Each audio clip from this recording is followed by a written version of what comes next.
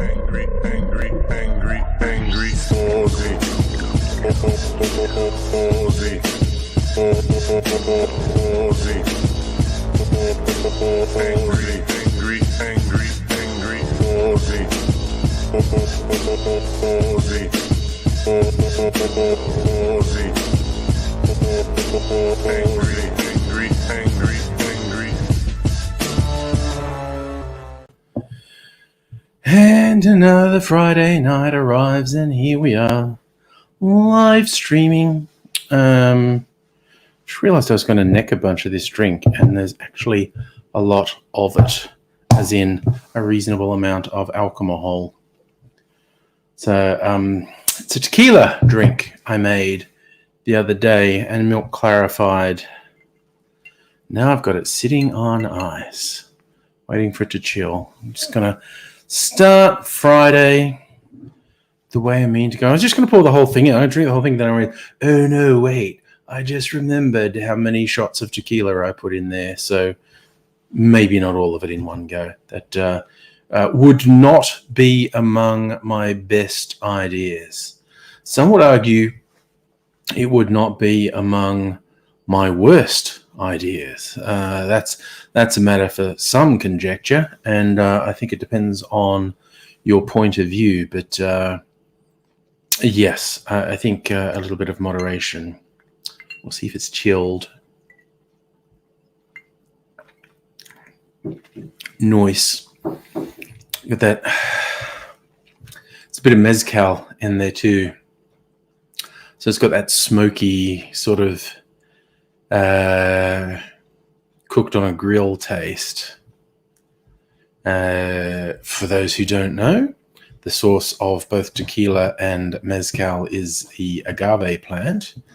And for mezcal, the heart of the agave is like roasted, which is why, by and large, mezcal is more smoky than tequila.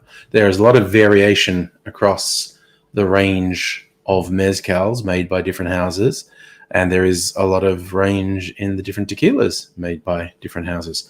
They're all agave based, and but in general terms, mezcal is much smokier than tequila. And even with the milk clarification, the smokiness of the mezcal has carried through in a nice way. I'm trying to remember what else was in this drink. There was a lot in it, actually. Tequila, mezcal, coconut, lime juice, coconut liqueur, I should say, rather than coconut, lime juice, and what else? Orange curacao. Yes, that was in there. I think that was everything. Oh, and some chili. That's it. That's why I'd forgotten about. I did put chili, a chili liqueur in here as well. So it is been mellowed by the milk clarification process. And I like it. But get me fired up. Might go on a bit of a tear tonight. A few rants. Have a bit of a party. Why not? It's a Friday night. Let's just treat it like party night. That is the plan anyway. See where the night takes us, but intending to have a bit of a party mood. I might take my pen out of my pocket so it's easy to get to on the off chance Aidsy tries to call me. We did talk a little earlier today, and he was planning to join us for the live stream, so we shall wait and see what happens on that front. Me, I'm just waiting till it gets a bit dark outside and make my cocktail videos. I have a plan for this evening to be making the videos for the next week, and it will happen with Blue Monday and a Mr. President and a forbidden sour. No idea why they would call it a forbidden sour because it's not that unusual. So, but it just caught my eye. It was good marketing. Calling something forbidden caught our eyes. Oh, forbidden, you say? Well, we shall see about that. If you can forbid me from having that thing. I think not. I think I shall have the forbidden sour. Because I do like a whiskey sour anyway. It is a whiskey sour. So it's supposed to have pomegranate liqueur, which I don't have, but I do have pomegranate syrup, aka grenadine, homemade grenadine. And so I think I'll use that in place of sugar syrup. And I have some passion fruit liqueur. I might use that. And I'll switch from the iffy might to say will. I will use that. And so that's going to then be a fruity whiskey sour. Who says fruity means forbidden? I don't know. Like the website that listed it and called it a forbidden sour had no useful insights into why it would be called such. I realize I didn't search more broadly on the internet for the name forbidden sour. Yes, it's on liquor.com. Okay, Tipsy Bartender did it too. Heaven Hill Distillery did it too.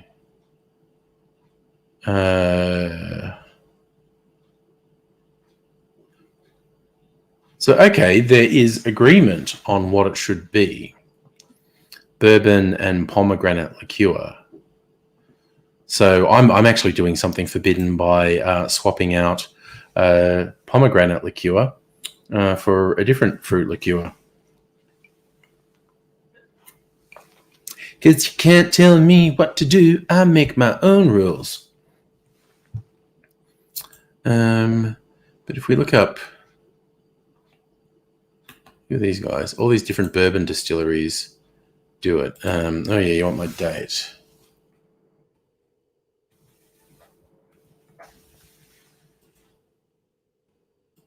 Yeah. Worth investigating. Mint Julep Manhattan Horseplay.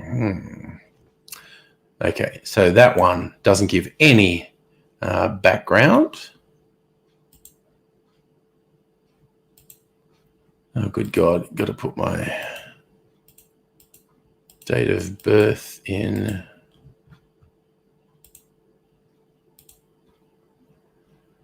Do you want to know more?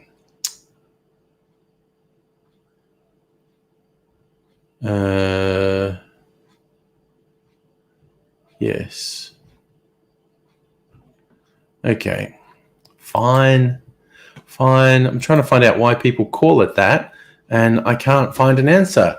Shieldsy and Chris, hello. How are you? I'm busy researching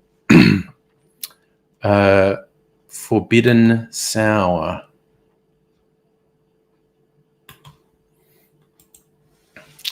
God, another one I've got to put fucking date of birth into.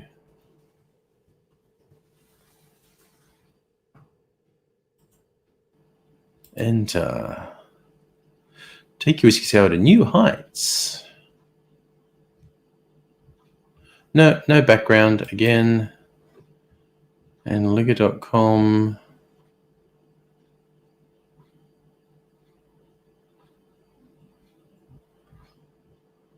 Break the rules by bartending vet Eben Freeman. Who's this guy? Eben Freeman, beverage director.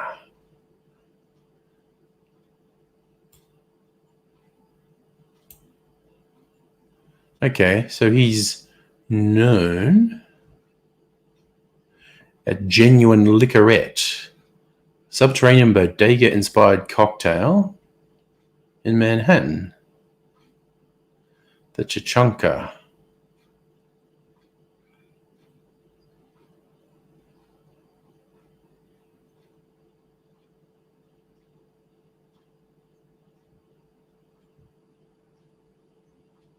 Ah, okay.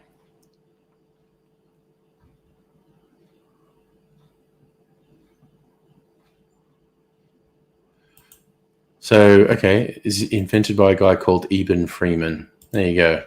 He's known. Yes, Shieldsy, I'm just randomly putting dates. It's freaky how recent the date can be now. If you put, 2000 in, that's legal. That's freaky. It's absolutely freaky. Yes.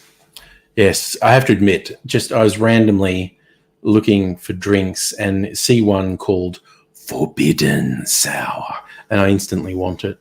It sounds okay. It was supposed to be with pomegranate, as I don't know if you guys were here when I was talking about it. It's supposed to make it with a pomegranate liqueur, which I don't have, so I'm going to sub. But I'm wild and crazy.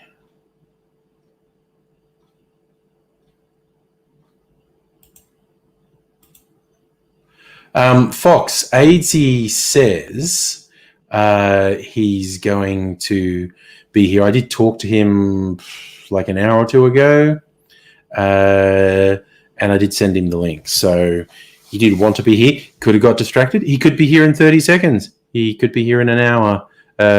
He might not be here at all. Who knows? It's a mystery. But it's Friday night, so I'm probably going to go late. So he has plenty of time to actually get here. So let's see. Whoa. All right, just a half hiccup there. Bursting out of me. But that's okay. I don't mind half hiccups putting in. Charles, you like pomegranate? I've got my homemade pomegranate syrup, aka grenadine, which I'm going to put in this cocktail. That should put the pomegranate flavor in. And just for a little bit of difference with fruitiness, I'm going to put in passion fruit liqueur. Speaking of different and fruity. Hello, I'm different and fruity. How you doing? I'm doing pretty all right, actually. Good. I got a bit of naughty in before Okay. the show. And, Good.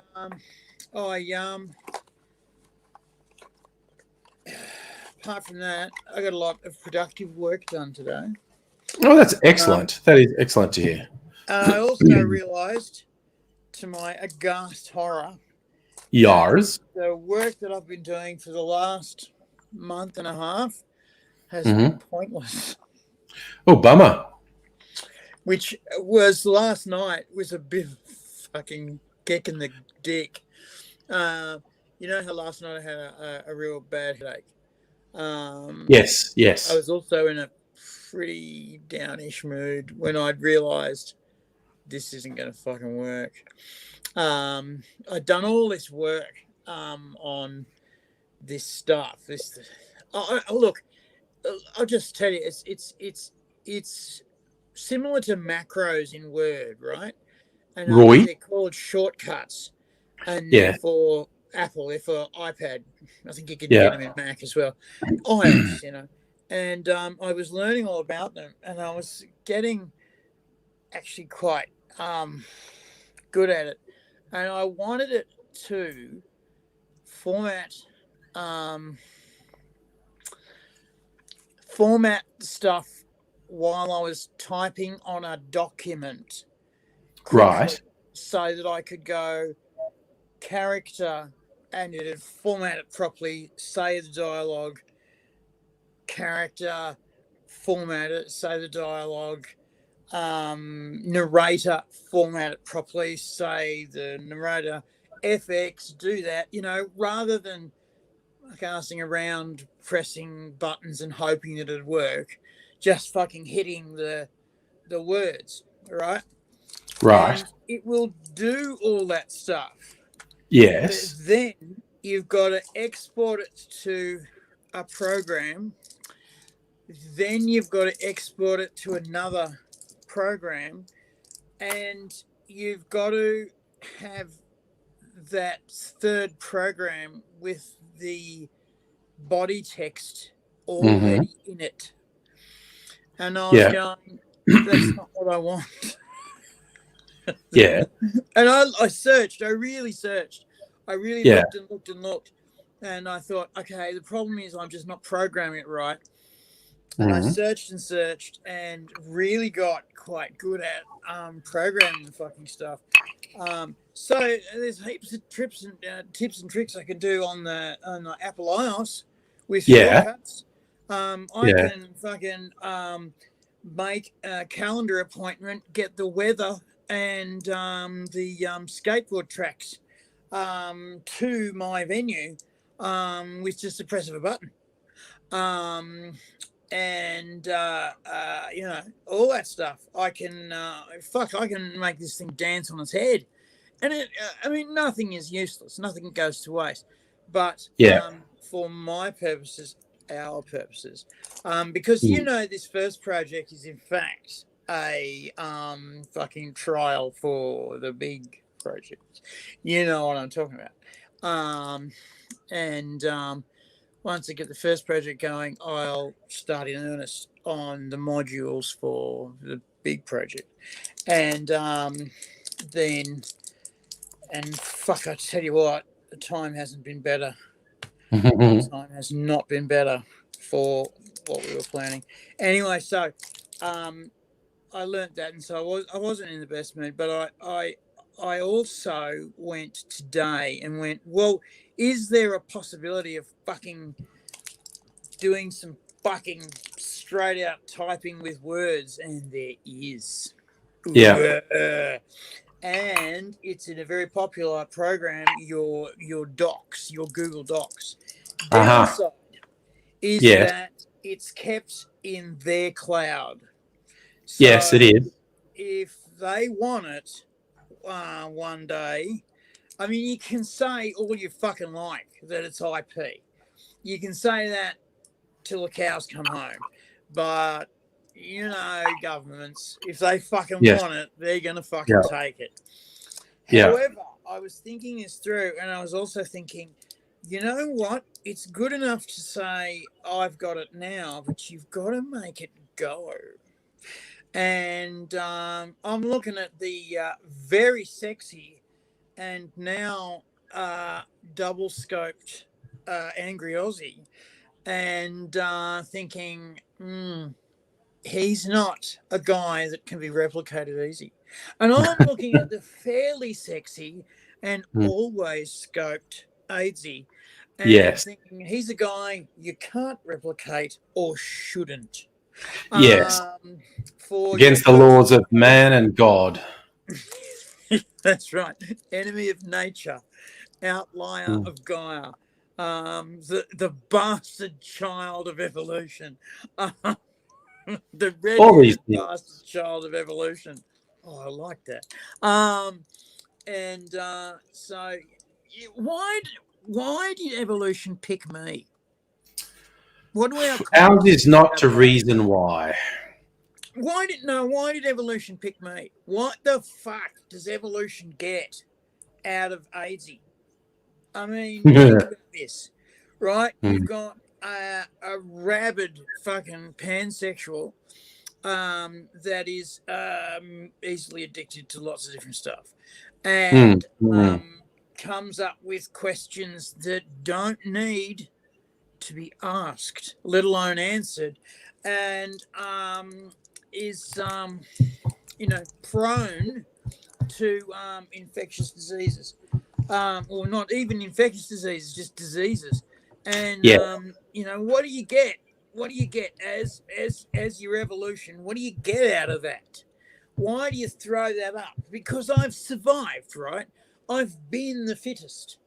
I've had people that were so much better qualified than me to go on and produce progeny, and they didn't, because they didn't survive. And Yes. yet here I am, making adopted kind of prodigies, progenies.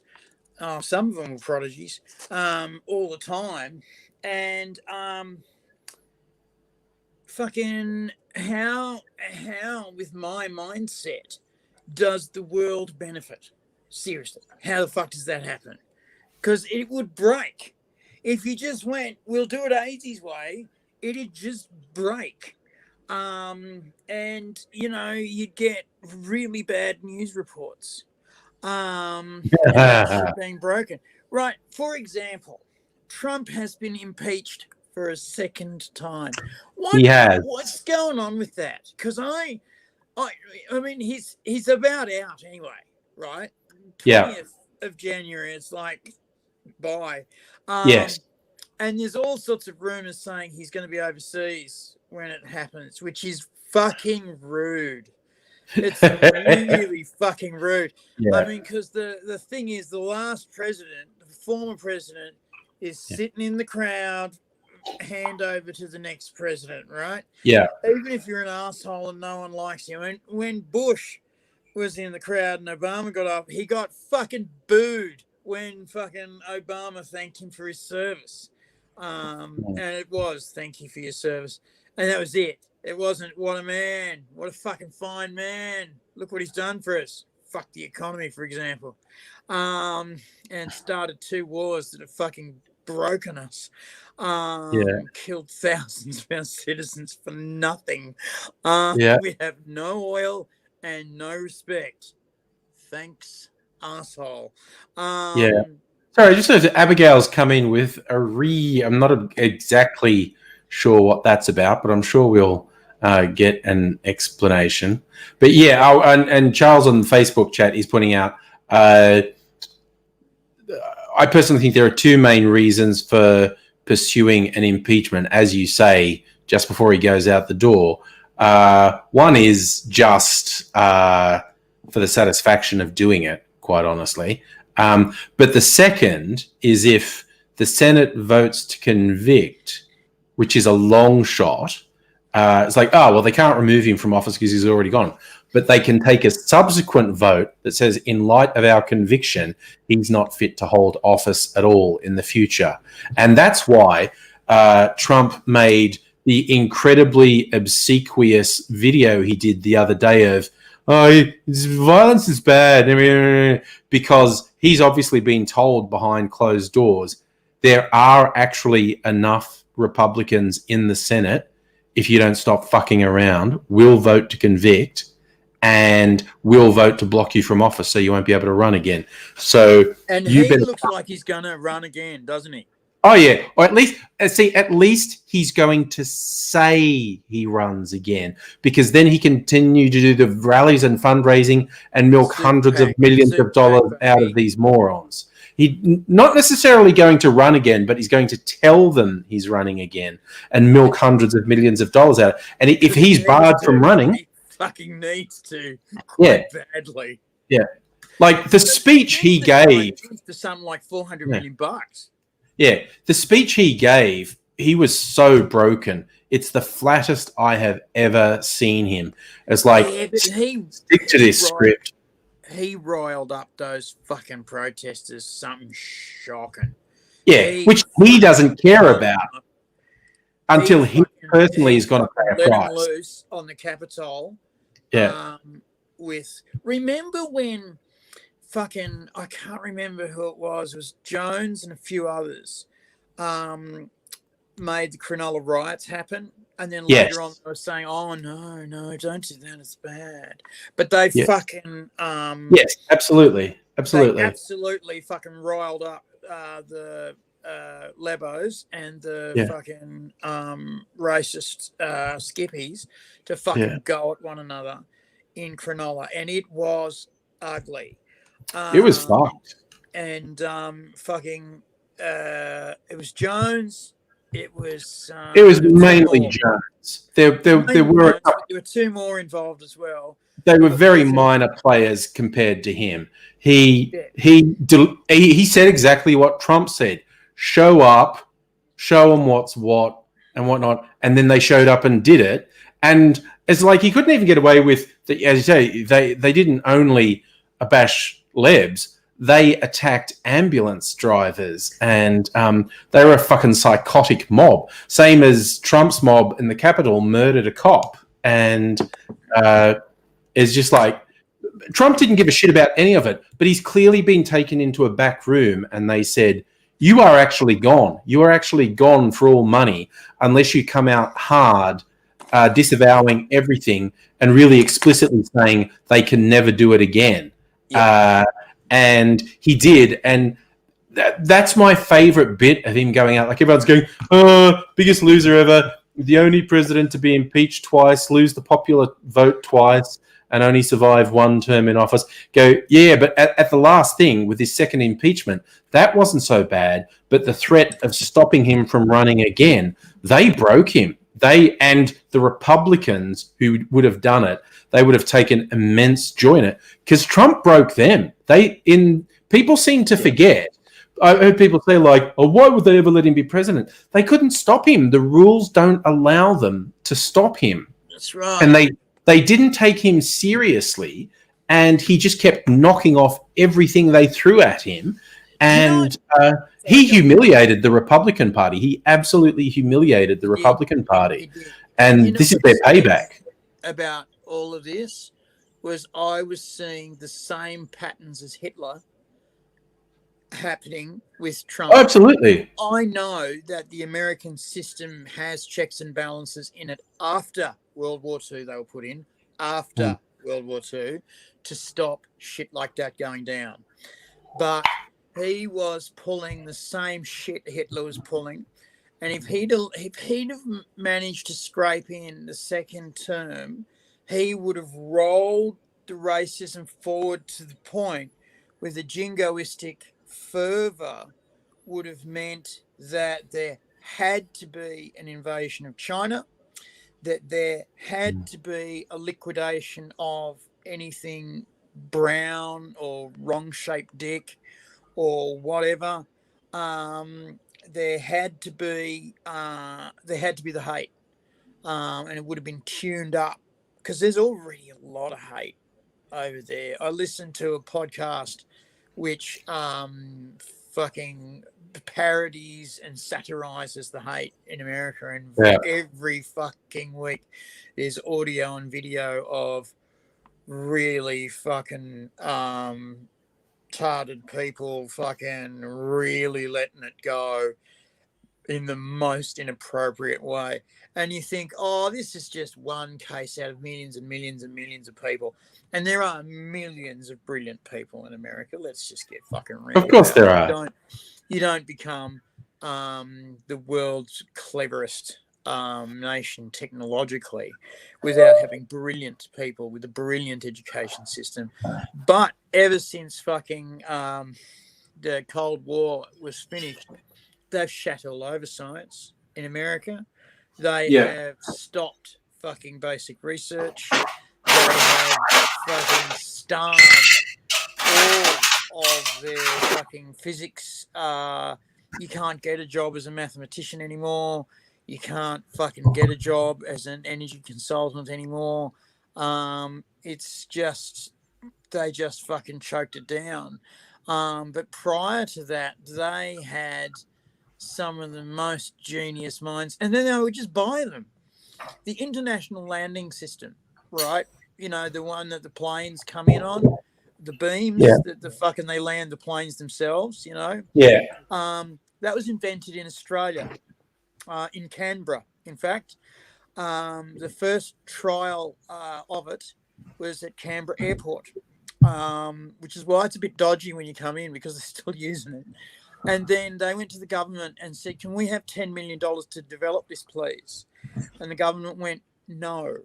And then the Americans came along and said, how would you like $100 million to move you, your families, and all of your shit to America to have a go at this ILS? And they did. Who knew? And Australia bought the ILS back from America five years later for $2 billion. fuck you. Yeah. And Yeah, it's ridiculous. we do that shit all the time, and now America's starting to do it. Yeah. And you go backwards. You go backwards. We are fucking in the fortunate position to have fought tooth and nail to become a primary producer nation. We have food. We have basic raw ingredients. The fact that we don't have smelters pisses me off. Yeah. Because we sell rocks. That's dumb. We shouldn't be selling rocks. We should be selling iron. We should be selling fucking gold. We should be selling diamonds. We should be selling zinc. We should be selling aluminium. We should be selling all this shit. No, we don't do that. We just sell rocks. Yeah. And then other countries turn the rocks into sheets of metal, which then they turn into products like cars, and then we buy them back at 2,000 times what we sold them for. Yeah. We sold the French basically yellow cake uranium and effectively gave them a nuclear program, including nuclear weapons. Let's not fuck around. That's what they were doing with it. Gave them a nuclear program for so cheap that they were able to dominate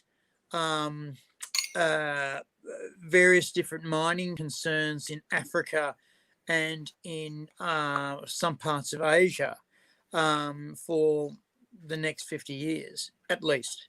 And that's bullshit. France should have nothing because they make fuck all. Their car industry was stolen from the German car industry as war reparations for Second World War. Dr. Porsche was told to go to a symposium in France and was arrested and told that he wasn't allowed to leave prison until he had designed the equivalent of the Volkswagen, which was the 2CV. And the Peugeot or Citroën. It took him 9 years. And when he got back to Germany, he had such bad kidney stones, it nearly killed him.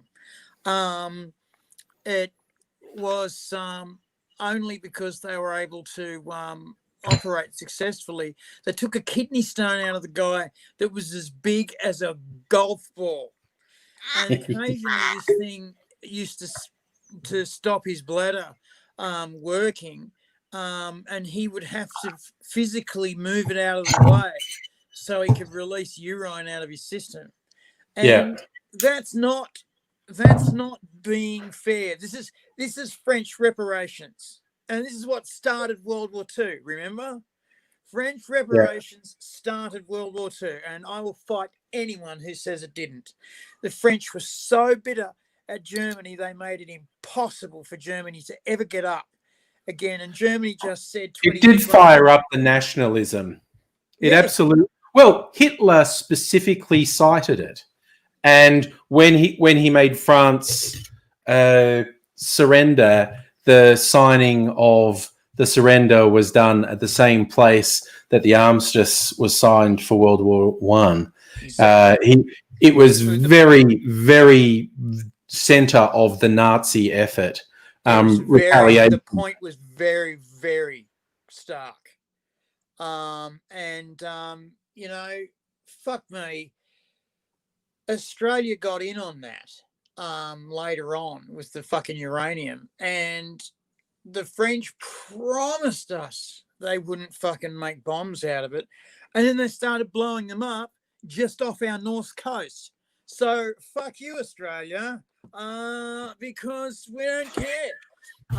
But then after some pressure, they started blowing them up in Marseille in a big mine. So fair enough. I think the Americans said, if you do it again, we're going to bomb you back to the Stone Age. They haven't had anything now. They told Pakistan that about getting air rights to Afghanistan. Right. You know, that's exactly what they told them. If you don't give us an air corridor, we're going to bomb you back to the Stone Age. And Pakistan looked at his options and said, well, guess you've got a 100-kilometre air corridor then. Yeah. Sorry, Abigail channeling The Simpsons with the Germans. No one who speaks German could be evil. It's not anymore. They have a couple of random jokes about Germans in The Simpsons. The one where the Germans buy the nuclear plant and it goes wrong, and then Mr. Burns buys it back, and the German leans forward and goes, "You might find out Germans are not all sunshine and niceness." I think we knew. But then Mr. Burns goes, "Ooh, the Germans are angry. What are the Germans going to do? Oh no, the Germans are angry." But just the way the guy leads, he goes, "You might find out the Germans are not all sunshine and niceness." Yeah, we've got a little bit of history on that, buddy. A little bit of history, yeah. Mind you, these days, most of the Germans are sunshine and niceness. Oh, you meet yeah. German youth and they're all, "Hey, yeah, super cool. Let us drop Although the ecstasy and have the pan sex, yeah?" And it's like they do have a big neo-Nazi problem, though. Yes. Where a politician got murdered a couple of years ago, and they took it seriously and looked into it and went, "Oh, we just took it for granted. We had this shit under control." And there's a huge network, and they're through the police and the army, and not good. But I mean, your right-wing types tend to gather in your armed services, and they do tend to gather into groups because of transfers and promotions. However, bizarrely enough, your left-wing types tend to gather in your armed services, and they tend to gather into groups because of interest transfers and promotions, and so you get your classic hawks and doves. It's fucking well known all over the world. It's a thing. It just happens. And so what I loved was Home Security, the CIA, and the intelligence community put together a dossier for the president's for the secretariat, for the cabinet, and said, who are our biggest terrorist threats, right? And everybody expected the muzzos to be at the top, and then fucking crazies, blah blah blah. No, right-wing Christian groups were at the top. Right-wing military groups were second, and right-wing militia groups were third. And it was like, no, it's us. It's us. Basically, the only real threat to America at the moment is internal, and it's big. As we were talking earlier, Chris is worried about what is going to happen at Biden's inauguration. It's going to be very, very heavily policed, and they're not going to have a big crowd because of COVID anyway. Because Biden actually takes that shit seriously, and possibly, I know, right? Some of the state capitol buildings might get targeted by the nutcases on that day, and it's very hard to know which one they're going to do. But if anyone tries anything in DC on Inauguration Day, they can basically expect to be shot. So, and I think that might have sunk in, like all the idiots who ran through the Capitol building with no mask on, progressively all getting arrested in the last week, which is a huge fucking shock to them. Like, they just thought it was a free thing they were allowed to do. No. And no, you're not allowed to humiliate the American government. The American government will chase you to the ends of the earth, Julian Assange. Exactly. What's Bradley Manning's new name? Chelsea Manning.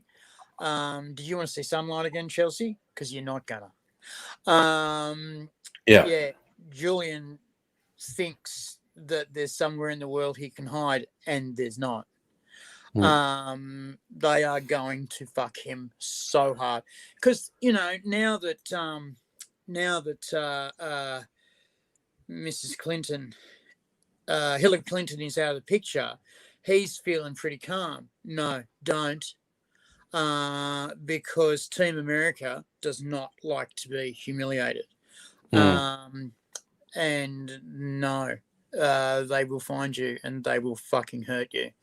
You know, if you think it through, the major problem with the attack on Pearl Harbor by the Japanese wasn't that they attacked Pearl Harbor. It was that they embarrassed America with its pants down. And it was the same fucking talk as when the Twin Tower attacks happened. They were saying it's another Pearl Harbor.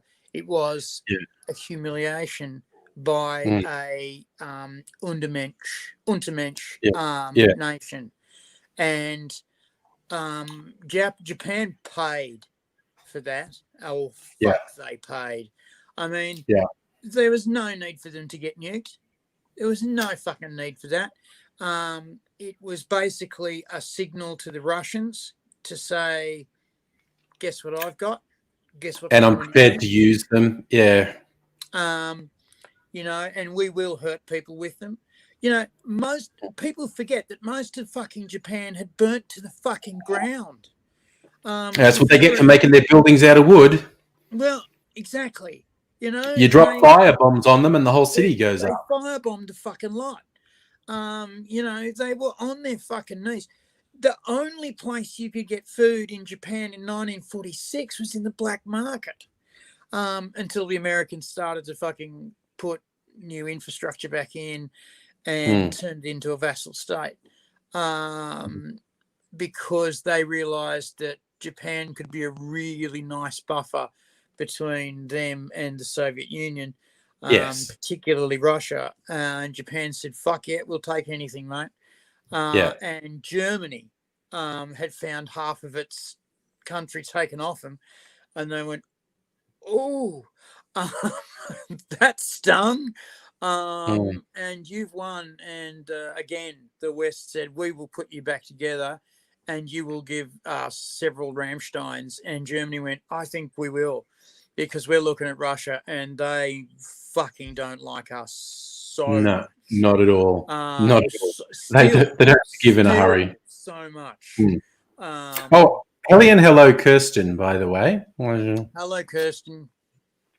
And yes, so that's the cycle of things. And but yeah, I don't know. So the actual hardcore plotters who did wear masks in the Capitol, and a lot of them have not been caught because they did hide their own. Some have been caught, but some haven't. And there were less circulated videos, but they're out there, recorded on the inside. These people knew the layout of the building. They're actually planning. They had comms, they had radios, and said, we're going down this hall, third door on the left, break this window and go through there, and then you can drop down to the next level. And shit like that. They're the ones who may well try stuff at state capitol buildings, because in an enormous number of the states, it's legal to carry firearms at the Capitol building. And that was one thing. There were people with weapons in DC. It's actually illegal, so you can get them. But in a lot of these state capitals, it's legal right up to, you cannot do anything until the second they open fire. And we may be on the way to a wake-up call for lawmakers in the US of just how fucking stupid they've let this open carry shit go. Oh, I seen a YouTube video about one of these open carry nuts, not confronting police, but he said, oh, here's some police. Oh, we're going to have to be careful. And the cops have seen the sidearm, you know, and he's got it fucking strapped to him. And they've seen the sidearm and said, g'day, sir. You've got a sidearm. He says, yes, it's an open carry state. You believe in the Second Amendment? Of course I do, sir. And, of course, it's open carry. Of course it is. I have to ask you if that's loaded. He said it is loaded, but the first chamber's empty, of course, and it's of course not cocked. And the holster is, of course, strapped down. And the cops had a quick squeeze, and he's gone, well, that's fine. I have to ask you if you've got a particular grudge against anyone at this time. And he said, no, I'm walking around. The camera, I'm vlogging as well for my YouTube channel. Fine. Because of privacy, please don't point your camera at the people that we're talking to. It's not their fault that we've pulled them over. You can point your cameras at us. We are public servants, but please don't point your cameras at them. They didn't choose to be here. We did. And the guy was pretty good about it, but he was all very, I've got my gun and I'm going to fucking strut around with it. And I'm going, it's only going to take one cockhead to meet another cockhead in a grocery store with an open carry. To go, what are you looking at, cunt? And then it's on. I've seen video of one guy who was obviously super wound up challenging another guy who was open carry. For whatever reason, he didn't like the look of him and said, like, have you got a license? They're both open carrying, right? And one who's super wound up decides he doesn't like the look of the other one.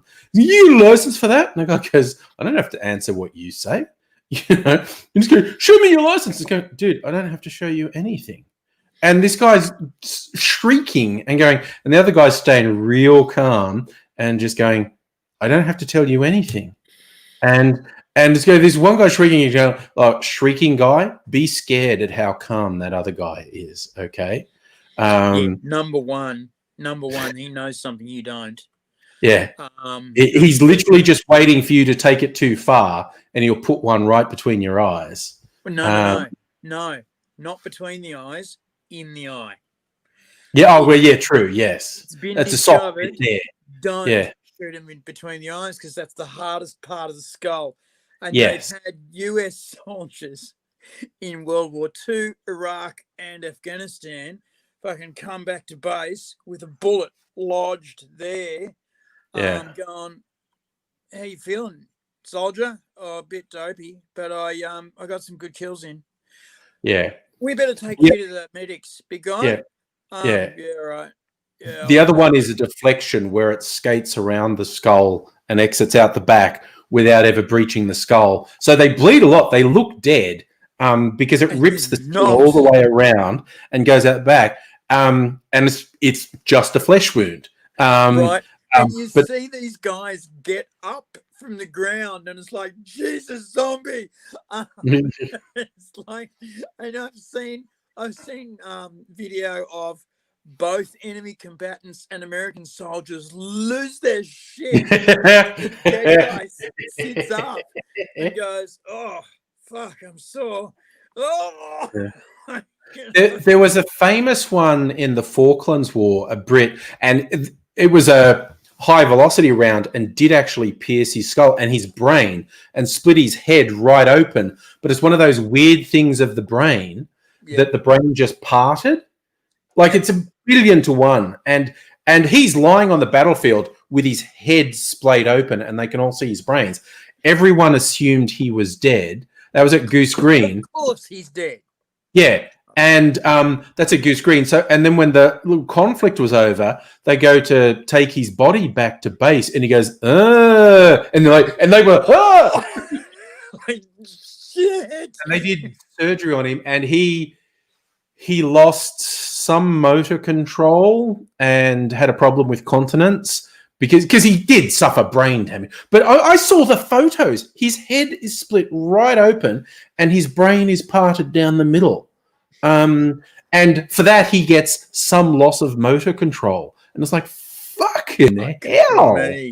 There was a Canadian soldier in Afghanistan who was addressing a tribal, not a tribal chief, a clan chief in a compound, and they said, if you wanted to do real business, you had to take your hat off as a sign of respect.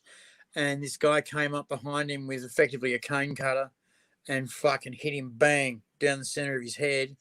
He didn't last very long, that guy, because the other troops around him dispatched him with about fucking 80 bullets in him. But they've rushed the Canadian off to the fucking those plane helicopter things, the Oxbow, I don't know what they're called. Whatever, yeah. And they've raced him back to the Canadian MASH hospital. And the Canadian MASH hospitals were the best. The Australians used to use them all the time. And they sent the Australian nurses and the Australian doctors to the Canadian MASH hospitals to get tips and tricks. And the Canadians were, in fact, very, very happy to have them because the Australian nurses and doctors weren't exactly fucked. But another country that we won't mention that was very big and was probably the reason they were all there were fucked. Yes. The Canadians didn't like them very much, being in the way. Whereas they really did take on the Australians, and the Australians picked up all these techniques humbly and willingly. But this guy was rushed back. The Canadian was rushed back to hospital, and the doctors have gone, yeah, we can fix this. Because that was apparently the Canadian way is, we got this. Because they will work out something. They have this, it's the same attitude as she'll be right, mate. Right? Yeah. I remember having a debate with a New Zealander, and he said, I hate it when Australians say she'll be right, mate, because it negates any kind of thinking about the problem and worry about the problem. And I said, no, she'll be right connotes responsibility for making it right. You are, when you say she'll be right, you are saying we are taking on the process of making this right. Which is how we've survived as a nation. Let's ask our black brothers about this. Anyway, so the Canadians have this, we can do this. And it's very much she'll be right. So this Canadian officer who's had his head fucking split open by fucking axe has gone in, and they've taken nerves from his knees and his legs, and they've fucking dropped them into his corpus callosum and microsurged them in. And basically they were very concerned about his heart and his lungs and his eyes. And they said, we'll do them first, and we'll just hope that everything else knits together or goes around. And they push his head back together again. And these nerves did take, which blew my mind and blew apparently the Australian nurses' minds. Like, how the fuck did you do that? And everyone wanted, to know that. And he survived, and he was very slow to begin with. He was very, very damaged. But he got better and better and better and better. And they said, when you get better enough, you will come back to the army, which is your career, with your rank, but you're going to have to pass all the tests. And apparently he is allowed to fly helicopters with a co-pilot, but he must have a co-pilot. He is allowed to command men with a specially detached lieutenant. So there's 2 lieutenants in this platoon, one for him, because he'll forget shit. And LT will go, big guy, do you want to maybe? Yeah, let's do that. But apparently he can navigate the old-fashioned way. And have you ever tried doing that?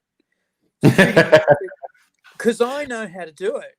But I keep on forgetting how to do it. But I know how to backtrack, navigate with a compass, a map, and the piece of plastic they give you. It's not an easy thing to do. The Australians still do it. The British still do it. The Americans have stopped. They rely on GPS now. And I think that's the fucking stupidest thing in the world. That's a big mission risk, that one. That Oh, is a hi, big Laura, one. by the way. Hey. That whole thing with brain injury, they used one on The Walking Dead, which I think was based on a real incident. Two people walking down the street, and there's a sudden thunk, and one of them has got a crossbow bolt sticking out of his forehead and keeps talking for 30 seconds. And the other person's going, ah! And this person's gone into shock and actually doesn't realize anything's happened. And then they collapse and die. Because it's like the brain just says, shut down. No, keep going. And this person keeps talking and they're unaware that anything's happened. And then they just fall over dead. And that was apparently based on real incidents. And it's like, oh, well, that's suitably horrific. Yeah, there, cool. There was a guy in the St. Crispin's Day War who got an arrow through the neck, and it's gone and missed his trachea and missed his jugular vein and gone through and stopped. And he fought the rest of the day. And then the medics, which were barber surgeons and not very good, were debating how to get this fucking arrow out of him. And so they said, here's what we're going to do. We're going to cut the fletching off and we're going to cut the arrowhead off. Yeah. It's gone right through. Yes. And we're going to fucking leave it there. Oh. Because what the fuck else, right? He's okay. Just he's got this fucking arrow in him. And if we move it, it could everything could go south. Yeah. And so we're just gonna fucking chop it sort of out of it so people can see it and not fucking bump it. And apparently for the rest of his life he wandered around with an arrow in his neck. Fair enough. We had the case here in Australia it was a few years ago now, but some idiot who's trying to load a spear gun. And they're stretching the rubber out with their toe, and the spear's pointing at their face, and their foot slipped, and it went through their eye socket and through their skull. Not only did the brain just go, oh, we'll just let that go through, and this person suffered basically, it didn't even destroy the eye. Like the eye just pushed to the side, and he shows up at hospital with a fucking spear through his head, and they do the emergency surgery and whatnot, and they're going, this is not going to be good. And the guy recovers. And they're going, well, he's blind. No, he's not. No, oh, my God. No. What the hell? What? Oh. So, hey, it's Friday night. Do you feel like company? I so feel like company. Feel like company? I think one young fucking Dr. Abigail and I have unfinished business. Got more unfinished business. Abigail's saying she used to do it tech support, then took an arrow to the knee, but which is a Skyrim joke. Don't, Abigail. Don't. Or you're wearing the fucking red shirt and beaming down, Abigail. Yeah. Some nerd on the internet made up this story that that's an old Viking thing about going down on your knee to propose to someone, and once you propose and get married, you don't go into battle anymore, and they called that taking an arrow to the knee. And the game maker said, shut the fuck up, you stupid nerd fuck. No, he was injured. That's not a thing. You made that up. That was a bit of dialogue saying he got shot in the knee with an arrow. Married men were expected to go to war to fucking feed their family. So Charlie's joining us. Hello, Charlie. Bring money home. Hey, how you going, Charlie? How you going, Nancy? Good, man. Good. What's happening? Not much. It's been too late. I watched some D&D shit, then researched some D&D shit, and now it's 5 in the morning. Hey, what the hey? 5 in the morning, as it is. Yeah, there you go. I think Laura was going to join. I'm not sure what time in the morning it is for Laura as well. But he is Fox. Hello, Fox. Hi, Fox. Good to see you, bro. Yep. How you guys and doing? Laura. Hello, Laura. What time is it in your part of the world, Laura? 10 a.m. Exactly. 10 a.m. Okay, so we've got a 5 a.m., a 10 a.m., and the rest of us are at 9 p.m. So, cool. Charlie, you hail from the great nation of North America. Tell Canada. us some shit's going Fuck. down. Oh no. Don't call this continent great. It's a dumpster fire. I might be from the better half of dumpster fire, but it's still a dumpster fire. Well, that's the impression we're getting here. You got to understand that Angry and I live in the state of Australia that got most hit by COVID. We got fucked over real bad by some stupidity that shouldn't have happened, right? And it hit us really bad. But in comparison to other places, we got off so light. And the government said, I don't give a fuck about re-election. I'm going to make this hard for you, and you're going to do all this really unpopular shit that's going to suck and hurt you. But if we don't, we're all going to die. And the population turned around and said, okay, we'll do that. And they did. They did. For 6 weeks, we were told to stay at home. Don't go outside unless you're buying food. You can, and I think 3 weeks in, they said, yes, you can exercise, and obviously you have to walk your dog. But all the time you have to wear your mask, stay at home, don't go anywhere. My boyfriend was visiting his mother, and the fucking hammer came down, and then I got sick into this, and I didn't see him because at that time no one was allowed to visit anyone in hospital, and I didn't see him for 3 fucking months, and I was what's the word, blue, not in the face, not in the face, Right. not in the Right. upper You body. were at 3 months, it's not blue, you're going like purple. You're fucking right about that.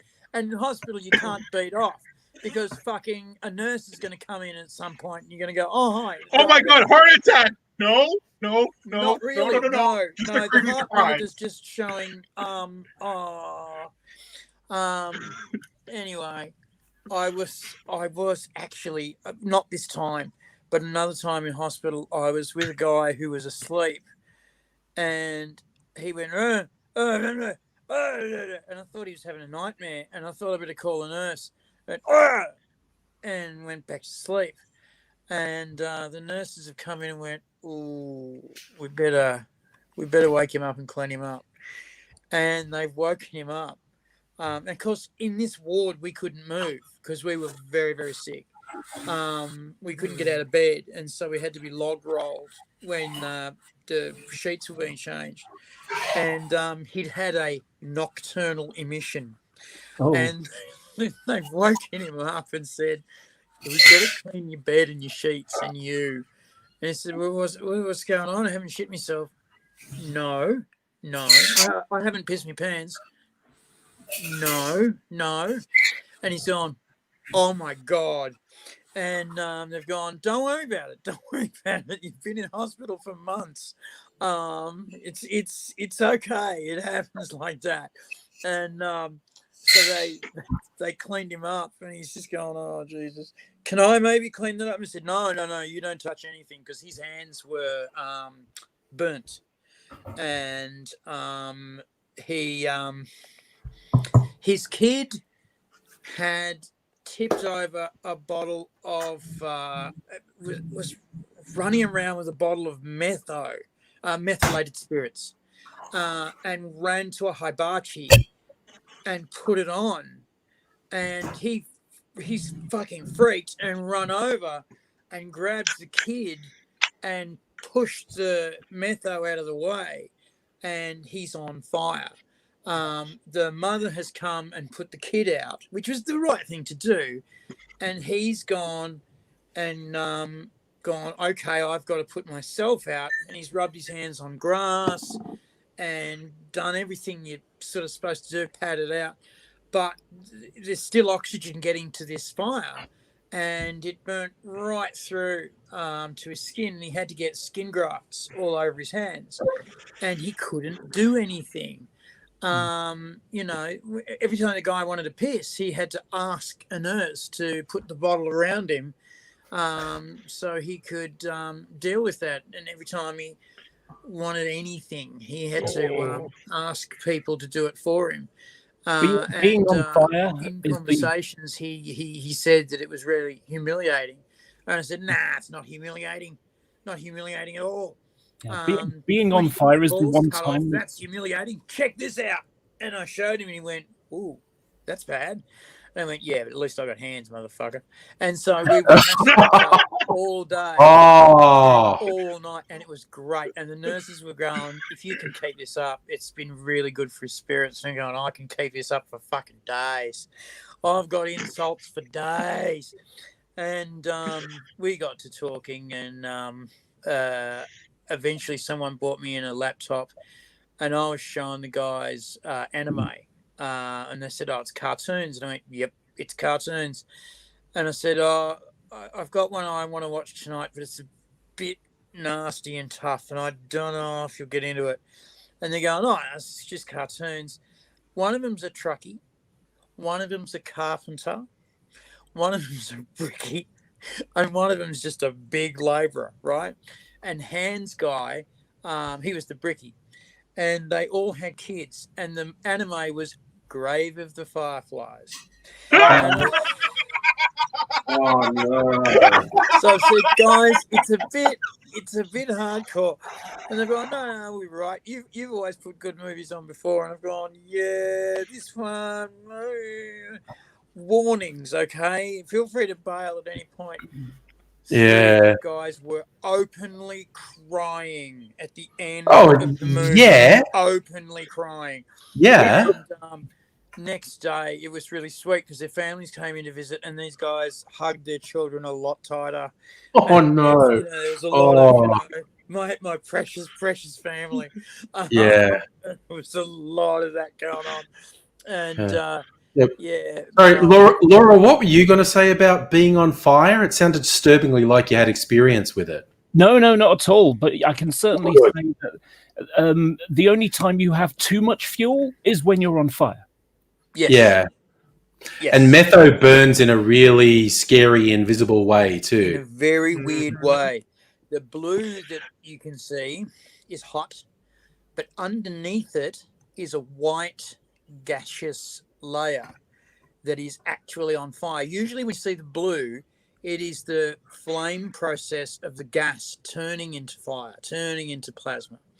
But metho is actually burning under that blue layer and making it hot enough for that gas to go blue. And that's actually what's doing the damage. The surgeons of the past used to rub their hands in pure alcohol and then light it. And what that would do is kill off all the nasty bacteria and shit. They didn't know why it worked. They just knew that it worked. After they'd done autopsies and after they'd touched peasants with boils and such, that once they put the alcohol on their hands and burnt it, but when they did the methylated stuff, they'd burn their hands. So they did it with pure alcohol, and they had to test it by smelling it and by putting a bit on their fingernail and tasting it. And it's not what you want to do, because I've seen this in action. I saw a doctor explain this, because in this ward where shit was going down, and we all thought that burnt hand guys would be triggered, but he wasn't. He was fascinated. He went, wow. And he said, oh, because I know about the metho and why that burnt me. And the doctor was going, yeah. And he finally explained it to me. But metho burns much like high test alcohol. When they used to do the F1 Grand Prix, they were doing methanol and petrol mixes in their cars, and Jesus, that hurt some people. That really did some nasty damage. Would you think about it? Niki Lauda, fucking all the rest Oh of them yeah, died in the pits. Yeah. And what would happen? The worst thing that would happen was the fuel would catch, and because what would happen was the fuel would spill, and it'd spill on the hot engine, and because it was such a low flash point, it would go up. It'd hit the fuel tank, and there'd be enough air in the fuel tank for it to boil. That is a good thing. Kristen, Working oh in dear a God. distillery. Very unlikely. Kirsten works in a distillery. So, yes, if a distillery catches on fire, you're all going to die. Yeah, you've got high test alcohol everywhere. So basically, the stuff would boil, virtually explode out of the tank, and then pour onto the vehicle and the pilot, the driver. Then the wheels were magnesium. They would catch fire, and people would try to put it out with water, making which is not a good idea. explosive fire go on. Yeah. And it was a clusterfuck. It was a dumpster fire, and men basically were told to sit there and wait for the crew to pop them out and get them out of the car, because if they tried to get out themselves, the first time they breathed, they would breathe in fire, their lungs would melt, and they would have 3 minutes to think about it in agony as they died. And so they had to just sit there as the fire's going on around them, and slowly dripping through their asbestos fucking hats. And they're going, okay, guys, quickly now, anytime. Okay, I'm just going into something. I just wanted to check with Abigail. You were saying you were going to join after finishing pizza.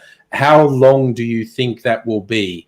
Because I'm about to make a video, and I need to know if you want to join before I do that, or if it's going to be another 20 minutes before you finish the pizza, basically. And I had to talk across because you weren't breathing between sentences. So, yes. But yes, we all agree that F1 stuff, if you catch on fire, bad time. Meth is so potent. It's actually banned at work for me. We're not allowed to work on. If someone wants to come in and get their car tuned and it's powered by meth, go somewhere else. Yeah. Wow. Really? Yep. Nope. My boss will not have it in his shop. Wow. That's fair. Too likely to blow up. Your job is auto mechanic? No, I don't do anything with. I just sit on a laptop, tap, and tell a car how to use all its cool parts. There's Abigail. Hello. Okay, so I need to add something to this discussion about alcohol and metho. Alcohols are a group of chemicals. Cool. Alcohols are a group of chemicals. Ethanol is what we drink, but for each basic organic molecule, you add oxygen and hydrogen, an OH group, and it turns it into an alcohol. So for methane, which is the most basic organic molecule, you have methanol, which is what they add to spirits, ethanol to make it methylated spirits. Methanol. And they did that because too many people were buying.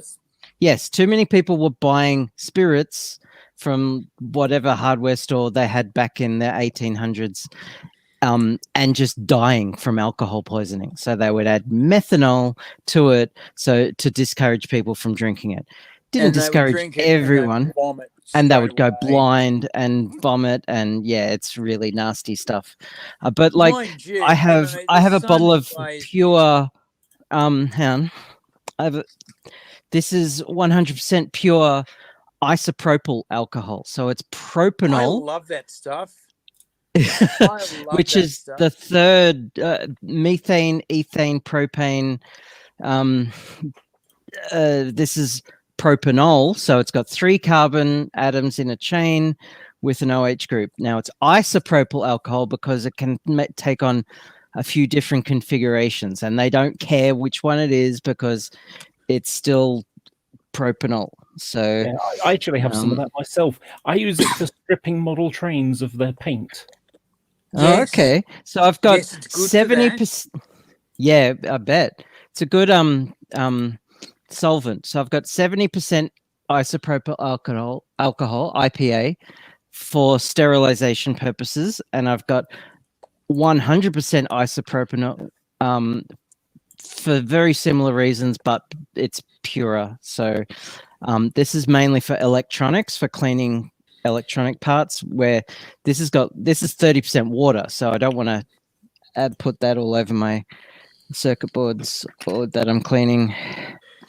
Yeah, I use usually it's motherboards that people have spilt Coke on them or whatever. Yeah. The two things that I use it for. One is stripping models of paint, and I'll just and not only that, I'll take an engine or whatever, and I want to remove the name or number or whatever, and I just stick it on a Q-tip and just rub over the top until it comes off. Yeah. And the other one, it's fantastic for airbrushing with acrylics. Because the whole point, the problem with acrylics is that because they dry so quickly, passing through the airbrush, you don't want it to clog it up. So you need something that's thin enough to go through. Okay. Aren't acrylics water-based? Yeah. Or am I thinking of something else? Yep. No, acrylics are water-based. Yep. But when you can mix it fine with IPA, because it'll just make it nice and thin, and by the time it goes through, that's why it's so perfect. Yeah. Do people mind if I eat my pizza while? No, go ahead. No, pizza it up, dude. But what happens is, as it goes through the airbrush, AT, please never call me dude. Thank you. Okay. Human. Pizza is the international food of love.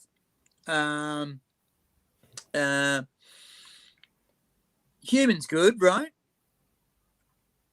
Yeah, sweet. Yes, no, I failing that, just Abigail eating a pizza, clearly they mean no harm to anyone. All sisters and all brothers are one. Everybody, is in the circle of tribe of pizza. You see an Inuit eating pizza and you don't go, you seal slapping whale fucker. You go, you're a pizza eating person and I can respect you as long as you don't come near me or speak that weird fucking language at me. Oh, let me understand my hatred of the Inuit. When I was in uni, what we had was a whole bunch of racist right-wing fuckers. And they hated the black kids on campus. And we just said, you fucking just pieces of shit. And one of us said, why can't you spread the hate around? What is it with you? Because it's as pointless as anything else. And so we had the wheel of hate. And every week someone would spin the wheel of hate. And we had on it, Inuit, Ainu. We had like really obscure races and peoples on the wheel of hate. And so my favorite week was the Inuit, the Inuit Hate Week. And I would come up with some really great fucking insults for the Inuit until we had an Inuit girl turn up to college and said, what the fuck is this? And I've gone, oh, shit. I had to explain it. And she said, well, what insults? And I've gone through my list of insults. And my supportive friends have said, no, keep going, AZ. Fuck you. And so I had to go through my list of insults. And she's looking at me with those 200 years of hate in her eyes. And finally, I've gone seal slapper, and she's like lost it and like fucking laughed her ass out and gone, okay, you got me. I was trying real hard for the rest of them because they're great. Whale fucker is great, but seal slapper, that's the one. And she said, we don't actually do the slapping of seals. We just shoot them. It's the hunters, the fur hunters that do the clubbing. And when we see them, we shoot them with incendiary bullets. And I said, incendiary bullets? And she said, oh, yeah. You get shotgun shells and you open them up and going, fuck. And you put match heads in with every pellet that you that you put in. And then you fire them at the seal hunters, and the match heads don't fucking light straight away. They light when they're going fast enough to get the friction in the air, and then they light. And of course, they're mostly phosphorus, so they whoomph straight up. And if you're seeing fucking shotgun shells coming at you on fire, you're getting a point. So they would shoot the ships with these incendiary shells. And sometimes they would do it a little bit over enthusiastically and set the boat on fire. But they would turn around and go away because they weren't welcome there, and they got that point fairly accurately. Sorry, I just had a moment because we got together later on that year and it was really good. Anyway, and so the reason they were so anti the seal slappers weren't for cruelty or anything. It was their food. Next season, these fuckers have got to grow up and become food, because when you're out on the ice, not much going around, and polar bear, you can eat it, but it tastes like shit.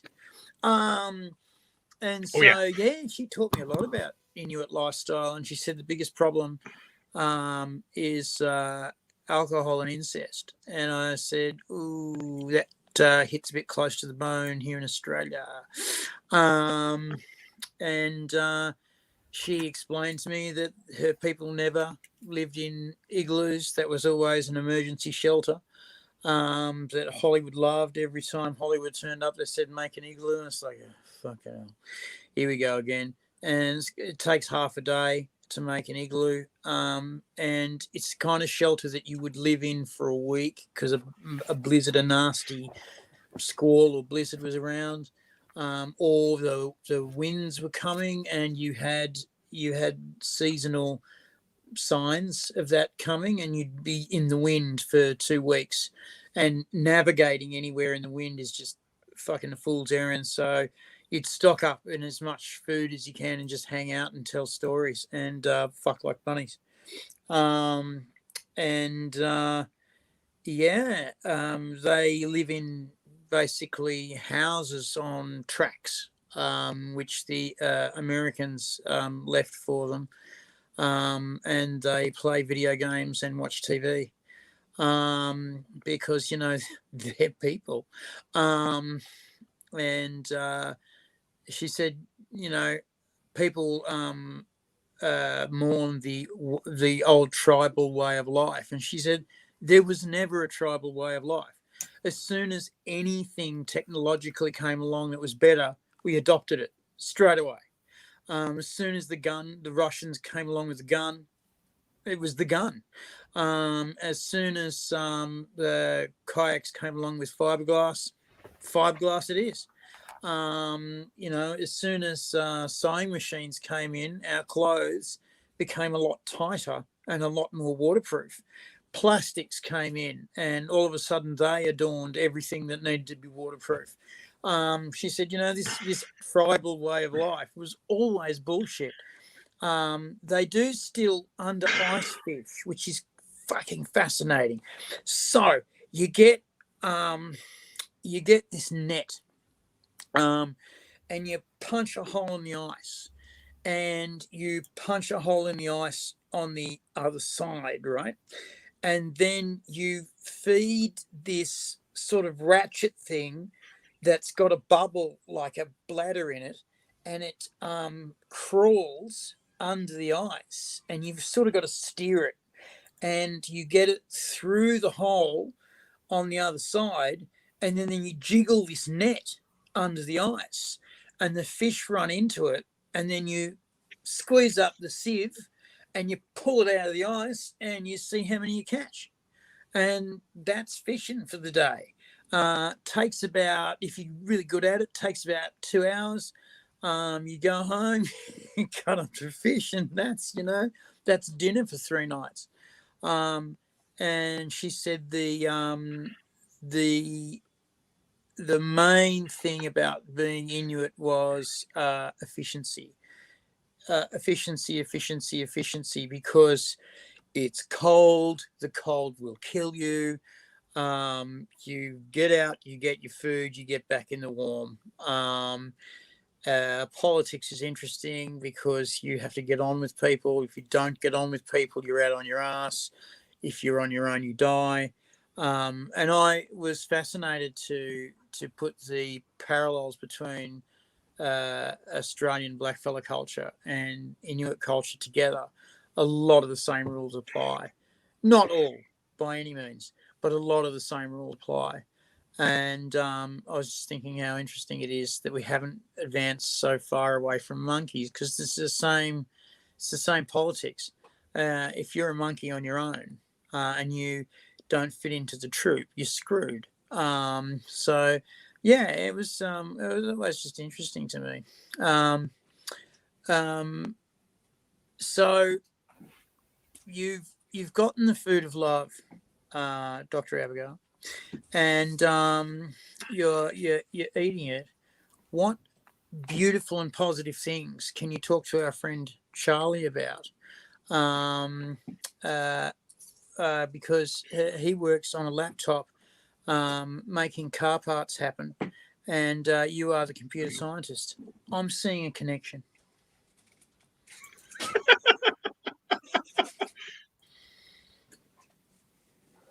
Your mic's up. You're muted. Sorry? So, yeah, sorry. IT is a huge field. And yeah, in computer science, my field is optimization, which is a tiny, tiny part of AI. Whereas designing... Bubble sorting is best. No, I don't design car parts. No. I just tell the computer it's in the car how to use the parts. I just tell the computer how to use the parts and how to optimize that. So I understand that a little bit of optimization. So a lot of my training is actually in networking. Okay. I got that joke, AZ, because bubble sort is the worst. Through the screen. Yeah. It's literally the worst sorting algorithm. But the work I've done is leading more into like evolutionary algorithms to optimize problems. That's fascinating. Figuring out shit. It is. It's great. That is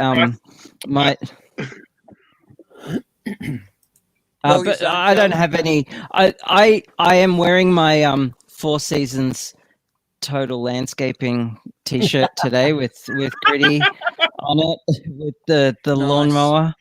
So yeah, Nice. The thing that made me chuckle about that was how it's the doubling down. Yeah, because it's like, oh shit, we booked the wrong place. We'll go anyway. Yeah. You can't make that shit up. It's so funny. We've rearranged it and it's at this place now. No, they had to double down and go, no, we're going to have it there after all. And pretend that it was Trump presidency. The Trump presidency died at a landscaping company between a smut shop and I forget what else, because there was a smut shop right there. And it was a crematorium. Crematorium and a sex shop. Yeah. A dildo store. Yeah. So yeah, done it again. angry. I'm wearing my Four Seasons Total Landscaping shirt. Oh, nice, with nice. with gritty You know on it. they've done it again because Trump's talking about on the 20th he's going to be in Texas at the town of Alamo that he and his entourage obviously think is where Remember the Alamo happened, and the Alamo Fortress is actually about 40 minutes away from the town of Alamo. So they have literally done it again. God, they're so clueless. Oh, I haven't turned it off. Oh, Kirsten has a minor in also computer remember, science, they but fucking used lost networking the skills to Alamo. mostly get other people. What was Sorry, it, Dr. I was Abigail? just reading Kirsten's comment about having a minor in computer science. So I did an honors thesis in an optimization problem. Okay. Which was cool because I developed my own algorithm to find the solution to this particular problem. It was very blue sky kind of like nothing groundbreaking. But then I compared it to like in evolutionary algorithms. It's called clonal G. It's an algorithm that mimics the immune system, and yeah, I know that was really cool, and that sounds cool. And I got to demonstrate that, and that was really cool. Can I have some injections of that? Yeah. It's Abigail, you're the coolest person right now. Oh, cool! Thank you. Yeah, it's not actually it's an artificial like analogy of how the immune system remembers stuff. That's cool. So I'm cool with it. I think he still wants it injected. Yeah. Still want it injected. Okay. C++ okay. Well, or Python, don't mind. No. Let's give him lift. Java. Let's give him lift. List. Oh, look, I just watched a YouTube video about you know what's his name? Because I'm shit with names, but the guy from Queen, the band Queen, who finished Brian May, that's him, finished his PhD thesis in astrophysics like 30, 40 years after he started it. Mm-hmm. And he actually like published his code in his PhD thesis, which is unheard of now because everyone uses code. But back then, no one did. No one did. Like hardly anyone did, and it's all in Fortran, which is hilarious. Oh my god! Because I know nothing about it's not. Well, machine code is a different beast. But I mean, it's in that ballpark. It's not human readable machine language. It's so Fortran is that, you know, it's a second gen language. So you've got assembly code, which is first gen. Machine code is under that. That's literally hex codes or ones and zeros. So you got assembly code, which talks directly to the CPU and other hardware. And then second gen is Fortran, COBOL. It's human readable, but it's like an interpreted language. It doesn't compile from the finish. And then third gen languages are your C, Pascal, compiled languages, and that's where fourth gen is. I don't even know that, and we're talking about procedural there are programming languages that blow my mind that I don't even know the names of them, but they're not even procedural. I'm not function a programmer by any stretch of the imagination. I'm not. But when I got arthritis and got kicked out of comedy, I had to retrain myself to do fucking something. And I thought, I've always liked CG graphics. I'll teach myself CG graphics. I've got a fucking internet and a computer. I'll do that. And then I worked out the prices of CG graphics programs and worked out if I saved up my doll for the next 30,000 years, I might be able to buy one. And so I found a program called POV-Ray, Persistence of Vision Ray Tracing. And it's built by an Australian, and it's not persistence of vision, it's POV, meaning POVO. And what it is you don't use your mouse to move around representations of shapes. What you do is you code the shapes in. Yep. Right. You have your 3D space, which is right-handed, which is different to everyone else. It's a all of the objects are functions. All of the functions are basically non-library. The library has 3 things in it. If you can import different different files which have libraries in them that have been written by other people. Today you wouldn't be able to send it through the internet because the fucking ISPs and the Chrome would look at it and go, that's an executable program and we're not fucking having anything to do with it. So you code all this stuff up. And what fascinated me at the time was that it's all based on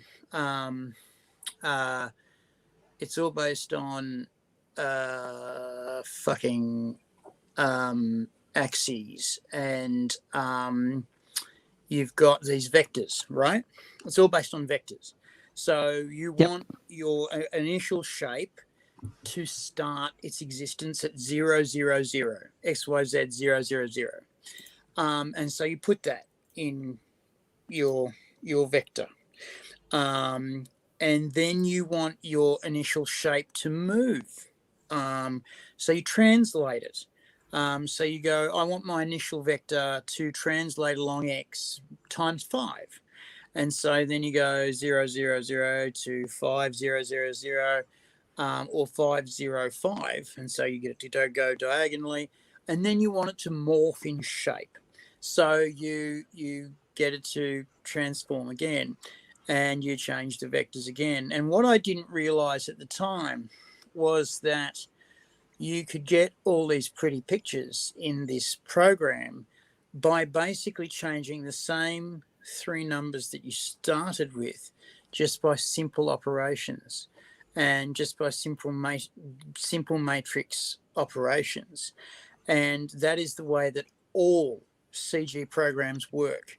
It's not very fancy. You basically start with 3 numbers and you fuck with them until they make all of these beautiful pictures. And you're actually storing really small amounts of memory, and then you're giving it different functions to run through. When you're playing with Photoshop, and this took me a long time to work out, because they've got things like multiply and subtract and divide, and you go, what's that? I know multiply makes it dark and divide makes it bright. And of course, what's going on is you're taking the numbers that are in fact the pixels you're seeing in the image, because they're not pixels, they're not colors, they're just numbers, and you're making mathematical adjustments to those pixels, and those pixels start to dance monkey boy dance according to the mathematics that you give it.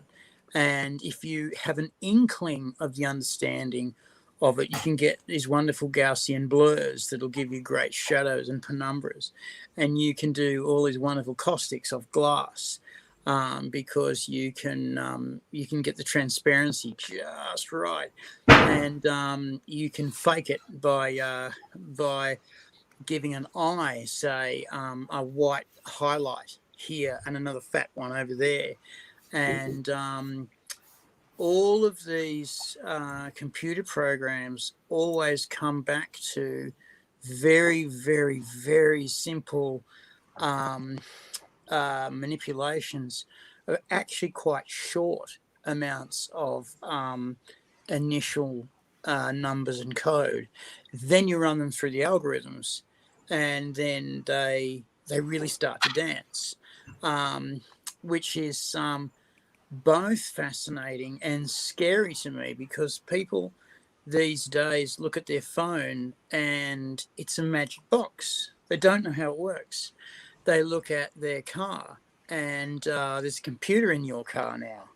Used to be that young men would, as a rite of passage, take apart their car and put it back together again.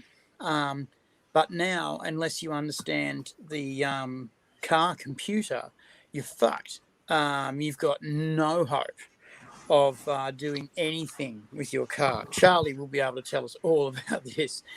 And everything nowadays is a magic box, and we're not showing people that the magic box is really, really simple numbers. It's so the computer in a car is, I mean, it's like a Raspberry Pi. Like it's not complex. It's just a simple processing unit. The problem is there's a warranty on them. They make it illegal for ordinary people to. It's like Apple tries to make it illegal to repair an iPhone. It's criminal. It's absolutely criminal. It's like, no, planned obsolescence. If this packs in, either you throw it away or pay us an exorbitant amount that isn't justified to fix it. That conceptually, it's not that difficult. Like even when I had a plasma screen TV that blew something, and I had to get, it was cheaper to get someone to come and fix it, and also more responsible to get someone to come and fix it than buy a new TV. And the guy, because I was talking about YouTube, he said, do you know there's probably a dozen things with flat screen TVs that people can fix, and it's relatively simple. And he said, do you think it'd be good on YouTube if I made videos showing how to fix? And I went, dude, you'd be a fucking legend if you made a video showing people 6 simple fixes for when your flat screen TV blows up. I had a similar thing myself. I live in a block of flats and people throw things out, and so I go out and someone's thrown out a plasma TV, big, massive 50-inch thing. I drag it home and I plug it in, I turn it on, and it's got something called red haze. And I went on the internet, went on YouTube, typed in the type, and there's a video of how to do it. So you've got a guy who's saying, yeah, it's a common thing. What happens is on this board, the capacitors blow, buy some capacitors, it'll cost you about £3 to fix. And I went a bit extra, and I don't mean me, I'm talking about the guy saying it. I went a bit extra and put some heat sinks on some of the chips because they get a bit hot. So, so I basically that and fixed it. You fucking, oh God, decadent. I mean, I scammed my way through high school, college the first time, and currently through college, unlocking shit and fixing shit for people, because it's not that hard, but nobody wants to do anything themselves anymore. So it's like, okay, I will charge you an exorbitant amount of money and do very little and enjoy my money. Laura, do you? I fixed my own TV as well, but I mean, it was a microprocessor that I had to take off and put back on, but a lot of fixes. All you have to do is look it up on YouTube, and someone's already done the work for you. All you have to do is take it apart, and that's the fun part: taking it apart, fixing it, putting it back together, and seeing that is absolutely the fun part. Oh, the fun part was trying to get it off the wall and fix it, and then put it back on the wall. That was the worst part is diagnosing the problem. My old plasma TV, it weighed more than I did. Yes. Back in the flat screen days, I knew these guys who had a specialty high-end audio-visual shop. They rented laser discs because they were trying to get people to buy laser disc players. So there's the only place where you could get laser discs. But they had the biggest CRT TV ever made. Like the most consumer ones went up to 80 centimeters, and they were big, heavy, ugly bastards. This one was 100 centimeters, and almost no one carried them.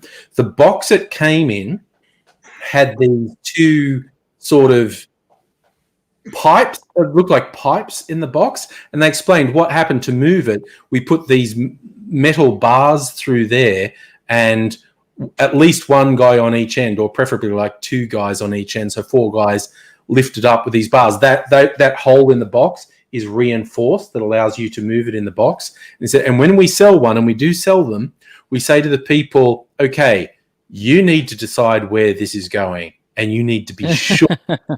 Because we're going to set it there, we're going to plug everything in, we're going to make it work. You are not moving it after that, okay? Unless you have four very strong friends who you really trust, and we are not joking, you are not moving it. So be real damn sure where you want this TV set up, because they weighed they were like a small car. They were ridiculous.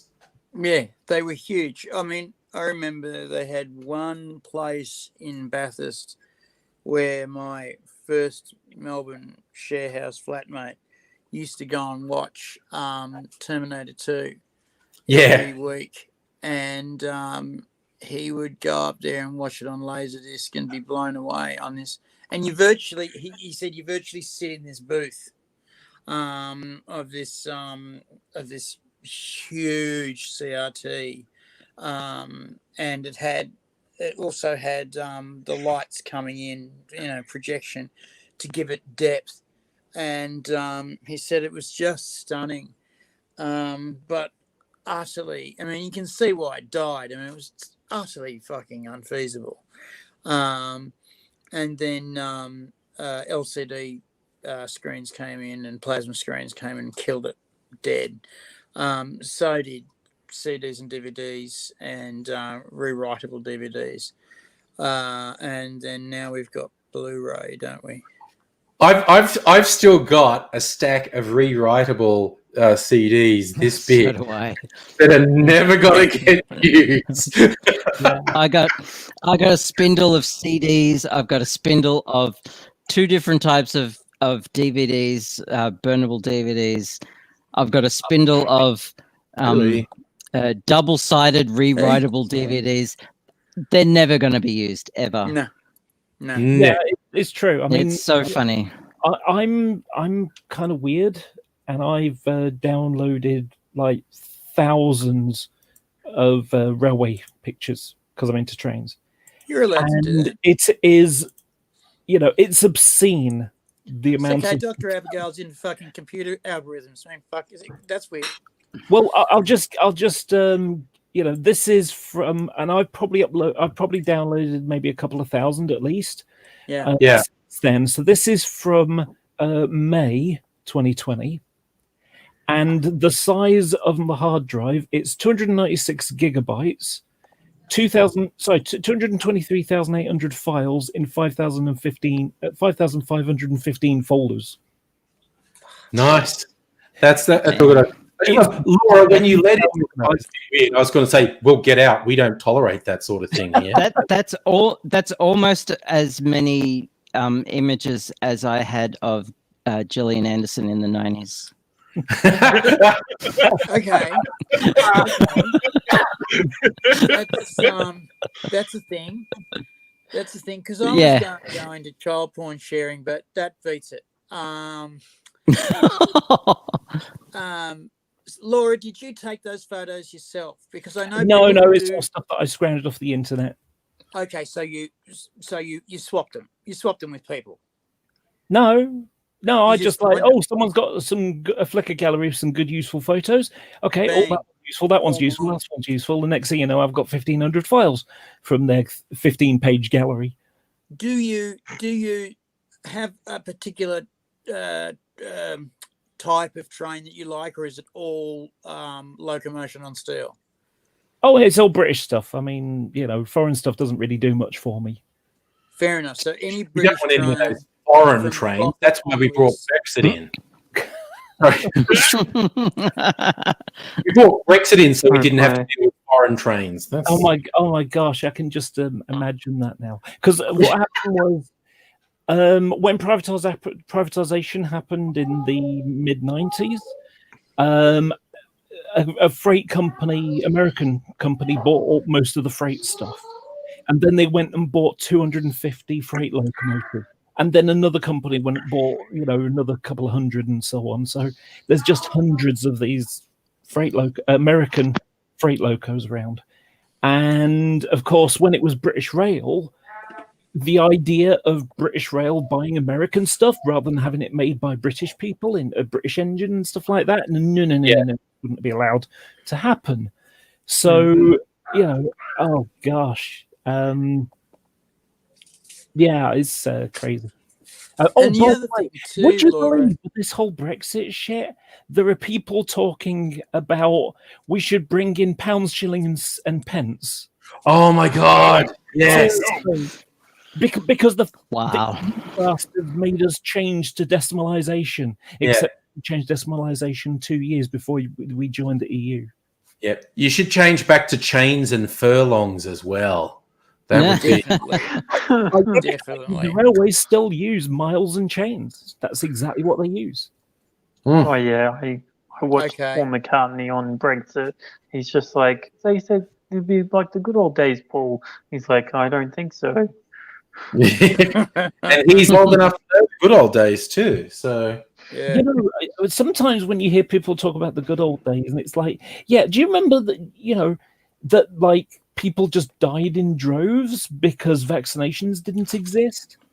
Because they have these ideas about the Victorian age and all that kind of stuff. And it's like, have you ever been to an old churchyard and looked at the graves?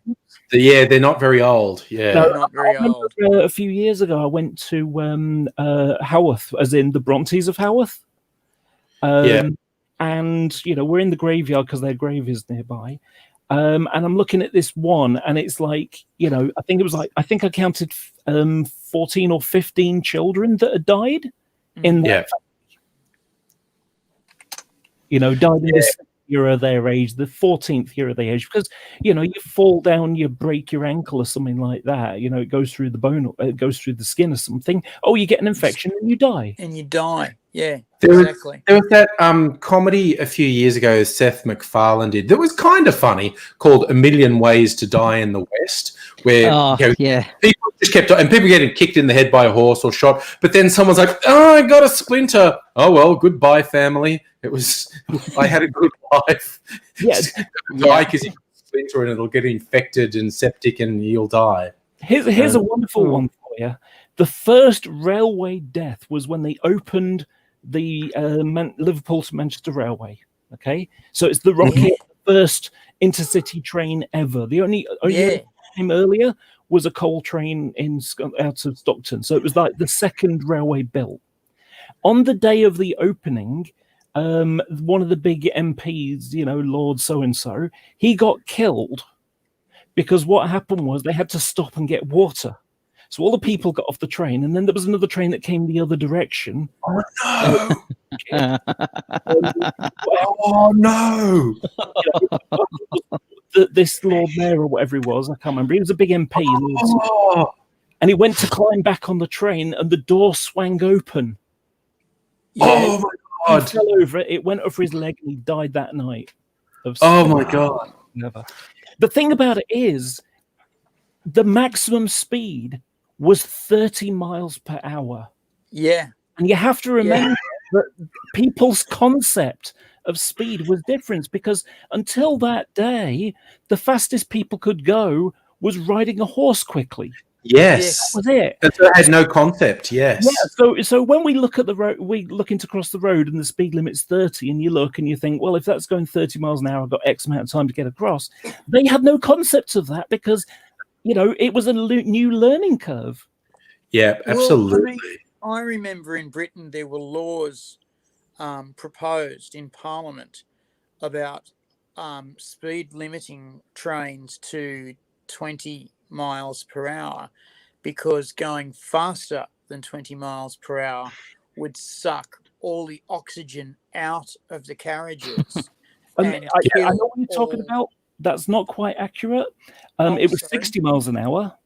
So trains are only allowed to go more than 60 miles an hour because if you were in a tunnel, then you would be going faster and you wouldn't be able to breathe. Yeah. But there's also something about ladies' ovaries. Yeah, but also remember that at the same time, because this was scientific fact, of course. Yes. So at the same time, scientists were suggesting that women shouldn't go to university because it was scientific fact that if women went to university, the blood would be going to their brains and not to their genitals, so they wouldn't be able to have babies. Yeah. Yikes. And I'm sure there was something about trains and speed and ladies' ovaries exploding as well. So, yeah. Well, ovaries, really? They're not reliable. Yeah. There was a band called that. There was an Australian punk band, all-girl band called the Exploding Ovaries. And nice. I actually remember them. I am looking them up right now. It was very loud and very angry. Yeah.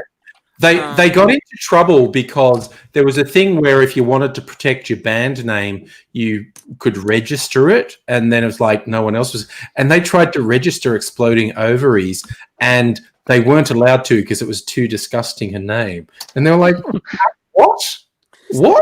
And then, of course, 10 years later, you've got the fucks in Melbourne who did register the name, and I've met them.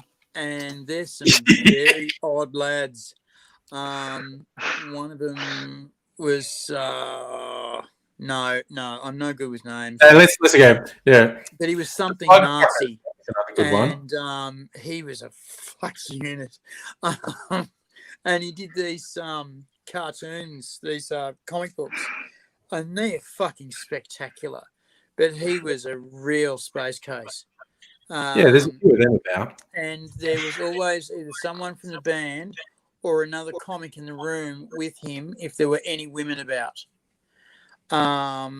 Just to make sure that he didn't try something on with the women, because he would. Yeah.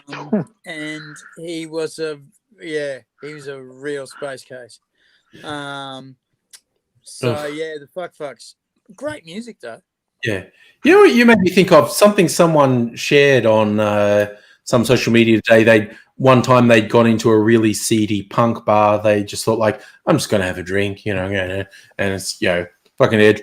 And he's sitting at the bar. He's got a beer. And a guy comes in. He's not really looking. A guy comes to the bar to get a drink. And the barman just looks at him and says, "No, fuck off. Get out." He goes, "What?" Because you're not staying. Get out. And the guy says, "Hey, I'm a paying customer. You can't say that." The barman picks up a baseball bat that's behind the bar and says, "You are getting the fuck out now, and you are never coming back." And the guy sort of rant, and leaves. And our innocent lad says, "What was that about?" And he goes, "That vest he had, the insignia, there was like Iron Cross and 2 or 3 other Nazi symbols on there." And he goes, "Oh, he seems nice." And he goes, "Yeah, he probably would do a good job at seeming nice. And if I let him stay here, he'd come back and I'd get used to him. And then one day he'd bring a friend, and that friend would also probably be nice. And then 2, and then at some point you wake up and you're a fucking Nazi bar and there's nothing you can do about it." And I see it, and it's just like, no, get the fuck out. Yep. You aren't staying here. I was very, very lucky. One truly epic band story. Yeah, what's that? So on my 18th birthday, my best friend took me to see Franz Ferdinand, and yes, one of the opening acts was a band called Casual Sex. Nice. And they were really cool. They were really chill, and like the frontman was really cute and like gender bendy and like cool. After that concert, I got a chance to actually talk with Alex Kapranos, and then the lead singer of Casual Sex joins the conversation. From there, drinks start happening.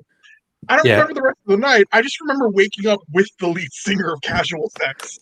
Living up to the name. Living up to the name. Yes. Yes. Oh, all this made me think of Samuel Burley Rowbotham, the English inventor and writer who wrote Zetetic Astronomy, Earth Not a Globe, under the pseudonym Parallax. Just some English guy who started the Flat Earth Society. Oh no, someone after him started it. Now we're getting into weird stuff. And English, you made me think of this, Lee. I was excited the other day. I only discovered like a week or so ago, the KLF started up a proper YouTube channel and uploaded high-quality versions of all their hits from the 90s. And Aidsy can tell us about this. The KLF were Discordians, which is related to stuff Aidsy's been into. And this is the thing I like to throw out to people. Like, when you hear that a rock star spent $1 million on cars, do you object to that? Or if their clothes cost $1 million, do you object to that? The KLF, they were Discordians with these chaos guys, but they were. AZ will explain a few differences in a minute. I'm doing a preamble to hand over some stuff to AZ.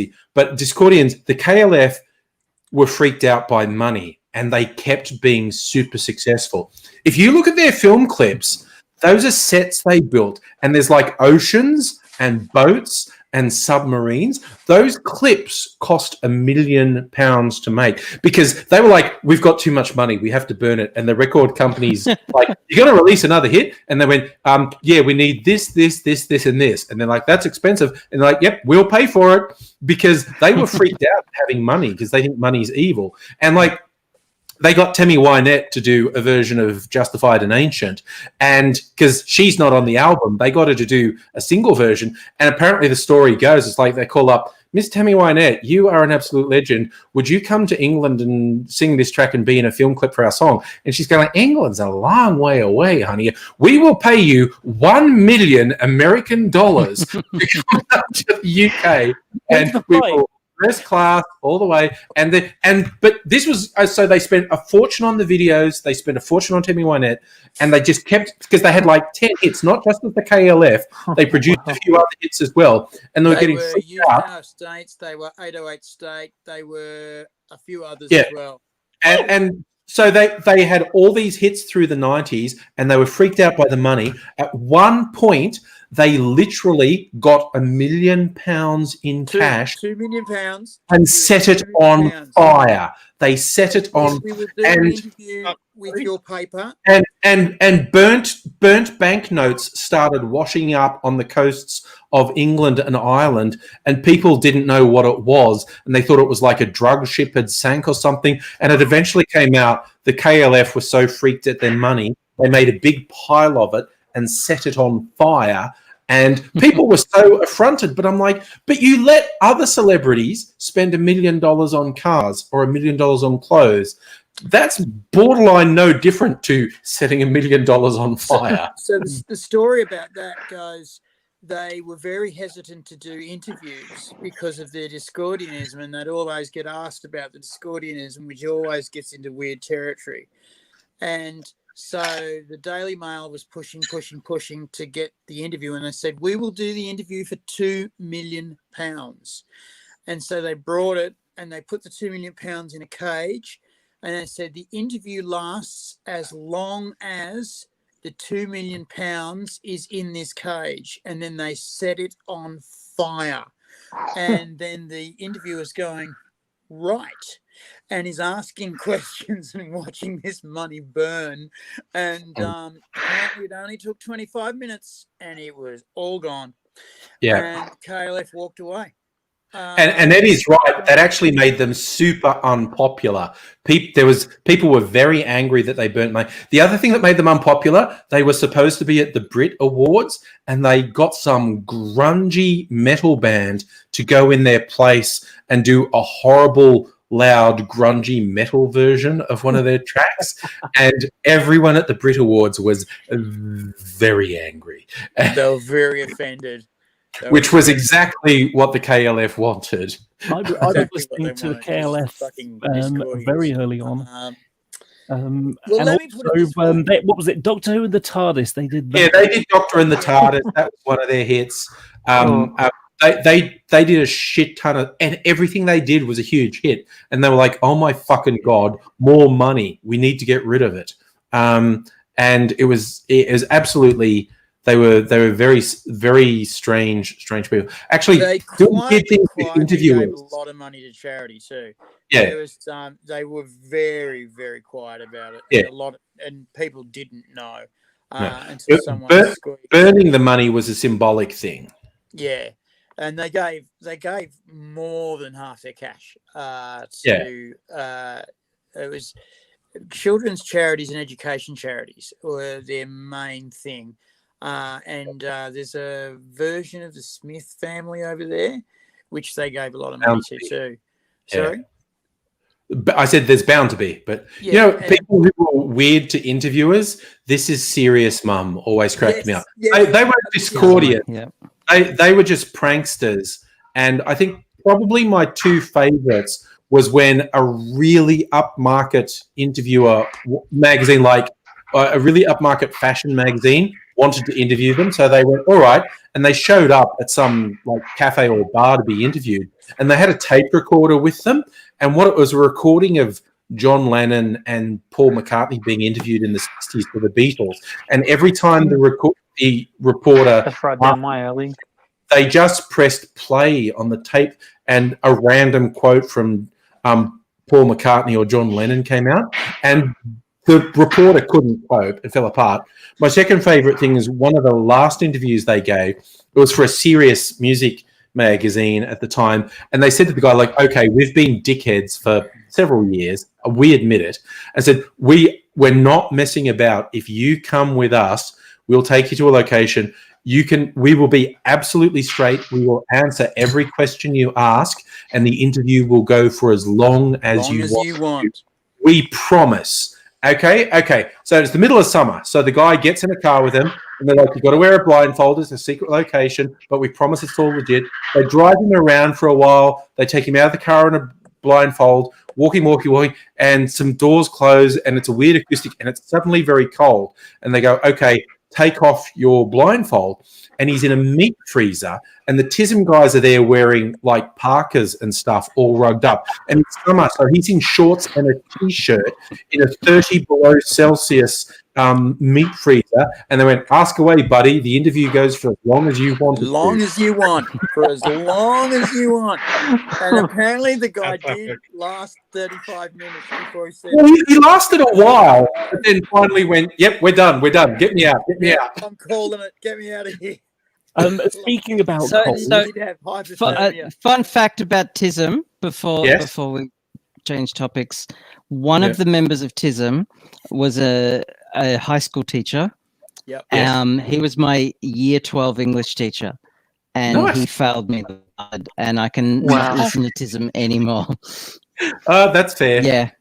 Laura, what were you going to say? Can't do it. He became a headmaster too, by the way. I was just going to say, speaking about cold, it is very cold here at the moment because we've got freezing fog, and there's a picture to share with you that I took a couple of hours ago before I joined. Oh, wait a sec. I'll find it. Visibility is about 200 meters. That's winter in a photo right there. That's a big nope. Yeah. What was funny about it is it took me a few seconds to be able to take the photo because the camera couldn't find the focal point. Oh, because it's too hazy. Yeah. It was like, okay, if I point at that, no, that's not working. Okay, let me point at the floor a little bit more. No, okay, a bit close. Now it's found it, and then I'd go up and take the picture. Oh gosh, it was so hard. You know, the lens is going just trying to find it. As a kid, I almost never experienced fog because where I grew up in Canberra, it's always windy. And I moved to Bathurst to go to uni, and I experienced fog quite a lot because it's quite still there often. And I would experience cold in Canberra, and it gets fucking cold in Canberra, like -8 often. And that's in the daytime. And I would go out in the middle of the Bathurst night, and it'd be okay. It'd be all right. It'd be a bit cold. And the thing is, what I didn't realise at the time is you stay out there 20 minutes and you've radiated away all your heat. Mm. And all of a sudden you're in the -4 that has been sticking around you, and you've got 20 minutes to go to get home. And I would do it in the fog as well, again, not knowing. And other people would rug up, and I'd go, what are you doing? You fucking weak fucking, not that bad. And fuck me, I nearly died a few times. One night particularly, I was saved by police because I think the technical term is pissed.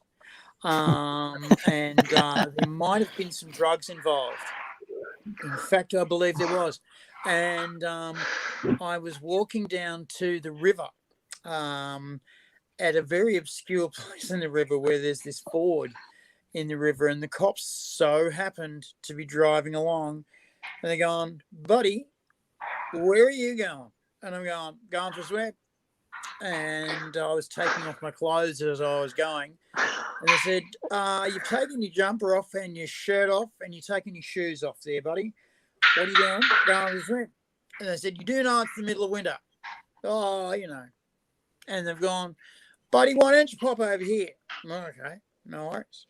And so I've popped over there, and they said, why don't you blow into this bag? And I've done that, and they've gone, different.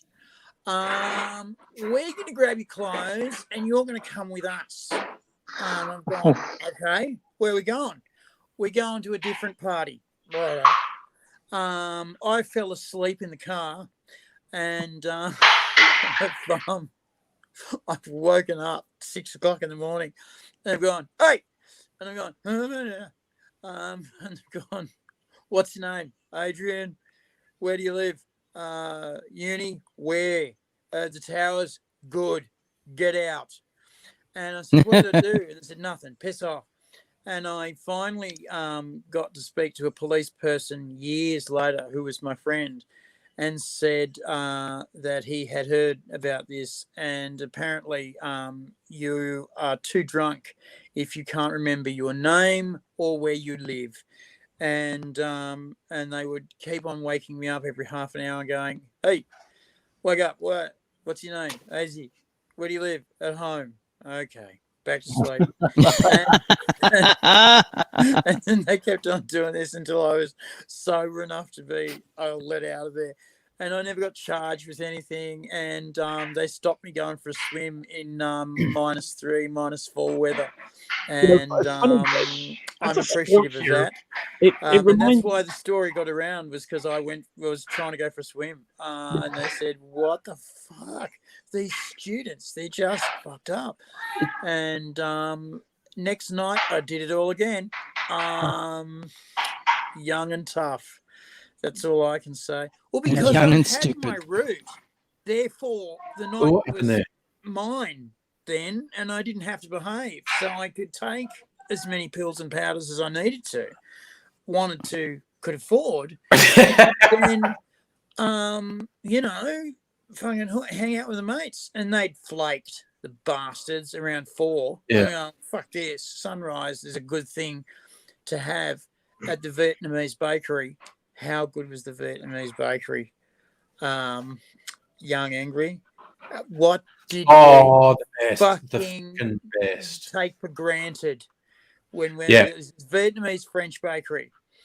And yes, they did French bakery better than the French. And fuck me, you go anywhere else, you go to Sydney, you go to Melbourne, you go to a French bakery, and it's just not the same. Sunday morning, they would sell apple, not bagels, fucking strudels and apple foldy things. Anyway, you had to be there at 8 in the morning, because at 8:30 in the morning they were gone. They were only to make 100 of them. Yeah.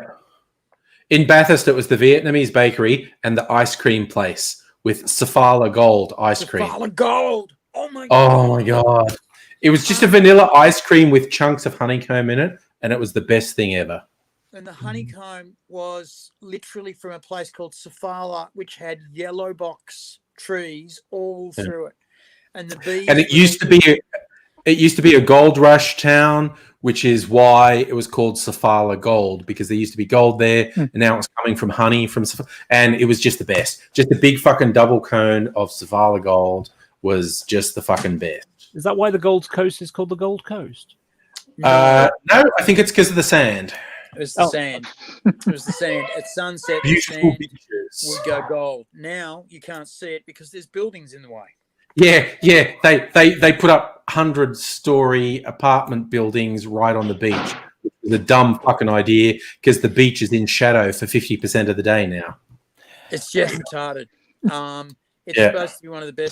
Please don't use that word. Sorry, what was that, Dr. Abigail? The R word. Very ableist. Yeah.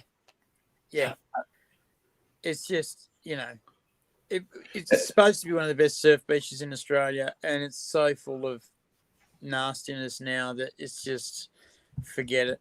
I actually was way better surf beaches in the north central New South Wales coast. There's better surf beaches in Victoria. On the east coast of Australia is where you get your really good surf beaches. On the southern half. So as soon as you sort of go, Universal Truth French Bakery should be run by Vietnamese. Yes.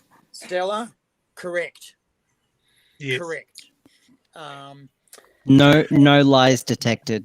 So coming off what Abigail just said a moment ago, the R word. I discovered something recently because I ended up watching The Crown on Netflix.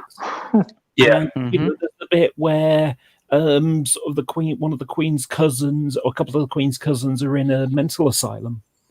Yeah, and I actually looked up the place, and it was for I can't remember what the name of it was, but it was for people who were idiots. And the word idiot used to have a lot more power to it. Yes. Cretin. Idiot. And it was an IQ measure. A certain IQ measure meant retarded. Another IQ measure meant moron. Another IQ measure meant idiot. And idiot was actually the worst, which is hilarious. That's just a colloquial word now. But it used to be a medical definition for about the most profound developmental disability you can have. It's absolutely surreal how that one's changed. The one that stayed a slur was actually for the mildest level. And again, in the dictionary definition of the word for retardation of development, as in slowing, it literally just means slow. It means slowing of development. Whereas idiot meant really profoundly cognitively disabled. And it's just become a really casual word. English is, and vernacular is fucking weird. It's not only that. One of the things that I find a lot of people don't understand, and I've noticed it with the TERFs, that words don't have inherent meaning. Yeah, they have usages. Yeah. So words can change. I'll give you a couple of a couple of examples. So the word wireless used to be what old people refer to as the radio. Radios, wireless radio. Whereas today, wireless means all sorts of things. Yeah, means wireless communicators, remotes, Wi-Fi, all that shit. Wi-Fi, The word notorious used to just mean someone who was noted for something. Wonderful person. They were noted for doing charity work or whatever. They were notorious for their charity work. And that, if you use that term today, you'd think, what? Gosh, they were notorious. Sorry, could you imagine someone saying, that one, he's notorious for what he does with disabled kiddies. He raised $10 million for them last year. Thank you. Angry. We're now taking the Savile direction. And people bagged me out for it. Yeah. I was described as notorious for what I did to disabled kiddies, and people thought I was a bad person. But you have shown that I was... Counterpoint. Counterpoint, you're a bad person. I had a fight with a friend of mine. He's a very good friend of mine. And I said, it was a bit like the other day when I was talking to Dr. Abigail and I said turbulate. And my... it's a perfectly cromulent word. Gingian sponge. And he said, you can't have that. That's not a word. And I said, yes, it is. And he said, no, you can't just go around making up words. And I said, all words are made up. Yeah, Shakespeare is a perfect example. He like, I think it was like 10,000 words that were introduced to the English language thanks to Shakespeare alone. Well, yeah. The green of jealousy. There was. It's not even that. It's like haven't. Cramming words together. Haven't. Shouldn't. Those are parts. Those are the things that he came up with. He put words together to, Well, fascinatingly, there's a lot of contractions in Shakespeare because back in the day, those plays had to be done and done in 2 hours, right? The doors opened, and in 2 hours, those doors had to close with nobody in the theatre. So basically, the doors opened, everyone got in, they got their seats or they got their peanuts. The play starts. They used to belt them out really quickly. You do Lear today, takes about three and a bit hours, right? Back then, it took 1 hour and 50 minutes. Also, people were used to sucking down information orally a lot more than visually. Visually was hard to do. It cost a lot to print. They hadn't gotten onto the Japanese style of manga yet. But orally was how you got news around. You had town criers. That's how news was done. No one could read, so you got news by talking. And so they used to belt out these plays really fast. And one of the best ways to get words across is to contract them. Haven't, shouldn't, mustn't. And you're right. Shakespeare would cut down on time as much as possible so that you get as much drama packed in to the play as possible, because in 2 hours that theatre had to be cleared and they had to be gone, or otherwise the authorities would come in and start arresting motherfuckers. They used to get it done. Here's a fun fact for you, English fact for you. So when Shakespeare was at like the peak of his stuff, and the person who was on the throne at the time was Elizabeth I. And Elizabeth I was from the sort of Stratford, Birmingham kind of area. And the accent is quite strong there. So rather than the sort of, like we have the Queen today with her very precise use of the language, it would be, if you can imagine, I'm no good at accents. So sort of now is the year of a discontent or something like that. But you can imagine it said with like a broad Brummie accent. Yeah. It's absolutely. I never imagined Shakespeare coming out with it was. Yeah. All right, I better go. Good night. Take care. I tell you what, I've actually got a perfect analogy. It's David Prowse from Bristol doing Darth Vader. I've been Yes. It's that. That's the perfect analogy. Cool. No, you're not on a diplomatic mission. You're a. I'm sorry, I can't do it, but there is video. You're not on a diplomatic mission. You're a spy. There's a lot of rolling of the R's. The first time I seen you, I wasn't very happy with you then. The other funny thing, because I'm a mad Star Wars nerd, and I was as a kid when it first came out, and I would read everything, and I kept scrapbooks of every newspaper and magazine clipping I could find. Dave Prowse was a notorious gossip, And so after the first movie, not only were they dubbing him with James Earl Jones, they gave him false dialogue as well. Because he would just say what happened. And particularly when it came to I Am Your Father, George Lucas is, this motherfucker is going to tell every... And in fact, the only person who knew prior to the film coming out was James Earl Jones, who had to do the line. And not even Mark Hamill. Lucas's direction to him was just... he just said the worst thing to you. You've just got to go, no, that's impossible. Like he called your father a coward or something. And so, Dave Prowse was a real gossip. So they would give him false dialogue so he couldn't give away plot points before the movie came out. Which was great. I love that. I love the idea of Dave Prowse speaking in his northern accent. Not northern, western. He's West Country. Oh, yeah. So have you ever like a pirate. It's time to come home and finish your training, Luke.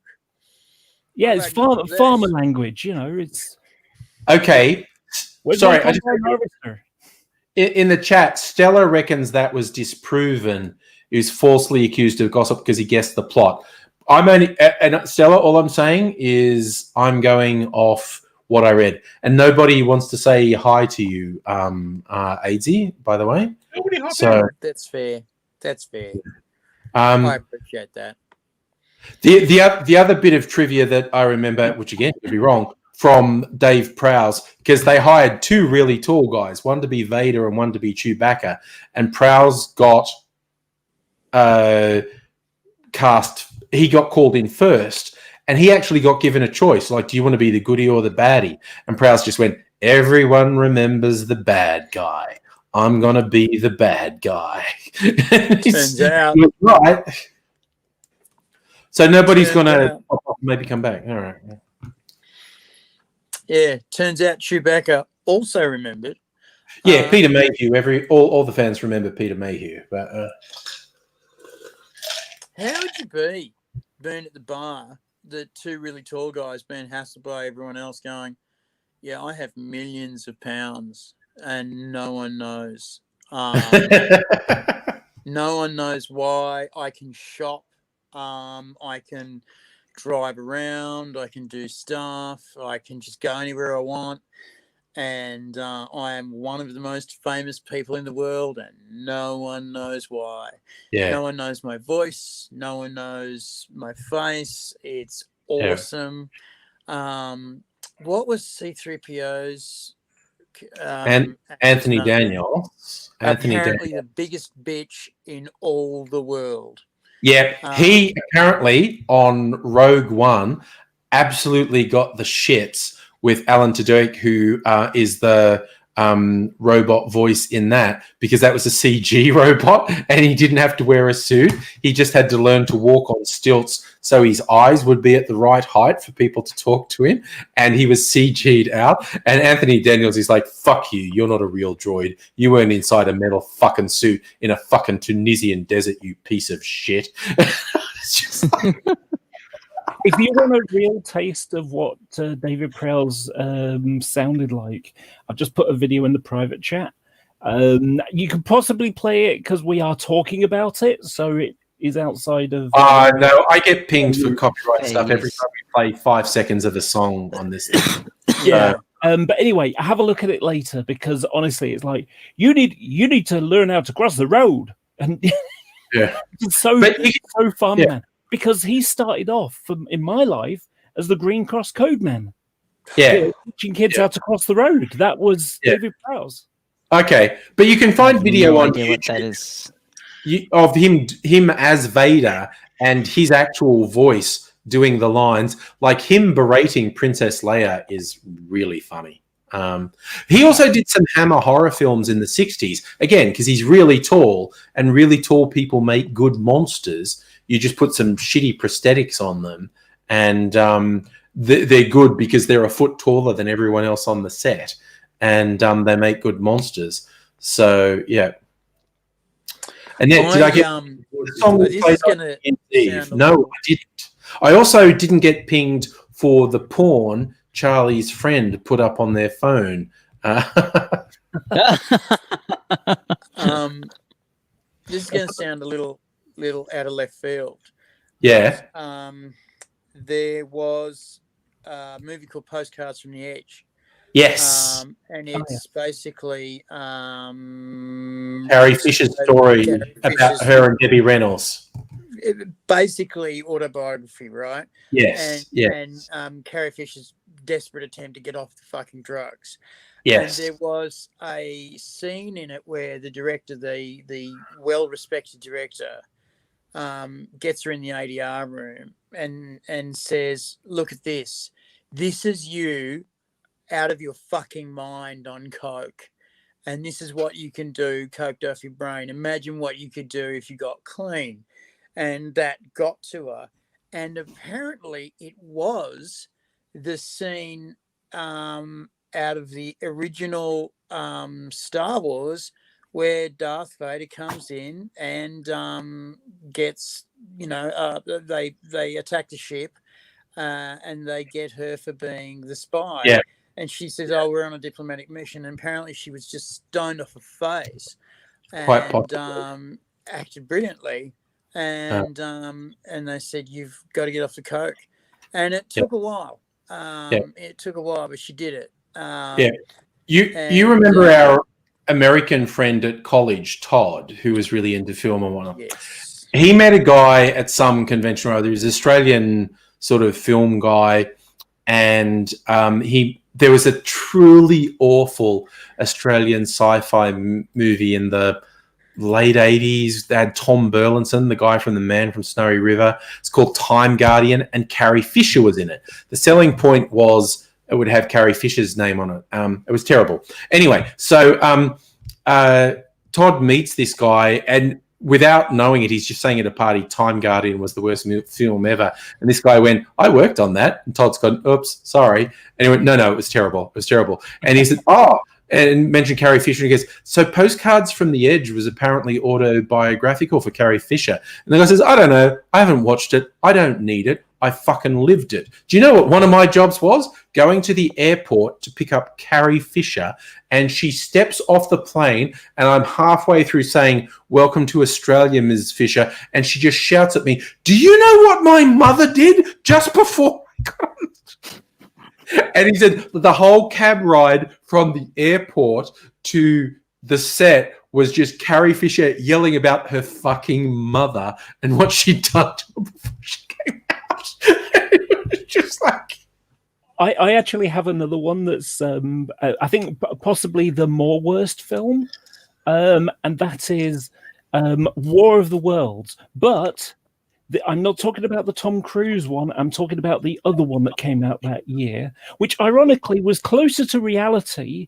Unfortunately, it was rather long. Was that the Asylum one, or was it the period one? It was the period one. Okay. Yeah. So, and it's just awful. It's kind of like, I know the one you're talking about. The sci-fi stuff, it's really, really lame. And you got a little diesel engine that goes by pulling a couple of coaches, and you put steam train sounds on it. But anyway, the best thing ever I've seen. So when you see like a review on something on IMDb under the Heinz version, this is a comment, and this is the best thing. I've kept this, and I've had this for longer than we're watching you, Angry. Anyway, that's a long time. Okay. Yeah. I must admit, I burst out laughing when I saw one reviewer compare this to The Lord of the Rings. Well, yes, if you cleared the dwarves, the cast of thousands, the great special effects, the big battles, the strong characterization, decent plot and the good acting, the classy direction and everything else, which leaves you with the walking. And boy, does this film do walking. If Mr. Piano, the director, had his own way, this would probably be an uninterrupted 3 hours of hardcore walking through the Wisconsin countryside, but every 40 minutes or so, these pesky Martians pop up for a few seconds to interrupt him before he goes for another bit of a ramble. You've never seen so much walking in the movie. If this really had a $20 million budget, most of it must have gone on Mr. Piano's shoes, because he had to get through plenty of pairs with all the walking that he does, which explains why there's no money for any decent effects, a decent video camera, or proper actors.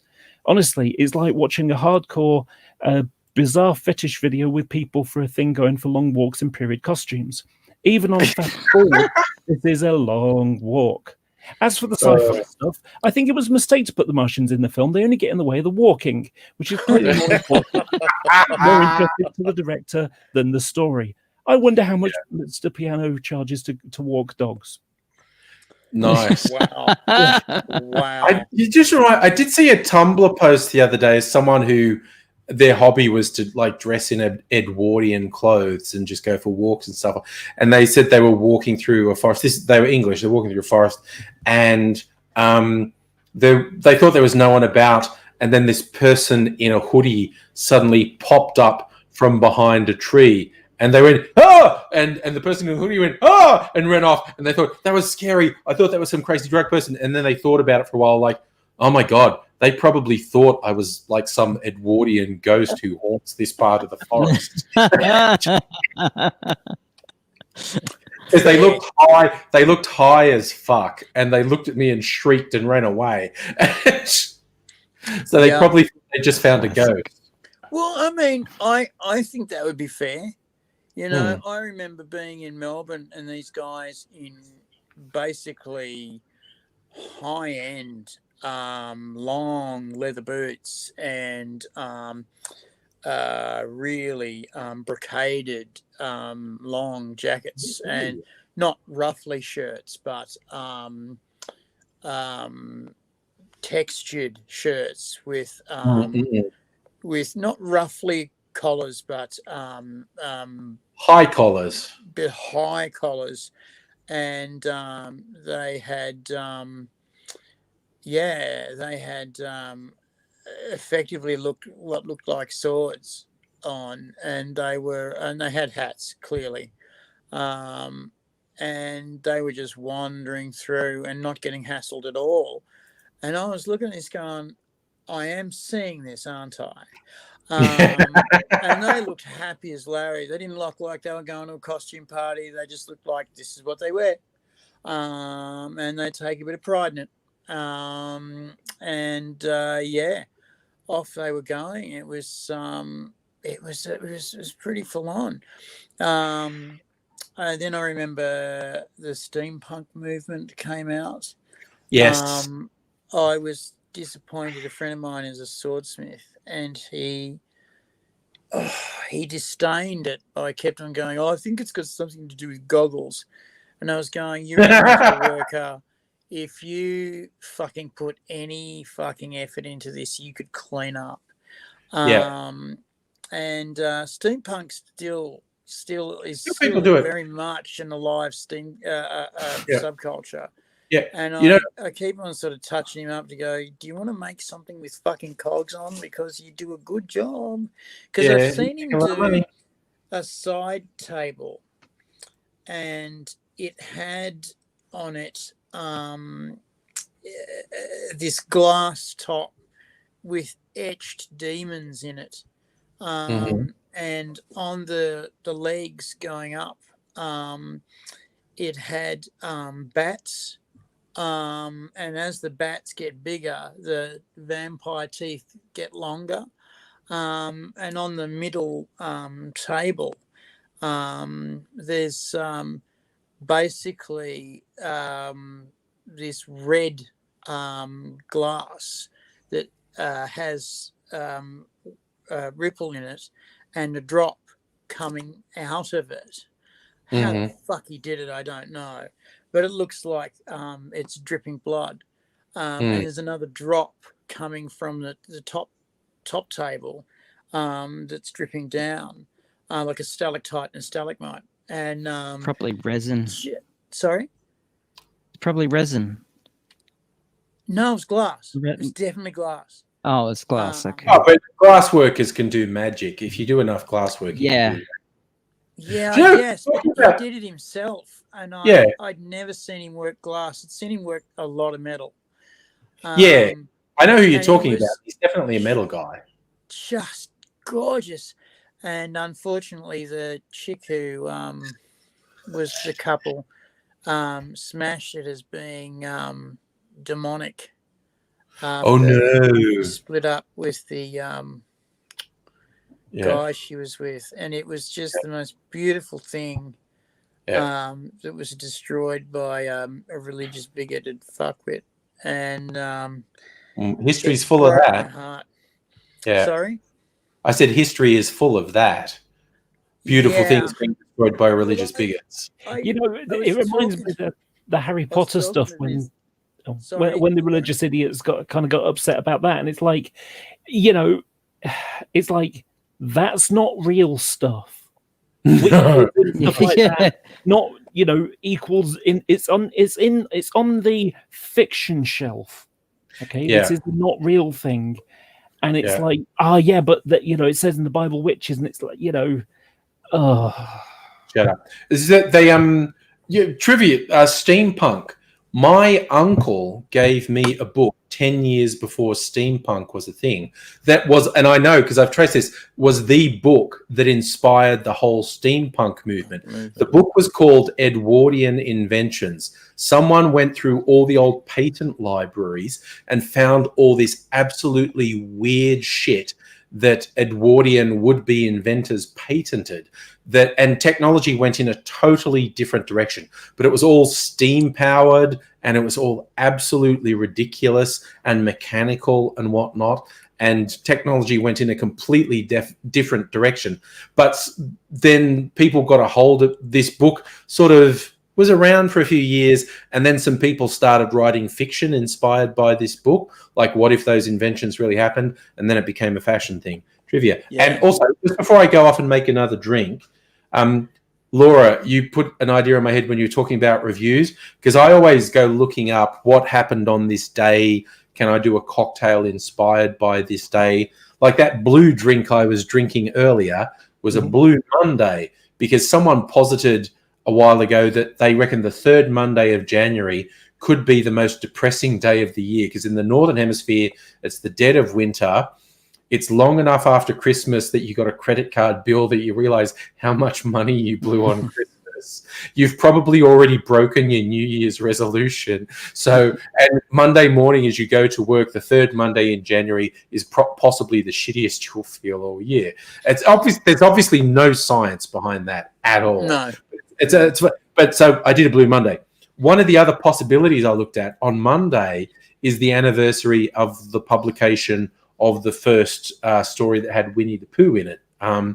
And it was reviewed at the time by Dorothy Parker. And can you imagine what Dorothy Parker, famed misanthrope, thought of a cutesy sweet book about Winnie the Pooh? She also to remember that she had a fucking long-going feud with Enid Blyton. Well, that's A.A. Milne, not Enid Blyton. But Enid Blyton was a friend of A.A. Milne. Yeah, and they were bloody Brits, and she was a New Yorker, and she fucking hated Brits. Right. So she reviewed under the pen name Constant Reader for the New Yorker, and here's a quote of her review. It goes, "It is that word honey, spelled Hunny. It is that word honey, my darlings, that marked the first place in the house at Pooh Corner, at which Constant Reader flowed up." So basically, Dorothy Parker fucking hated Winnie the Pooh. Question: Yes. Why the Pooh? Oh God, I don't know. I have no idea. AIDS is going to make something up now that's probably true, but possibly off the top of his head. Yeah, no, I did hear this. Pooh was the name of a dog, a friend's dog, and it wasn't poo as in excrement. No. It was poo as in the Chinese poo, which is supposed to mean brave 5. You know how Chinese words have multiple. Yeah. And it's supposed to mean brave 5. And of course, the Chinese poo is spelt completely differently and pronounced completely differently. Yeah, poo was supposed to be that, and it was a friend's dog. And Winnie was, if I'm not mistaken, part of Winston Churchill. I could be wrong. No, I just looked it up. Okay. The character in the first draft, the character Pooh was actually a swan, and Christopher Robin said Pooh is a very fine name for a swan because if you call him and he doesn't come, which is a thing swans are good at, then you can pretend you were just saying Pooh to show how little you wanted him. And the bear was originally called Edward Bear, but was changed to Winnie because he went to London Zoo with his son, Christopher Robin, and there was a black bear that was originally from Winnipeg. And it was Winnie the Bear, and then it became Winnie the Pooh. So the Pooh is just a random thing that A.A. Milne came up with, and then Winnie was after a bear from Winnipeg, and it's just one of those things. It makes no sense. Winnie the Pooh later went on and married. Oh shit! Oh damn it! You see, the joke would have been great if I remember the bloody name. Nelson Mandela. Nelson Mandela. He went on to marry Nelson Mandela. Yes. Right. Winnie Mandela. Yeah. And Sorry. They had many fine times together while they weren't together. And as soon as they got back together, they got divorced. Yeah, that was hilarious. Stayed married for 30 years. Pretty sure, however, the poo does come from the dog, the friend's dog. And well, no, he just said it was like the oh poo, like I don't care at all. Oh poo. Yes, I think that's right, but I see it's one of these things with levels in it. I believe because anyway, I'm making another drink for Joe Biden's inauguration called Mr. President. Oh, yeah, I was just good. You were saying about Mr. President. Angry. You were saying about making about the War of the World one, and you know, I could just imagine if you were making a drink inspired by the Heinz version of War of the Worlds, you'd have to walk down the block and sort of keep going for about half a mile and then come back while mixing. Go for a walk with the cocktail. Yeah, while shaking it. You'd have to include Johnny Walker in it. There, Abigail. See what you've done there. Puns. I love puns. Yeah. Yes. Thank you for the rim shot. Yeah. Oh my God! I just remember there's a very underrated film, The Nice Guys, that has Russell Crowe and Ryan Gosling in it. It's set in the 70s and like private investigators. And Ryan Gosling's character has a preteen daughter who's far too old for her age. And when someone makes a joke, she goes, "Oh, do you want me to give you a rim job for that, Dad?" And he's going, "Rim shot, rim shot." The words rim shot. I do a thing with my son where I go to do a fist bump and I just say, "Fist me."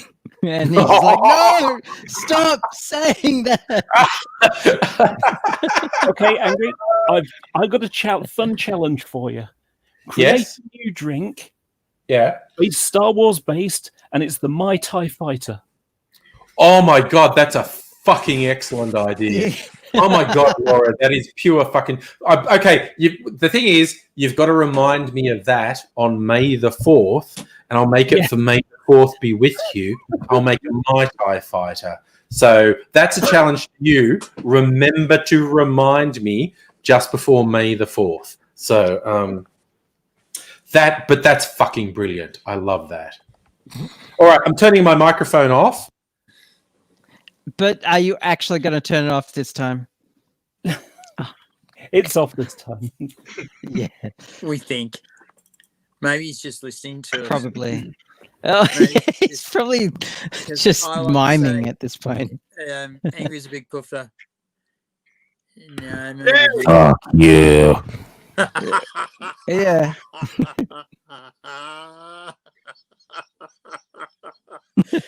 Okay, my TIE Catch this, Fighter AG. drink is now put into my calendar for the 3rd of May. Yes, do that. Do Of course, that. I'll probably forget to look at my calendar, but, you know. So, Charlie, tell us about the world, dude. What's going on? Do I have to? You I don't. want to chat with a bunch of Australians to hide. Yeah, I was about to say that. He's on a live stream with Aussies Gotcha. and a Brit. Gotcha. Why to escape the calamity that is the So US how right do I now? want to put this? Let's put it this way. I am half Trinidadian. One of my uncles who is Trinidadian origin from Trinidad moved to America. Moved to Texas for some reason. Met this lovely white woman. Fell madly in love. Had some beige ass children and became a massive Republican and is now sitting in a federal jail for being at the riots as a POC. Okay. Wow. As a whole ass black man. Oh my gosh, when it comes to the riots thing, my favorite thing that came out of that was Antifa. It was Antifa. Oh, You know, yeah. it's like, oh well, you know, we can't blame the people that we like, so we need to blame Antifa. And there's a rather famous meme picture, and it's basically someone riding a bike and they've got a stick, and then the next picture is they stick the stick in the wheel, and then obviously they fall off and on the ground and hurt. Someone has has taken the stick and they've gone and put the Confederate flag on it. And then the next picture of them sticking the Confederate flag, and then when they're on the ground, the speech bubble says Antifa. Yes. Oh, see, the other thing is like there's this lovely person on Twitter, Donk Envy. They went and scraped all the publicly available data they could before Parler got shut down. And the people from on the right who are now on shit like Gab and whatever other epic hosted trash website are like radical leftists. I'm like, one, it was one person, not a group. Two, it was publicly available that you idiots posted to the forever box that is the internet. What the fuck are you on about? Radical? No, we're preserving your stupidity. And not only that, it's like you're complaining that they, you know, posted what you said. Yeah. Like, we're not saying anything new. We're quoting you. We're quoting the crimes you committed. The other thing that's happening that I think is brilliant is that a lot of women in America are changing their preferences on things like Bumble to conservative. And all these MAGA bros are now, to impress these conservative women, they are confessing their crimes to them and sending them photos and videos, GPS tags, and these women are turning around and going directly to the FBI. Oh, that is great. So there's a lot. That is expert trolling.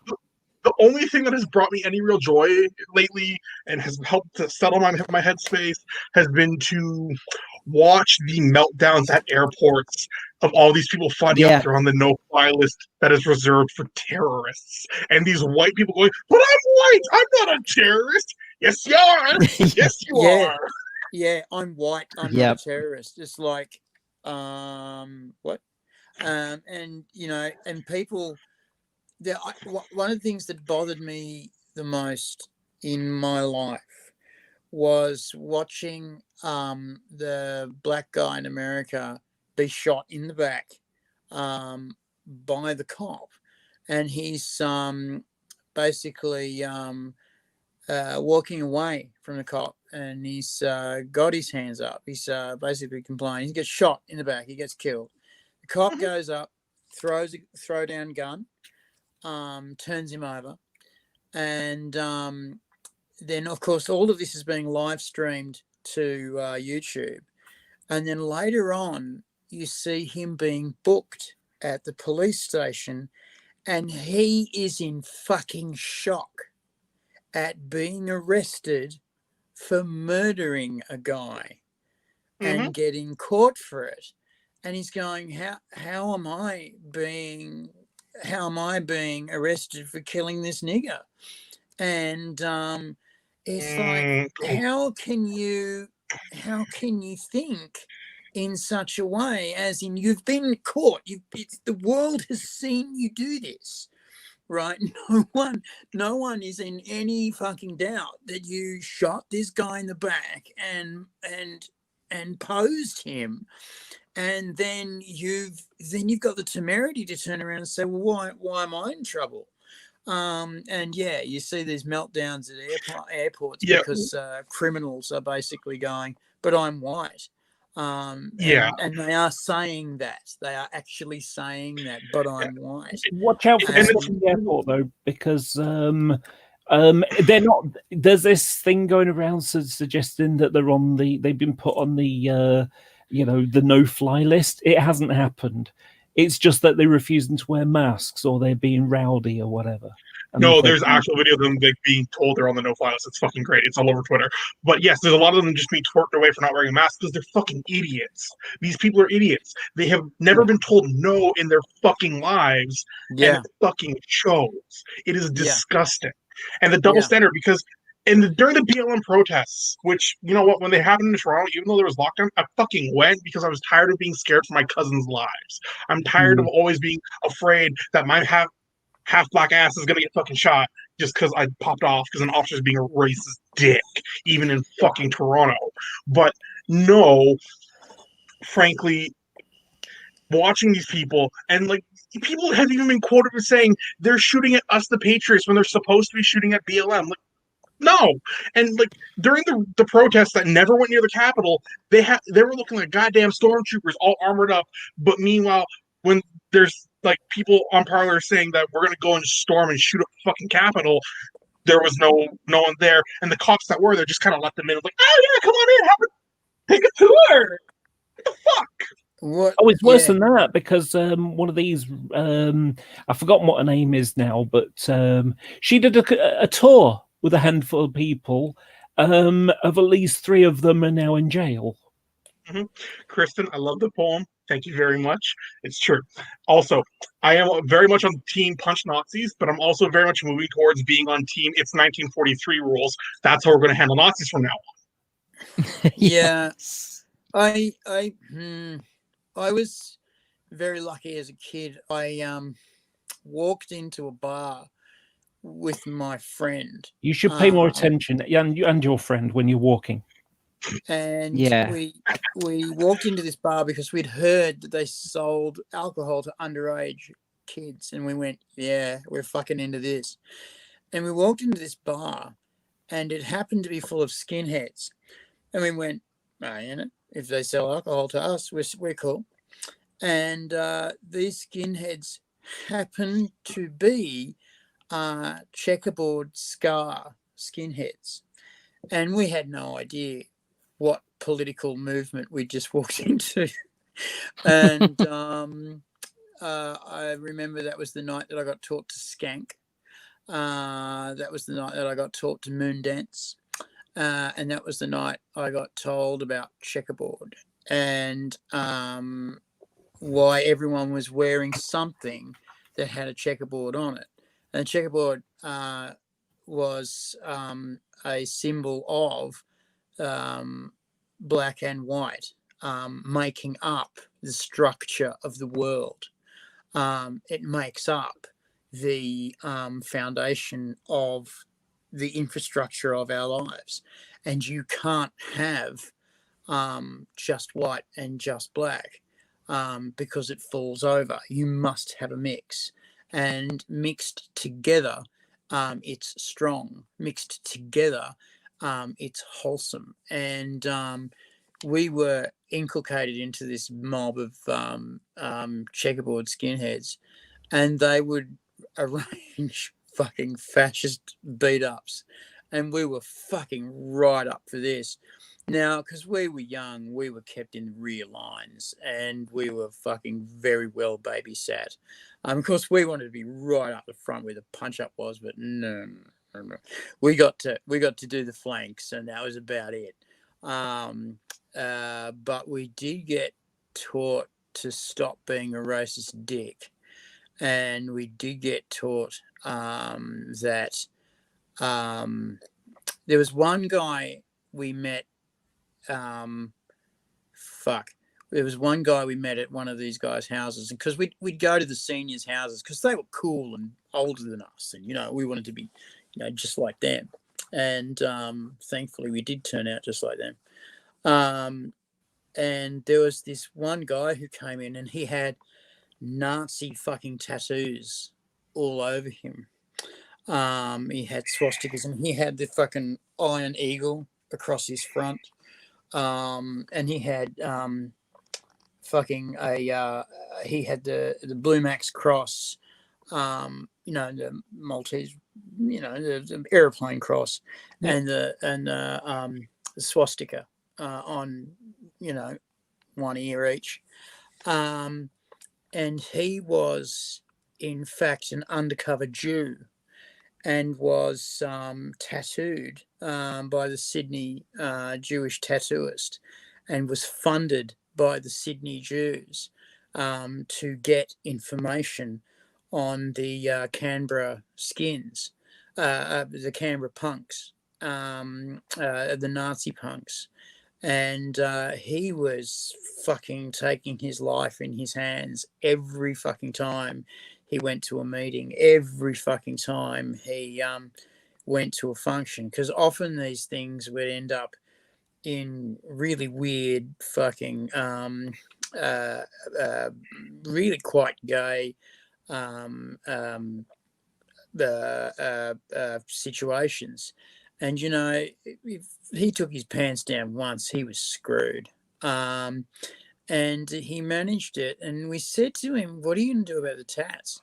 And he said, "Oh, they'll burn off."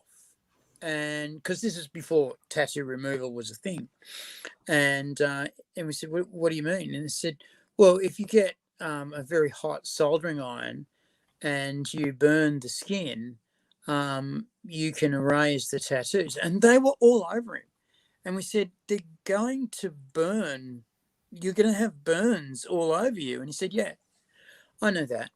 And we were going, "That's going to hurt." And he said, "I imagine it will." And he said, "But I mean, the doctors will do it. We have Jewish doctors who will do it for me, and they have promised me that I will be under a lot of anesthetic when it happens, and that I will be in the hospital ward, the secret hospital ward, for quite a bit." And we said, "How many undercover guys are there?" And he said, "I'm not going to tell you, but it's more than 10 and less than 30. And we were going, "Fuck." And we said, "Have any of you been caught?" And he said, "Yes, we've lost 2 of our members." And we said, "Lost?" And he said, "Yeah, they killed them." And it's like, Jesus. And so I think of those guys, and I think of Antifa. And Antifa means anti-fascist. And if you're American, you would think that anti-fascist was a thing you would want to do. Because I remember this thing about the Second World War, where they spent a lot of money and time trying to stop fascism. I thought it was a thing. I thought, a meme I liked from was a good thing. A meme I liked from the whole Capitol insurrection thing was one of these fuckwits wearing a bloody hoodie that said anti-far on it, and someone just captioned underneath, "Now reduce your fraction." You just the two cancel each other out, and you're just left with fascist. Just left with fascist. What I love, but they didn't explain it. They just said, "Now reduce your fraction," because the dickhead wearing it wouldn't have understood, which actually made me like the joke even more. But the other thing that gets me about the videos from this from this event is that these guys all claim to be American patriots. We're patriots. We're patriots. but they're taking down the American flag to replace it with a Trump flag. You are not an American patriot Or a at this point. Confederate flag. Oh, that shit Or- too. You are not an or American one- patriot anymore. You are a Trump cultist. You Yeah. are here for a dictatorial leader. You Or- are not championing the ideals of democracy, and it's just mind blowing. Can I just Yeah, point the think another cognitive thing that happened dissonance that- is I real. think another thing that cemented that they're not patriots that day was this video of some of them pulling one of the Capitol police officers out of the doorway he was trying to stop them getting through, and then someone who had an American flag beating him with it while they sung the Star Spangled Banner. They killed him. Well, that's not the one who was That- killed, no. but yeah, they did kill kill one. another one, yeah. But, While I mean, flying blue you lives know, matter flags. flying their thin blue line flags Yeah. while murdering a cop. You know, it's like, Yeah. okay, cool. The Okay. don't tread on me flag and being trampled to death in the crowd. It's just, I'm not saying it's funny, but I'm not saying it's funny. Coming up in Australia very soon is Australia Day.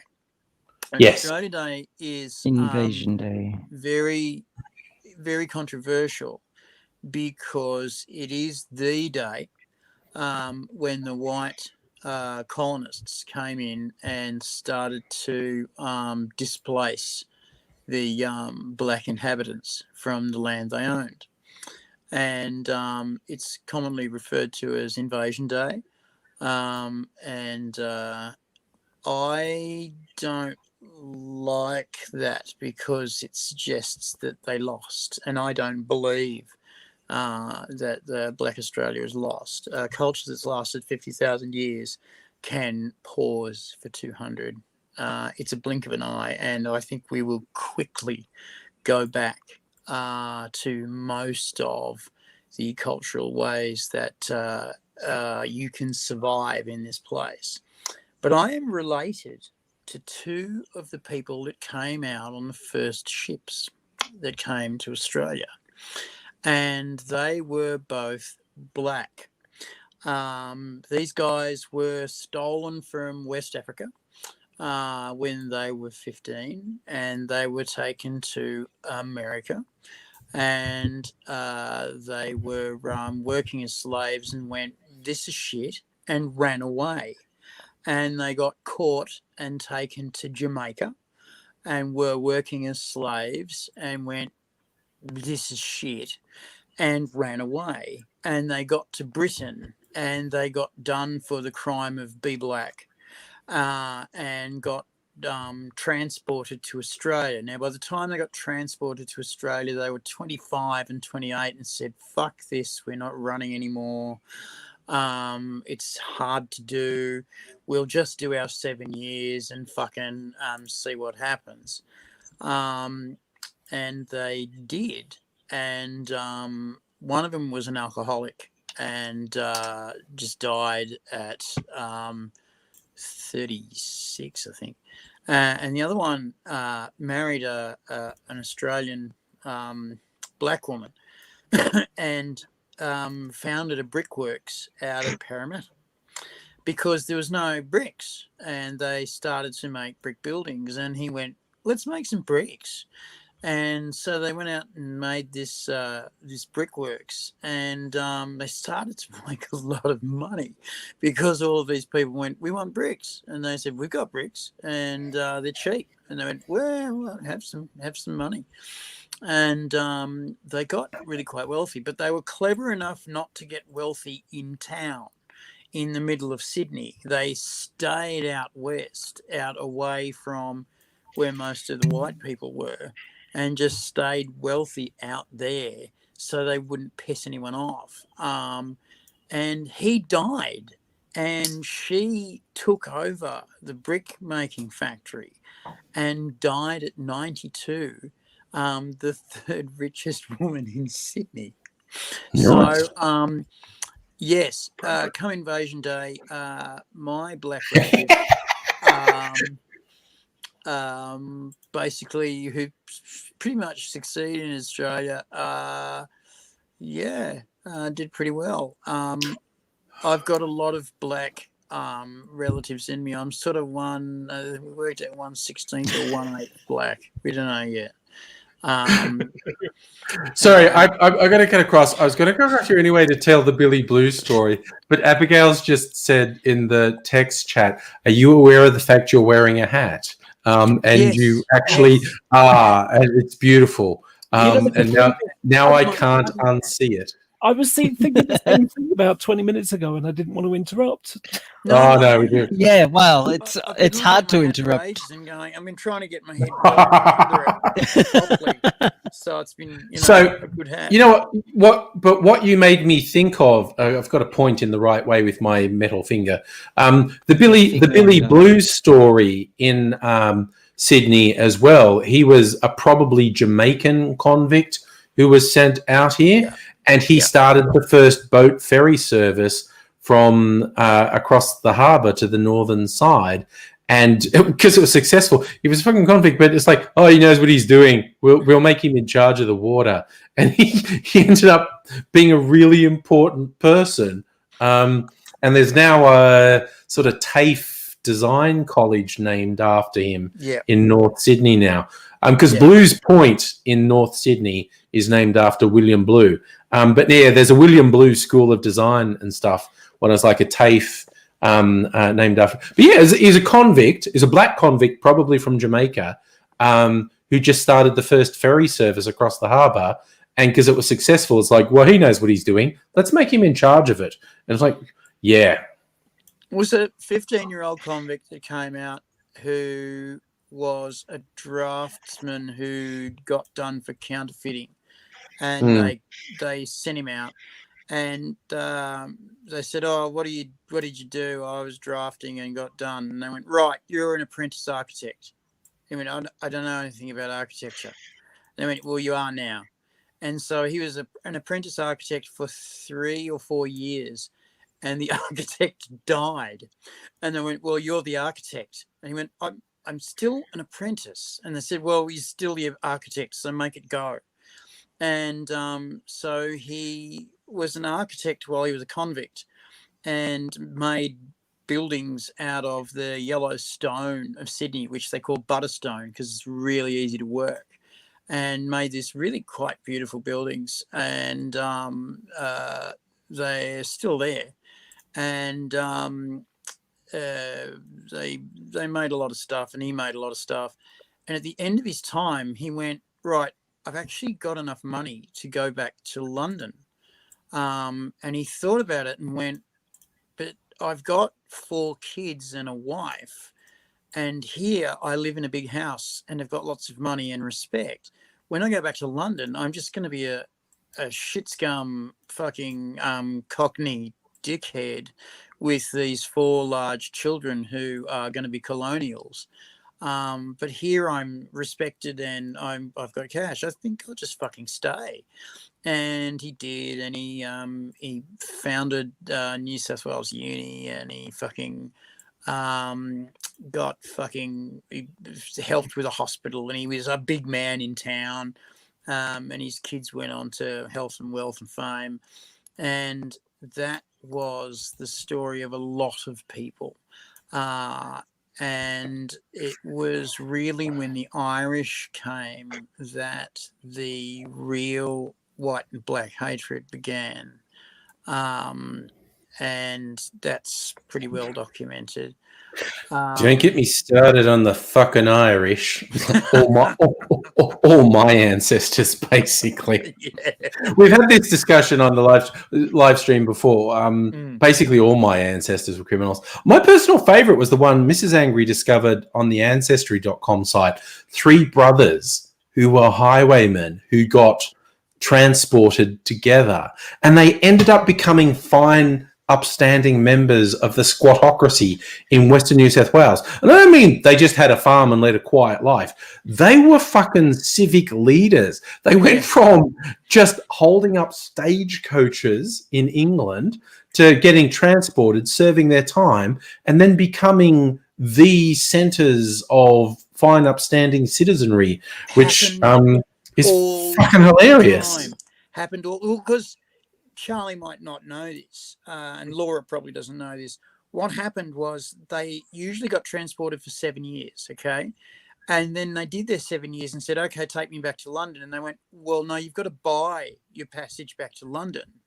And that was basically 7 years' work.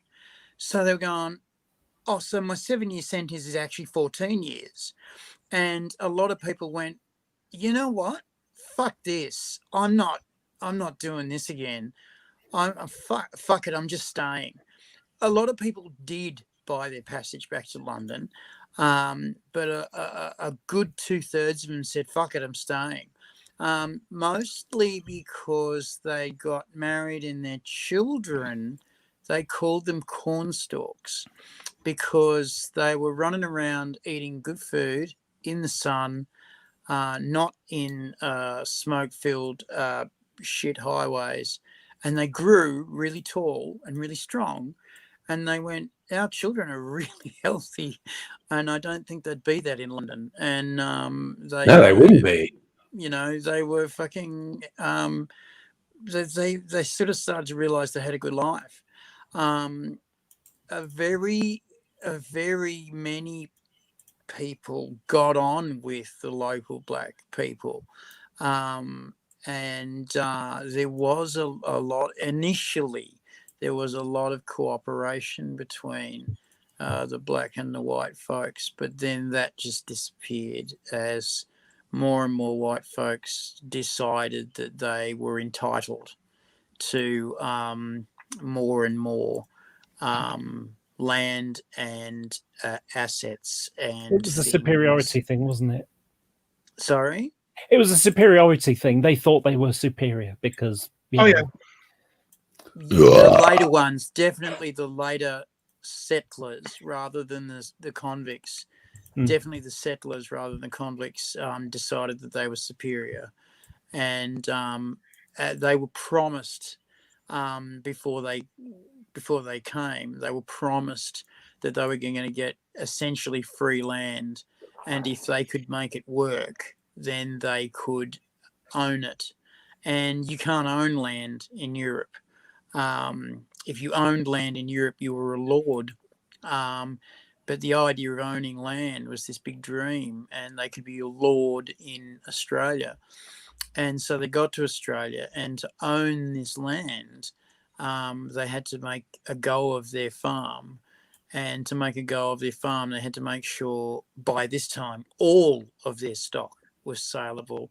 And you couldn't have black folk coming and spearing one cow or one sheep every 3 or 4 months because they were very fucking easy to hunt. You had to make sure that all of your sheep and all of your cows were for sale. And so they would start to shoot black people who came onto their land.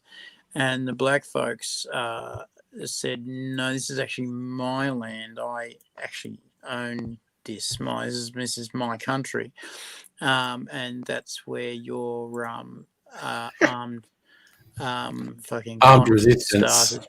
So there was an armed resistance. Hence our backdrop.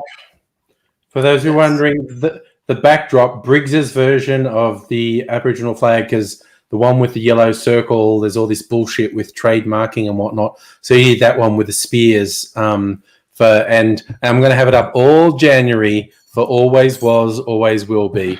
And you just reminded me of my favorite bit of Bruce Pascoe's Dark Emu, where he was looking at all the journals of the first settlers, white settlers, who didn't realize what they were documenting. But what they were documenting is the extent of agriculture and aquaculture that the Indigenous Australians had.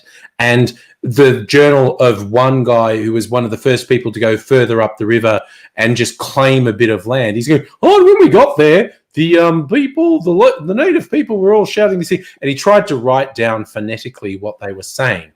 And Bruce Pascoe found this diary entry and gave it to some linguists who understood the languages from that part of New South Wales and said, what is this likely to mean? And the linguist went, well, he's just written it phonetically and it's fucked up, so who knows what it means. But when I look at it, what it most likely means is fuck off or we'll spear you. And this guy's they were greeting me. They were waving their arms and saying, this phrase over and over again, which I assume was a greeting welcoming me. And the linguist said, I'm pretty sure the phrase was actually fuck off or we'll spear you. Yeah, pretty much.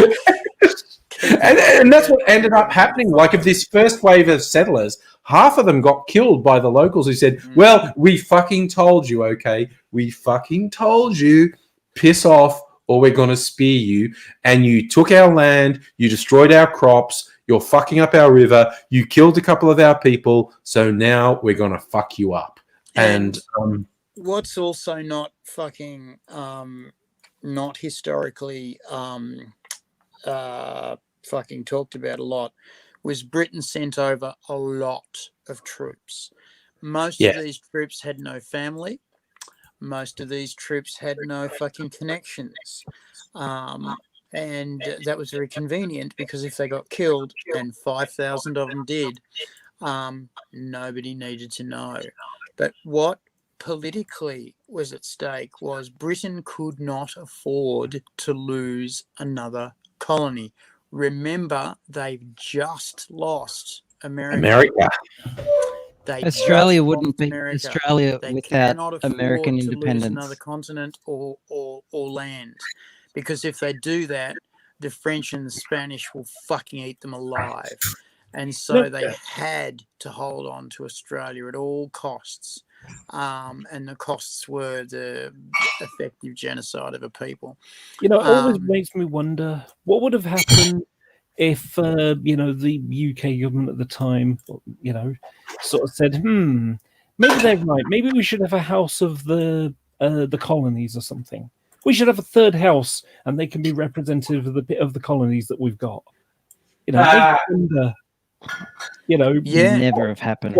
Well, it would never have happened. But what if they had said, the colonies, you're responsible for bringing in the wealth. So because you're responsible for bringing in the wealth, come and help make the decisions to increase that wealth. And what if in the colonies they'd gotten the first people involved in the wealth? What would have happened then if there was a sharing of the law and LORE and the technology and imagine how rich the Commonwealth would be if the First Nations and the colonials all pulled together to make a massive empire, very rich and non-violent. You'd basically have this Britain would still own the world. America would be a massive force, but Britain would still own the world. There'd be no question that English would be the language of business, and that if you wanted to get anything done, you asked Britain first. Effectively, there would have been no dilution of the empire, and the empire would have been happy to be the empire. Yeah, the whole American no taxation without representation. It's like, maybe we should have, the UK, given them representation. Wow, but unfortunately, Britain has this weird thing with heritage, and it's almost like a dogma. Yeah, because it's like, we can't change the system. No. That would be awful to change something. And then they would have like a whole bunch of Americans in the House of Lords, and potentially a whole bunch of a whole bunch of Scots in the House of Lords. Oh no! And worse, Indians and black people, and in like people from India in the House of Lords. Oh my god! Oh my god! it wouldn't necessarily be the House of Lords. You'd have the House of Commons, A third The house. House of Commons, the House of Lords, and the House and then of you'd Commons. have the House of the Colonies, or whatever you would call it. But still, It had we're the third talking house. about the muck. We're talking about the muck having a voice here, is what we're This saying. is right. Yeah, You're talking about That's the just muck having a crazy voice, talk. but if you worked it so that you had the colonies going, you are responsible for the wealth. You need to bring the wealth in, and we are responsible for the security. Because this was the big fight between America and Britain. Britain wanted the taxation from America because they were in the middle of a war against France, and they were sending a lot of fucking navy over to America to guard the trade routes that kept America in dough. And they said, it was. you know, we're well, spending a lot of fucking navy here. Do you want to maybe fucking pay for some of it? And the Americans said, no, we want we want a political voice. And the Brits were going, how about you pay for it first? And that's what kicked it off. The amusing thing is, so I had to teach an American friend about history of America, which is like, it's because everyone has to do that because American schools can't teach shit. Well, it's not so much it's like they'd, you know how we like to give a nice glossy version of something? Yep. Yes. The Americans have exactly that. So the story is those English awful people with their taxation and awfulness. That's basically the backdrop of why there was this war of independence. Yep. But what they don't tell you is the part about Britain tripled their war debt fighting off the combination of the Spanish and the French, and that's the reason why they had to increase taxation. Yeah, they omit that bit completely. They omit that completely, and they also omit the fact that they were spending something like a third of their navy protecting their fucking trade routes. Mm-hmm. So they were going, for fuck's sake, we're fighting this fucking war. We're fucking broke here. Do you want to maybe fucking chip in? And then they were going, no taxation without representation. They're going, how about some fucking dough first? And then it all fell apart. All right. I'm making another drink, so I'll make sure. Cheers. Thanks, man. The other thing that is not what nice. That's how we like to be led. Yes. Did you notice how I haven't threatened to take off my clothes or pointed at my penis once tonight? It's basically because I got laid earlier.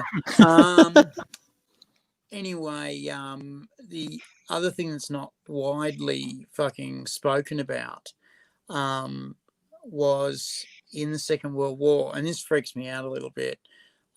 Before Pearl Harbor, there was a lot of isolationism going on in the United States, and I can't fucking really blame them for that. But what does bother me was there was the German Bund in America, and in America, the feeling was that the Germans were against Jews and against niggers, and please stop using that word. Really, you got to stop using that word, AD.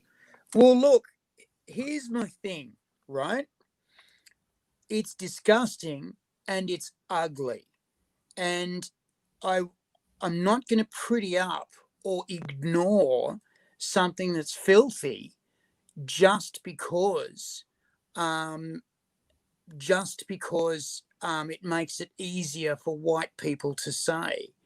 I want it to be offensive.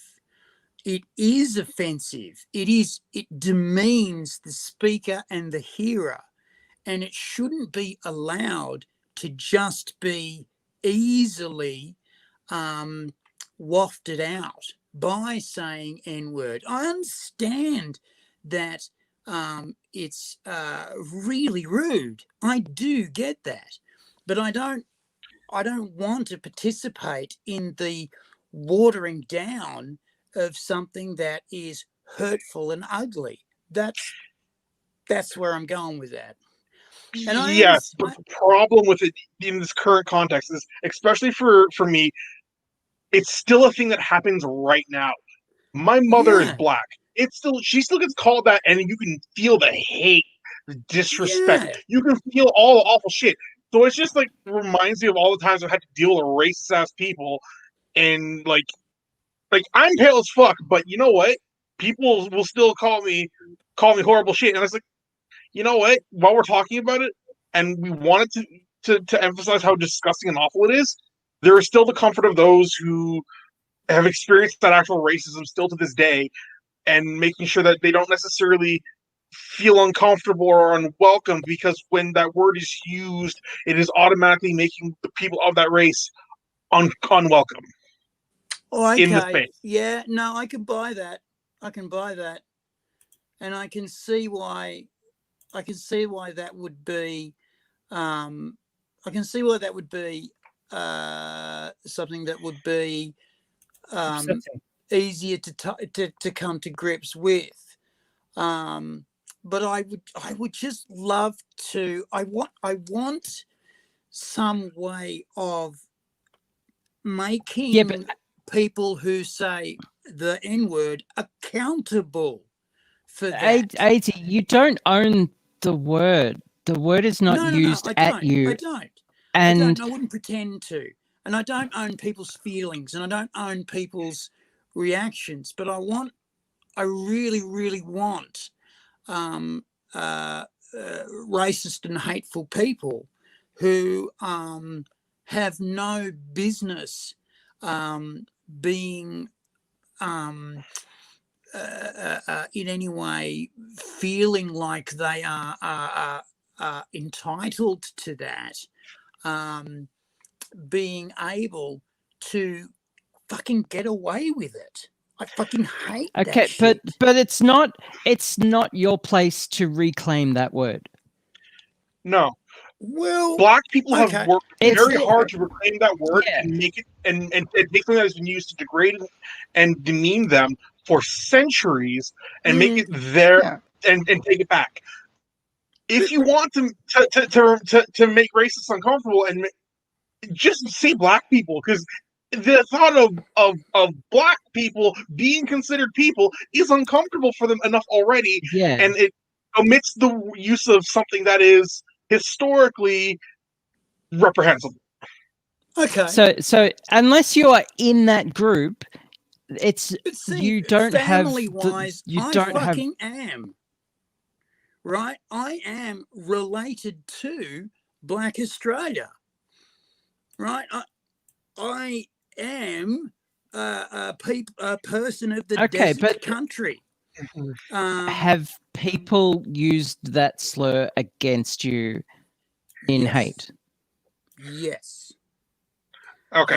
So while I was doing my training in the desert, that was something that was used against me. Shocked the shit out of me, because I've always passed as white. Always. And I was in town buying shit, and they said, "Oh, we haven't seen you around here. What are you doing?" "Oh, I'm with family learning law." And I said, another nigger trying it on. And I'm going, blah. And all around town, all of a sudden, here I was, effectively being non-personed by idiot racists, trying to hold on to some version of status which they had no claim to. But I will be quite happy to, if it bothers our black brothers so much that it just can't abide, I'm gonna let it go. If it's just too much, I'm going to let it go.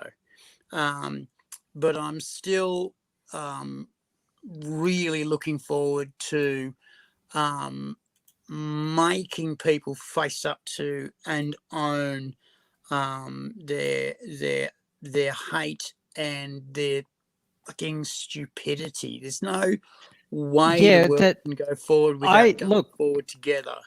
In an ideal world, that would work, but racist assholes are gonna be racist assholes.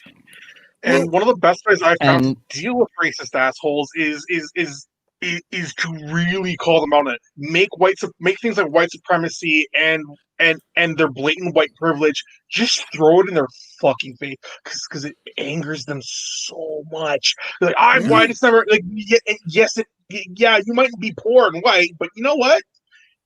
You've never been disadvantaged by your skin color. You have never been told to know. I have been told by teachers that I should cut my curly hair because it's unprofessional. Yeah, fuck off. Yeah, stick it up. Yeah. Yeah, like it's you just gotta throw it back, throw the shit that they benefit from, and throw their systems of oppression back in their face, because that just pisses them off more than being called out for using disgusting language. Because the more they hear it, the more they think you're on their side. Okay, yeah, all right, I can wear that. Okay. All right, well, thanks for showing me that, and I'll not a problem. Oh, fucking. Plus, I actually quite like you. I've been a fan of yours for a while, and I really don't want to see you getting called out for racist shit when you're trying to denounce racism. Yeah. Okay. Thanks. Appreciate it. Yeah, I've got to. But see, okay. Here in Australia, and I see it around the world, right? See, one of the things that fucking occurred to me when the September 11 attacks came, was that the conspiracy theories that came out straight away was that it was a false flag operation. The American government did it because there's no way that Untermensch from, camel jockeys from across the world could possibly have fucking outwitted good old white America. There's no possible way that could have happened. And it did. You scratch a conspiracy theorist, you find a racist. And I saw it again and again and again. They're going, oh no, it was clearly a missile. Oh, it was clearly a rocket. Oh no. And the fourth building, it's like, fucking wake up. Steel doesn't burn at that temperature. When a building's on fire, steel fucking burns. I've seen it so many times. And they collapse too. The other thing too that I loved was those buildings were made in the 70s when the mafia built buildings, and they would rob out 3/4 of the materials designed to go in those buildings. Fucking architects would over-engineer buildings to keep them standing up because they knew the mafia would steal most of the materials going into the buildings. I May Pay basically admitted it in a symposium once. And when they went through the rubble, they found that the heat protection was at the bottom of the start of the heat protection, the right thickness. But as it got up to the top, it was thin to a centimetre. It was supposed to be 10 centimetres thick, but it was a centimetre thick up the top. Why? Because they'd run out of fucking heat protection foam. It had been stolen. And so not only have you got fucking steel fucking burning quite happily, thank you very much, all the heat protection was gone anyway. It's just fucking tragic. The need for people who didn't make it to billionaire status, who look at people who are a different colour to them, who've either who are driving a better car or living in a better house, or living in a house at all, that obviously they don't deserve. And then they turn around and they say, basically, that's clearly wrong, because I'm superior to that. And they have got that stuff through illegal means and through, hey, grasshopper, through illegal means and through my hat went away and I'm sad. But I do have a nice yellow beard. And I came in just a little bit earlier, and I was listening to you guys talk about the topics of, like, you know, white privilege and racism, and whether or not you've been directly affected by racism. One of the things that I didn't hear about that I would like to just put my 2 cents in on, if I may, just very quickly, where racism is concerned, we're talking about institutionalized racism, I think, more than you know, just direct, hey, you're black and therefore you're inferior. There are many circumstances, and I've seen it firsthand, where somebody who is Indian or Chinese or Aboriginal or something like that goes in for a job interview. Before they go in to sit down with the interviewer, the interviewer has turned around and looked at me and just gone, for no other reason, for the color of their skin. These are things that's still happening. These are Australia's kind of got like more of a bit of a laid back kind of easygoing racism, if you will. Lazy, not easygoing, lazy insidious. Lazy racism, 100%. And you know, it's not the full outright, you know, dropping the N-bomb here and there, and all of the different terms that we've got for Aboriginal people and stuff like that. I think that if we're ever going to truly get on top of this lazy, insidious racism, as Angry and Abigail so succinctly put it, we need to acknowledge that these sorts of things, like in terms of those job interviews that I was talking about, and stuff like that, are properly acknowledged. That is a problem that needs to be fixed. I've heard stories from other people that I know who have gone in. They needed to get dialysis for a while. They had some problems with their kidneys, and they needed to have dialysis. Wait, you know other people? Abigail, sometimes. What? actually, speaking of somebody that I might know. Thanks. Oh my God, a person. It's a person. What? There's another person there.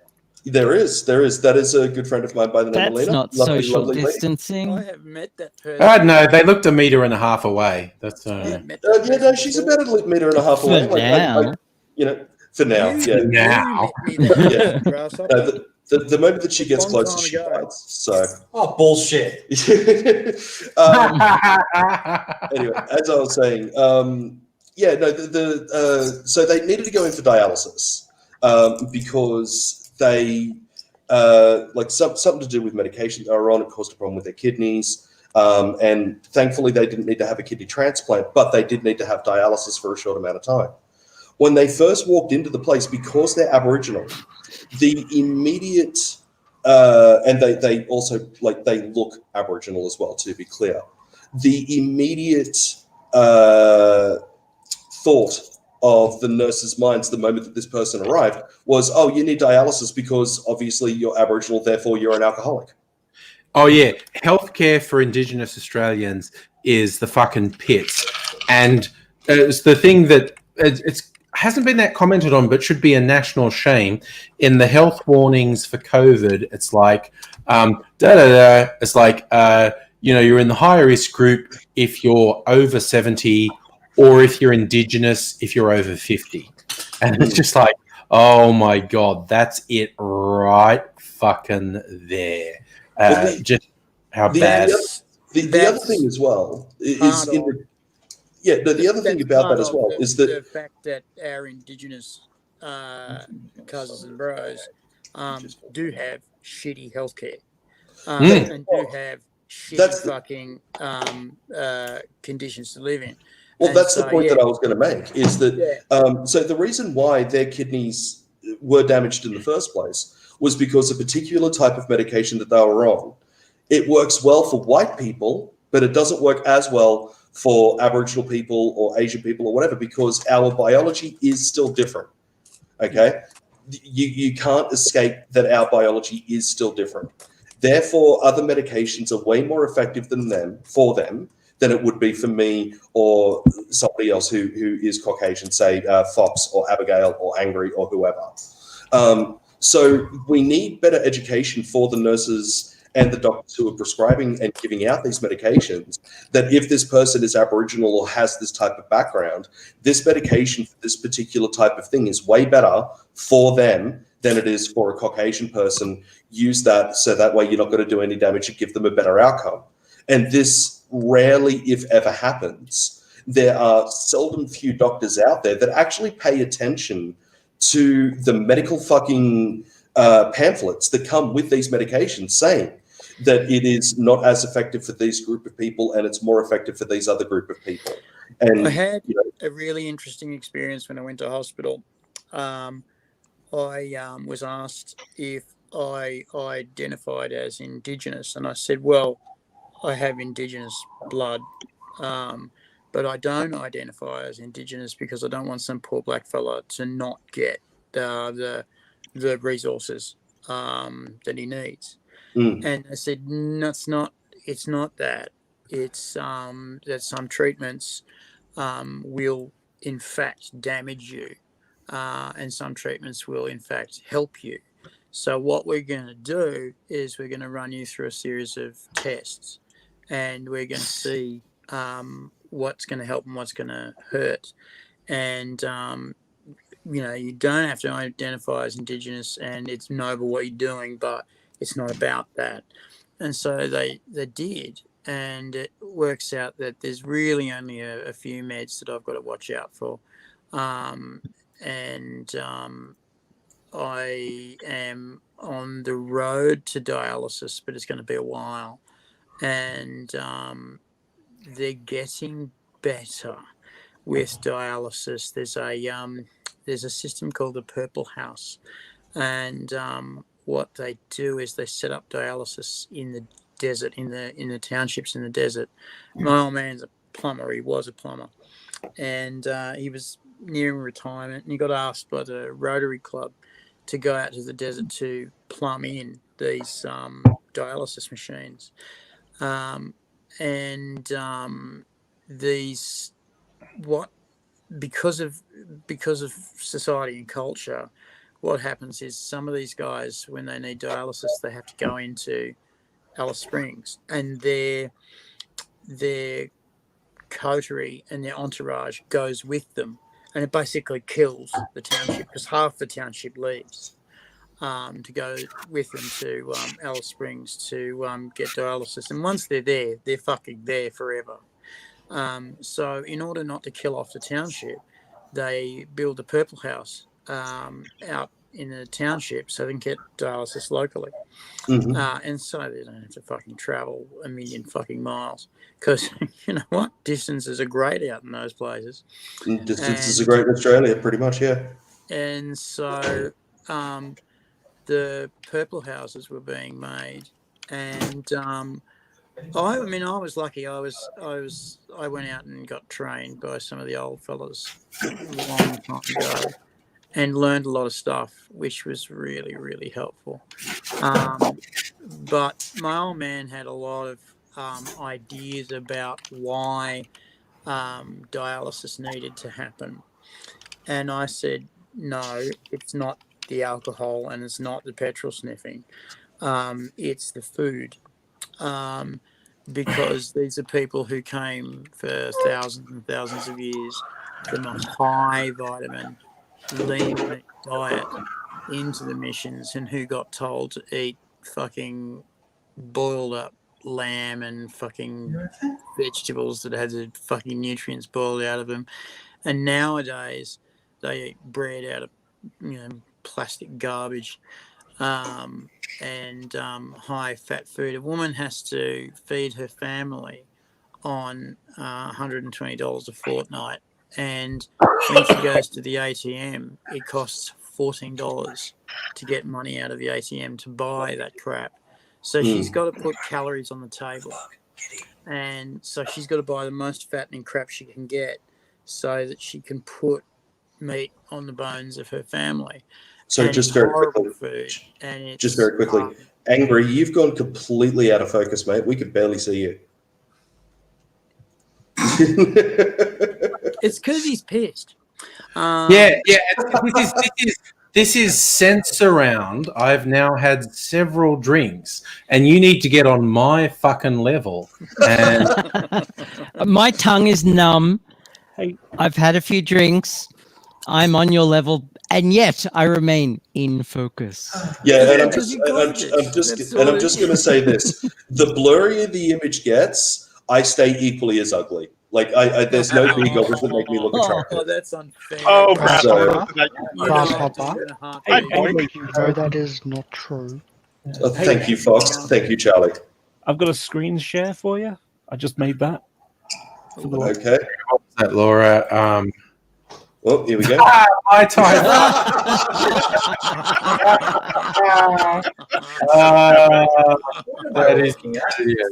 That is gorgeous. Well done, Laura. Yeah. That is absolutely going to be my thumbnail. Hang on. That is absolutely a Mai Tai fighter. When I make it, Fucking legendary. made a drink and he called it a TIE fighter. Well done. Anyway, just to fucking, it's gorgeous. To finish this off, you basically puts on fat very, very quickly, and there's a reason for that. Is when the rains are here, there's food and it's fantastic. When the rains are not here and there's drought, there's no food and it's fucked. So you'd better be able to put on fat fast, so that when the drought comes, you can live with 3 months without food. And that is a thing that I experience. I only eat once a day, because if I don't, I get real fat real quick. Look, humans. There's something that I need to interject here as an evolutionary biologist. There's something that I need to interject here. Humans are designed to have fat storages for lean food times for us to be able to live for a certain amount of time. Now, having said that, the amount that we do pack on and the way that we do burn it off is different for race to race. If you have a look at one of the favorite case studies of evolutionary biologists is Native American Indians in specific clans. If they eat a specifically white man's diet, they actually they develop all sorts of different health complications from that, because their bodies never evolved to deal with the high amounts of sugar, the high amounts of preservatives, all of these sorts of different things. And whether or not they're going to pack on weight is open to debate. But what is known is that if they get large on a white man's diet, and then they start exercising, or they start watching what they eat, and they try to start actively losing weight, as their body is burning that weight off, because that it's got certain lipids and various molecules in it, it can actually make them sicker, very sick, for the short term, while they're actually getting rid of this, because it is identified as a toxin in their body.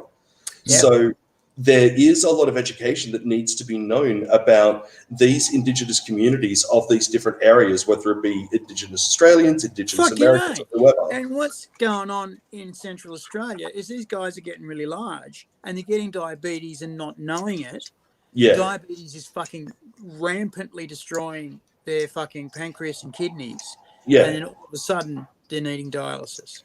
And it happens so fast. Yeah. And the immediate thought of those people is, oh, they need dialysis and they're that big because they drink. Yeah. And, then we come back to this whole institutionalized racism thing, and that's what's fucking killing them. Yeah. It's fucking this bullshit it's this bullshit fucking township fucking shops, which open for 4 hours a day, charge ridiculous prices. And my mum, when she was working with my dad, and my dad fucking had his eyes open to what the fuck was going on. And my mum and my dad were furious when they were working out at the Purple House making these dialysis factories. At the reason, one of the things that came up first was, why did you get plumbers from Canberra to come out here and do this? And the answer was, because no plumber locally will touch it. And that was like, are you fucking kidding? And it's like, yep, nah, they don't care. They're quite happy for these guys to die, and they'd prefer it that way. It was like, well, fuck you. No, see, my mum, when she came to Australia and started living here permanently, she saw the plight of the Indigenous Australians, and rather than just being a mouthpiece for it, and rather than just trying to be an activist or whatever, she actually decided to get directly involved and go to the communities and try and help.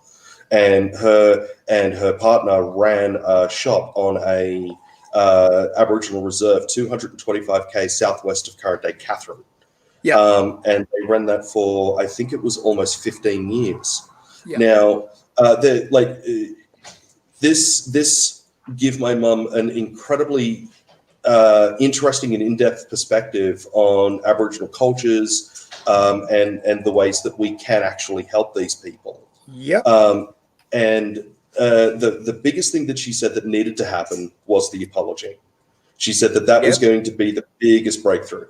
And all of these people, and at that time, we had that fucking long-eyebrow gluten power fucking John Howard, who was like, no, because the moment that we do that, we're going to have reparations this, and we're going to have problems that, and blah, blah, bullshit. blah. Yeah. All bullshit.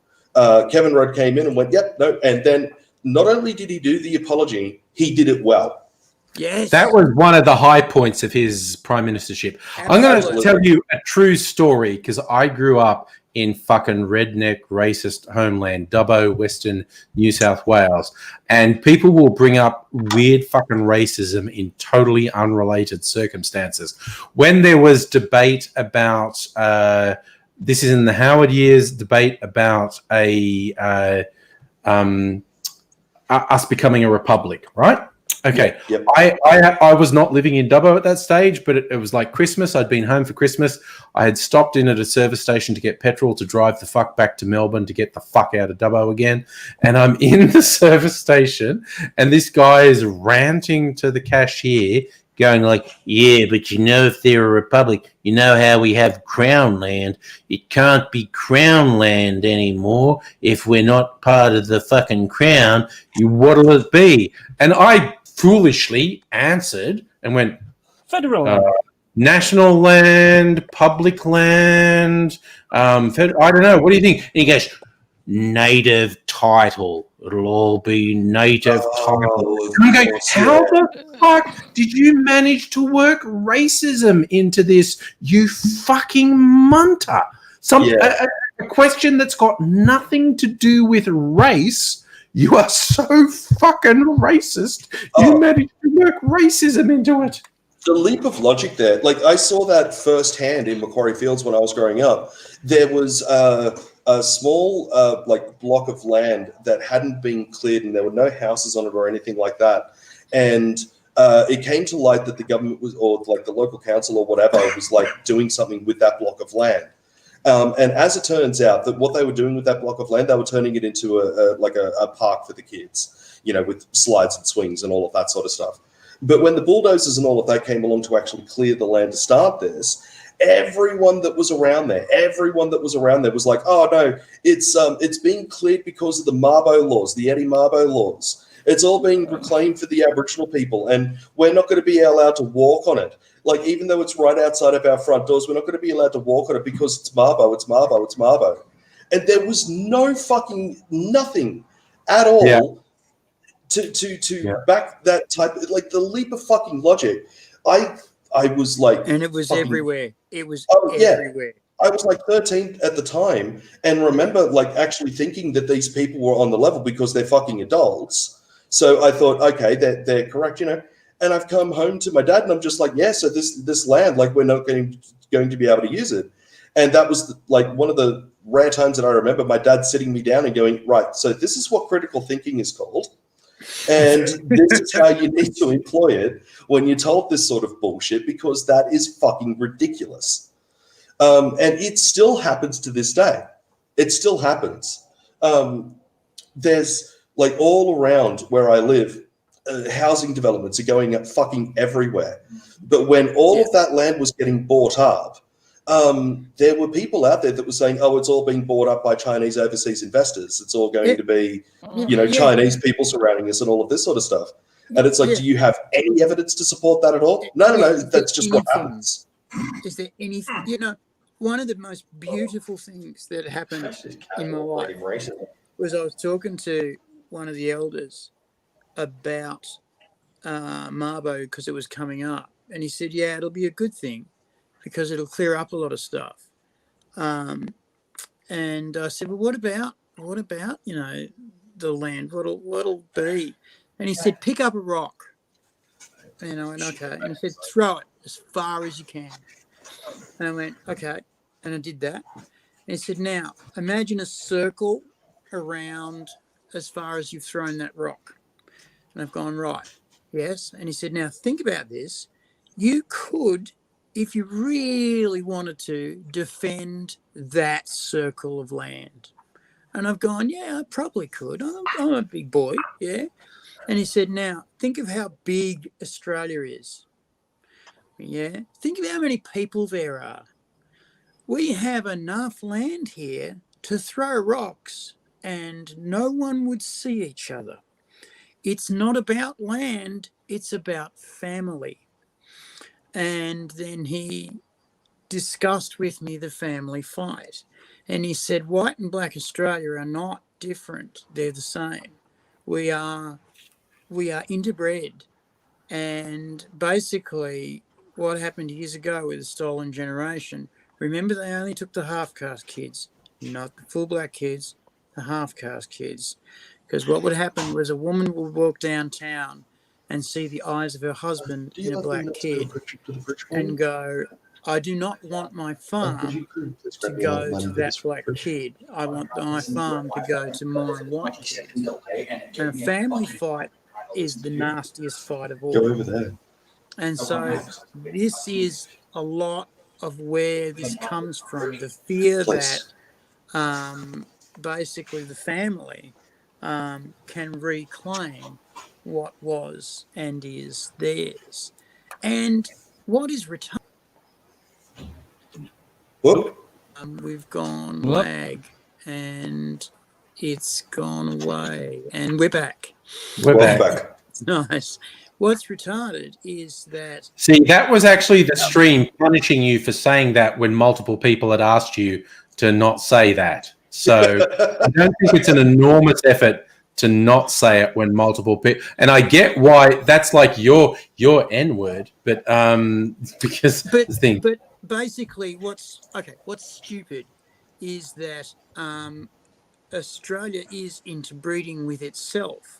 So that there will be basically, they say that by 2050, 70% of Australia will be will have traceable Indigenous heritage. By 2150, 97 or 95% of Australia will have indistinguishable Indigenous heritage within us. We are becoming the thing that these people are afraid of, and it's not an avoidable thing. So you know, the sooner it's embraced, the sooner we can grow together. And you know, look, I've seen black guys in mines. You know, I've seen black guys on cattle farms and sheep farms. They're not stupid. Things change, cultures change, people change, the world changes, but the country doesn't. And look, if you go out in Australia, you're going to get killed by an animal, a bushfire, a flood, a heat wave, or a cyclone, and there's no stopping that. And the only way that we get past that is to look after one another, and that is simply put, Australian culture. Is you put your shit down beside you and you look after one another, and that is simply put Indigenous culture as well. We're going to be more Indigenous than we think we are sooner than we think we're going to be.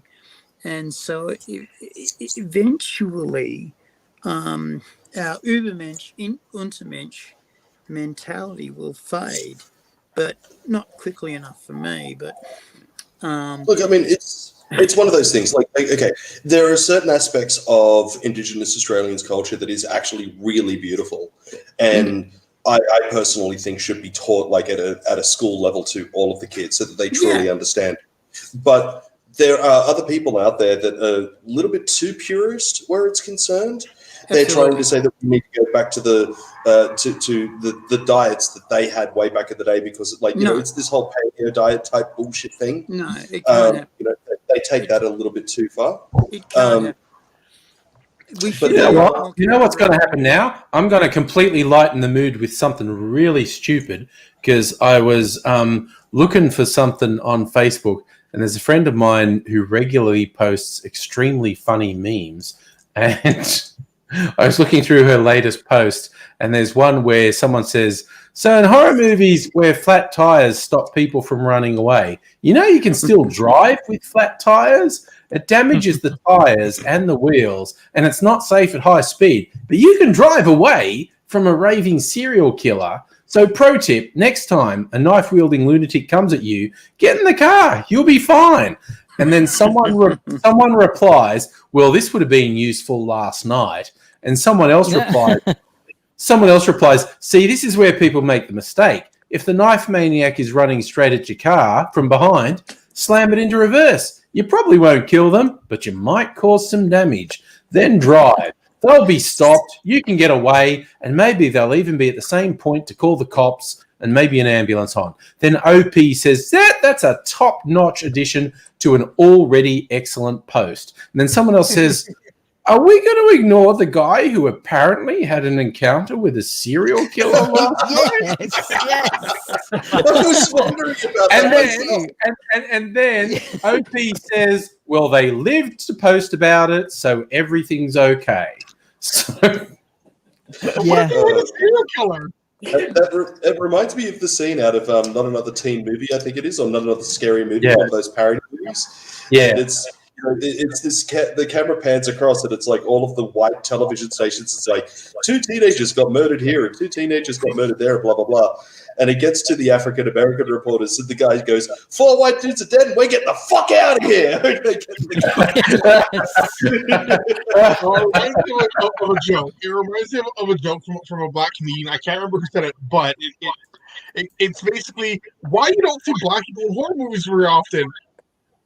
We have evolved a very good bullshit sense. So in a horror movie, the second the horror movie is in place, it's like, hey, you hear that? It's like, no.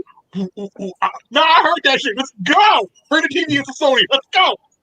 Yeah. I think it was Eddie Murphy that was talking about the poltergeist. And he was like, if I was in a house and I just hear this, hey, I'm there with my wife, and this place is lovely, baby. Look at this beautiful kitchen, look at this beautiful bedroom. Get out. Pity we can't stay, baby. And out they go. Here's another one of the memes in this friend's latest dump. Someone posts, today I learned that European beavers are faithful to one another, but American beavers regularly cheat on each other.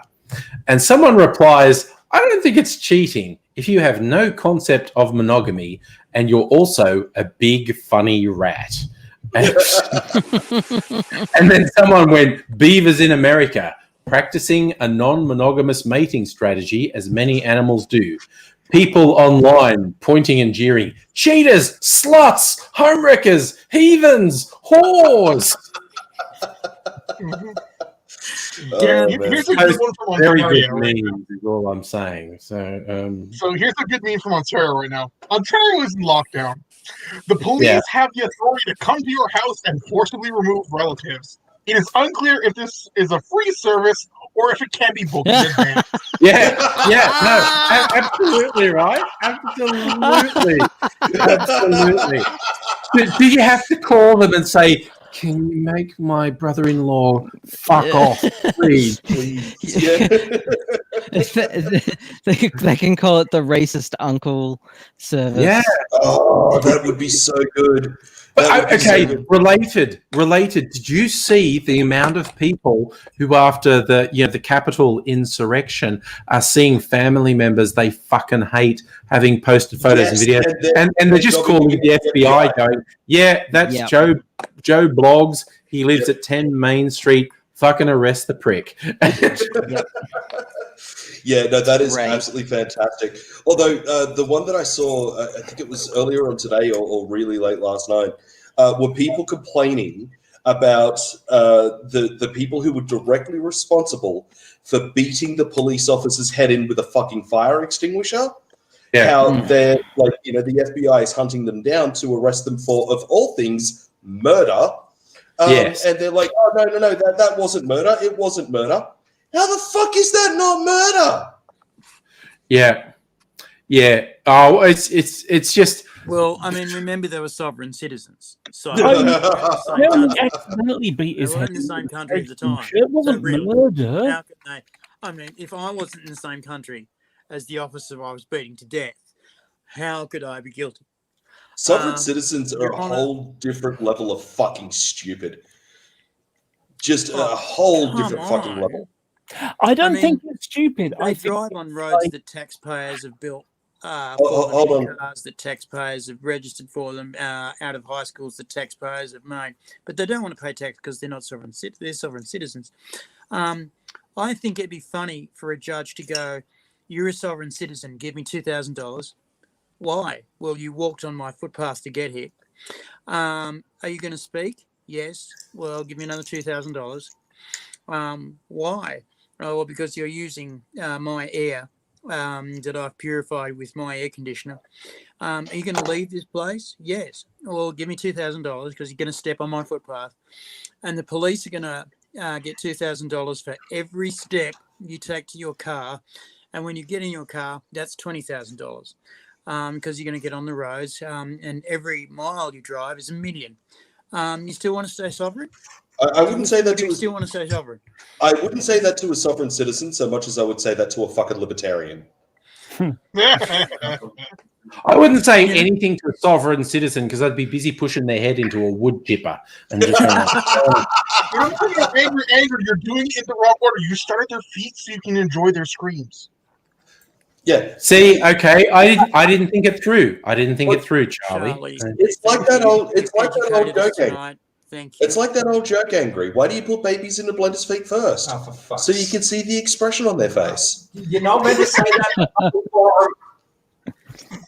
You know, I'm an atheist. I have a feeling that Angry's about to kick me out of the stream on that one. I'm an atheist. Good call. No, Angry, don't please. I'm sorry. I love you, Angry. I'm an atheist, and I've seen sort of the right-wing Christian evangelical types claim that atheists eat babies, and this is not true. This is not true. Babies just don't have any meat on them. For me, it's trick-or-treaters. Trick-or-treaters get they come around to you, and and they keep you fed for months, and they're candy fed. Yeah. So nice and sweet treat. Yeah. Lena wants the marbled. They're pre-marbled. Lena would like everybody to know that she does not support my joke telling stories at all. Fair. She has nothing to do with this. Yes, Lena, I told you. No, you're fine. I got a fun one for you. So, arseholes in videos or whatever, So, and it's kind of something Angry Ozzy said years ago, like bubble-headed people. Bubble-headed. Only have their own little world in. Oh yeah, no, I actually think I stole that from AZ. The bubble people. They have a really tiny bubble, and it's just in front of them. And if you come into the bubble, they see you, they recognize you, they acknowledge you, they may even take you into account. But the instant you move out of the bubble, you cease to exist, and they don't care about you anymore. I'm actually pretty sure I stole that off AZ. That came from I had to train people, especially when the group started. We had some people who were freaking out the ladies, and we didn't want it to turn into a sausage factory. And the ladies were saying, if this person turns up, we're not. And Angry said, Daisy, you take this person and train him. Because I was good at that, because I'd done a lot of directing of young comics, and young comics are motherfuckers. So I had to train them to be human, and so I had to train these people to be human, and I had to train a lot of bubble people, and they're fascinating. They are fascinating human beings. One of the tests I always give them is I take them to the supermarket, and I make them go through the aisle, and I make them talk to the checkout chick. And 9 times out of 10, they will grunt and throw the money at the checkout chick, not giving her eye contact once. There is no thanks. There is no communication. And they will take their change and pick up their bag and go. And I will then ask, what coloured eyes did the checkout chick have? And I'll go, what colour hair did she have? What, how big were her tits? Oh, they were fairly big. And like, guys, you know, you've got to really fucking look beyond your bubble. And I just thought, oh yeah, you know, I'm teaching a few bubble people how to fucking get beyond their bubble. There was one person who, I'm not going to say who it is, but it took 2 years for him to recognize that there were people other than himself that were real. I shit you not. I shit you not. That's a real thing that happened. This person didn't consider other people real. And Hey, so you gotta be messing with us at this point. Sorry? You have to be making that one up. No, that's real. I've heard of because what happened was this person, I said, you've got to understand that everyone in this mall has a story. Everyone in this mall goes home to a family, goes home to a life, goes home to a house, or goes home to a street, and sleeps there, which is sad. I've had to do that a few times. And that checkout chick has possibly a boyfriend or a girlfriend. She has something she's going to do after work. Maybe she smokes. Maybe she is having a fight with some of the staff. Maybe some of the staff are her best friends. Maybe she's going to go to a movie. Maybe she writes comics in her spare time. Maybe she's a cosplayer. Maybe she writes books. Maybe she plays guitar. Maybe she just loves her kids. Maybe she has a life. And this guy was freaking out because he'd never considered that the people, everyone in this mall had a real story. And he was losing his fucking mind because all of a sudden his bubble collapsed. And all of these people there is a real. word for that. There's a word for the realization. There's a French word for it. The realization that other people have a complete existence that has nothing to do with you. There is actually a word for it. Is there? I don't know it. I'll Google it. Give me a second. I'll Google it. Yeah.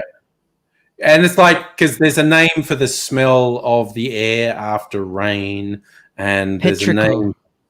Petrichor. Yes, you remembered Petrichor. Yeah, Petrichor. And because of Doctor Who. Yeah, Schadenfreude, the shameful joy at the misfortune of others. Ennui. So emotion I've come across many times. Yeah. Petrichor. Okay, so yeah, his bubble collapsed, and all of a sudden, all these people were real, and he freaked out. The word is sonder. Yes, What's sonder. it That is the called? word. Sonder. What? Can you spell it for me? Sonder. Sonder. Infidelity. Yep. Thank you. Sonder. Righto, I'll remember that because it's useful in training. Sonder. Because if you've got a concept, a matrix for it, you can build toward it. I've always had to build toward it in pieces, but now that I know that it's a thing, I can build toward it as a unit. Thank you. Yeah, so this world, this bubble collapsed. He had his sonder, and he freaked and said, "We've got to get out of this mall." And he was crying because there were people pressing in on him. All these lives were pressing in on him. They were choking him, and he couldn't handle that there was all these people that were real around him. And so we got out and we got into the park, and we got, away from people, and his societal anxiety, relaxed. And then more and more we went to the mall and desensitized him, and more and more I finally made a breakthrough because I always made this guy go through the checkout, not through the assisted machine, but through the checkout, so that he had to interact with the human. Checkout check. And I always made all these people I was training say please first and thank you after. Because if you say I'll have a blah blah thanks, you've turned them into a slave, because you already assume they're going to get you what you've asked for. You already assume they're going to do what you've told them. But if you say please first, you're asking them politely to do something for you, and you say thank you afterwards, you've acknowledged that they've done something for you. And if you're friendly enough to do that, and if you show them 3 minutes of respect, you will be amazed at the smile that comes over their face. If you show them enough human, sincere respect, you brighten their fucking day. And it's shameful because I've had situations where I've had to go into a shop on a fairly much daily basis, and I've had the 6 or 8 girls that work there run toward me because the first one that can get there can serve me, and for 5 to 8 minutes in that day, they can have the experience of being talked to like a person who is respected, It's one of the things has a life, and who is valuable. Aizy, could you give some other people some airtime, please? I will. I'm stopping now. Basically, it's just except you sad. didn't stop. No, when I was a cop, one of the I was able to talk my way out of so many situations. Like when you're a police officer, when you're in training and you going through your training, you're told that you need to arrive at a scene and for all intents and purposes take charge. And a lot of police officers did that the wrong way around. They would go in and immediately start throwing all of their weight around. And go, basically, I am the alpha, you must listen to me type thing. I never had an issue of going into those situations and having those people turn violent on me, because I wouldn't go in there and just start throwing my weight around. I would go in there and say, hey, what's going on? Officer Hanlon here, what can I do for you type thing. And they would say, oh, this person said that, and then this thing happened, and then that thing happened, and now it's devolved into this. And I would turn around to them and go, okay, so you're telling me that this happened, and then that happened, and then it devolved into this. Okay, I get that. Let me get on top of this stuff here first, and then we'll get on top of that, and we'll get it all sorted out. Can you just give me a couple of minutes? Do active listening, talk to them like a human being, and come in calmly and not throwing your weight around. Similar things when it always worked. Similar thing when you're talking to people on the phone in a call center, when you go into a store or something like that. If you can use their name when they give you their name. When you call up a call center, hi, this is Joe Blow from company X. How can I help you today? Oh, hi, Joe Blow. My name's Shannon. I'm trying to get X done today. I was wondering if you might be able to help me out. Just some basic fucking politeness, and you get so much more. Sincerity and respect. Yeah. Yeah, actually, that's a true thing. Like I found that just in, I only go to the soup. There's a Coles and a Woolworths, and I'll alternate which I go to. So I'm only going to them once or twice a week, and of course you go to different checkout operators at different days. But there's the ones where I talk to, they light up when you come to their register because this is a person who talks to me. This is a person who treats me like I exist. It makes a fucking difference. And also, I want to get stupid and frivolous again because my friend is in a mad meme posting mood. But this is a visual one, so I actually have to show it. And if anyone's having trouble reading it, the first panel is one person saying, "You ever do drugs?" And the other one says no. And then this is, "Well, you should. I'll make you more creative." And then, wow, okay. And then the person's just vegged out in a chair going, "How do I move my mouth?" That's the K-hole right there. Yeah, that is right there. That is someone getting stupid and having an 800 milligram edible and then going, "What is existence? Do my fingers like I can tiptoe, but I can't tip finger, but I have fingertips, but I don't have tiptoe tips." That's the first time. The first time you try edibles and you have too many. Yeah, that reminds me of the meme that I saw about the band Tool not long ago, and it was like listening to Tool while stoned. Oh my god, they're so in depth, and this is amazing, and they're talking about all of this stuff, and oh my god, it's absolutely mind blowing. Listening to Tool while sober, learn to swim, learn to swim, learn to swim, learn to swim, learn to swim. I've got a great story about edibles. Personal attack. So, learn to swim, learn to swim, learn to swim, learn to swim. Sorry, Lita's So back speaking in for high me in the school, background. we had I had friends in college, and I joined them for a 420 celebration, and everyone was having edibles. Now, by this point, I'm a fairly experienced smoker. I've had edibles before, and they're making these big edibles that you could just smell the weed on them. Like, they were fucking potent. And I'm like, I eat like half of one because I'm not trying to get like too high. My friend who has never had weed before decides he is going to. Wow. Yeah. And we're watching him like, here's the thing with edibles. I've never had edibles, right? I haven't been to the US since those things became legal. But my favorite story I heard about someone, he said like how he fucking alienated his in-laws forever because he's only quite young, and he's in Colorado where his girlfriend's parents live, and they stop at a legal shop and buy some edibles, and they're like these cookies, and the person says like, "Don't take more than a quarter," and he goes, "Well, that's bullshit," and I think he ate 2 cookies, and then everything was fucked. But I was also thinking, why on God's green earth do you sell a whole cookie and say, "Don't eat more than a quarter of this"? How about you adjust the strength so 1 cookie is the fucking thing you eat? I thought this was the dumbest thing I'd ever heard.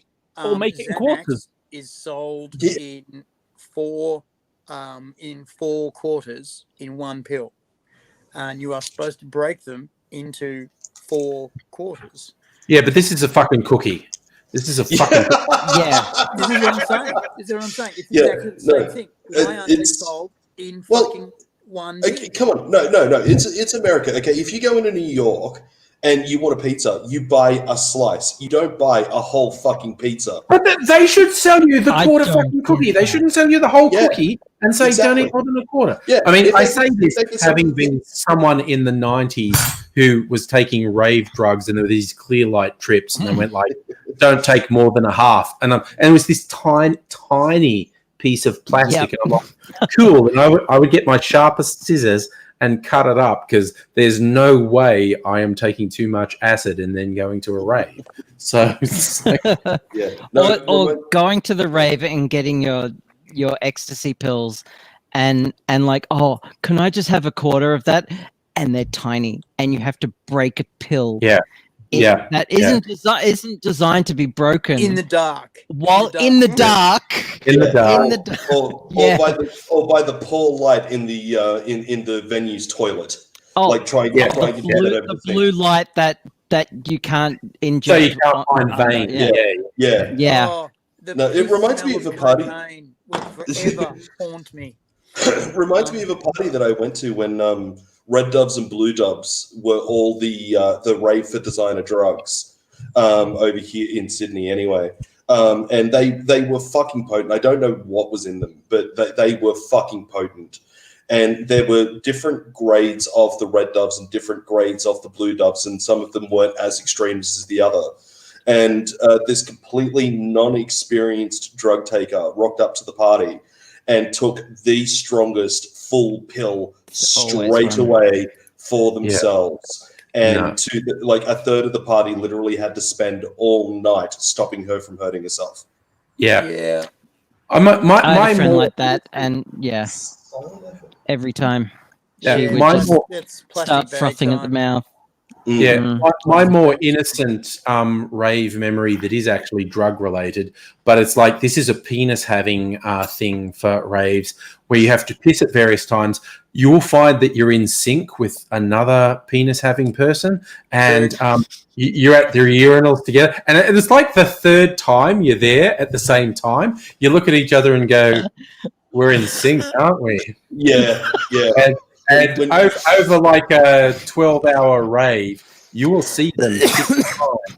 Because you will be at the urinal at the same time saying, "Oops, we're here again." Yeah, no, we refer to them as our dam buddies. We would see them when we broke the dam, and then like for some reason, like our bladders would fill up at the same time. We'd both be in the line for the toilet. Because you're hydrating, you're being responsible, and you're hydrating. Yeah. And you just end up in sync with a total stranger and go, "Whoop, here we are again." Okay. I was with a damn buddy in Canberra, and the fifth time we were there, he's looked at me, and we chatted a few times. He's looked at me and said, "We've got to stop meeting like this." And I laughed so hard that I wet myself sadly. I thought it was the funniest thing ever, and I was like, all over the place. I went, how embarrassing. It was a good night. I'm terribly... I'm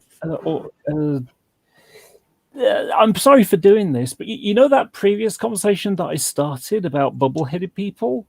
Yeah, please. Everyone talked about it, and I didn't get to tell you the reason why I brought it up. Please do. Yeah, go ahead, Laura. Okay, so I'm into model railways. Okay, and I saw a video of some guy who'd taken a wagon, and he basically there's a wagon you can buy, and then there's a longer version of it which you can't buy. Some guy had basically bought a couple of wagons and chopped some donuts out of it to make the longer version. And it's like, brilliant, excellent bit of modeling kind of thing. And then I scroll down and I see a bubble-headed idiot in the comments. The chances of the average person having both the tools and the skills to cut and shut and having a model that ends up like that are next to zero. And it's like, so my reply to that is, that's the kind of attitude that limits your chances of developing skills. Take care, Fox. That kind of attitude limits your chance of developing the skills to convert a model into something that doesn't exist. And their reply was just there in front of you, dude. Yeah, you've seen it. There's pictures. Look, click. Look. Click picture. There's always going to be that guy. There's always that person, I should say, that wants to ruin it for everybody else. I'm a member of quite a few like PC enthusiast forums, and every now and again, like a newcomer will come into the forums who's just bought themselves a secondhand PC. They've watched some Linus Tech Tips or some Jay's 2 cents on YouTube or whatever, and with that advice, they have bought themselves a half-decent little video card for it and some extra RAM for it and an SSD for it type thing. Why are you down on your knees there, Angry? I was just doing the classic walking down to the cellar gag. I've had several drinks, and that seemed like a legitimate. You're halfway there. That's a short person joke. That's a short person dig. I get it. I get it. Yeah. So they'll come into the next time I see you. Sorry, please, Grasshopper. They'll come into the forum. I think we're the same height, Angry. So we are. And they're like, I just bought this system and I did this upgrade and it's playing Counter-Strike Go and I'm having such a great time. And there's always going to be that bobblehead, as you refer to them, Laura and AT and Angry and others, where they're just going to come in and just go, well, you should have spent your money on something better than that. Okay. There's always that arsehole, always. Yeah, please come and piss on my parade. There's something better 3 nanoseconds after you buy it. Yeah, I mean, I went off on this guy because his response to, if you go along that, you'll never become a good modeler. You'll never expand your abilities. And surely, isn't that the point, kind of thing? Yeah, otherwise you just go into a shop and you're playing trains by saying, "I'll have 3 of those, please." Lena referred to them as gatekeepers. Gatekeepers. Scum of the fucking earth. Anyway, so I feel very strongly about this topic. She feels very strongly about this topic, apparently.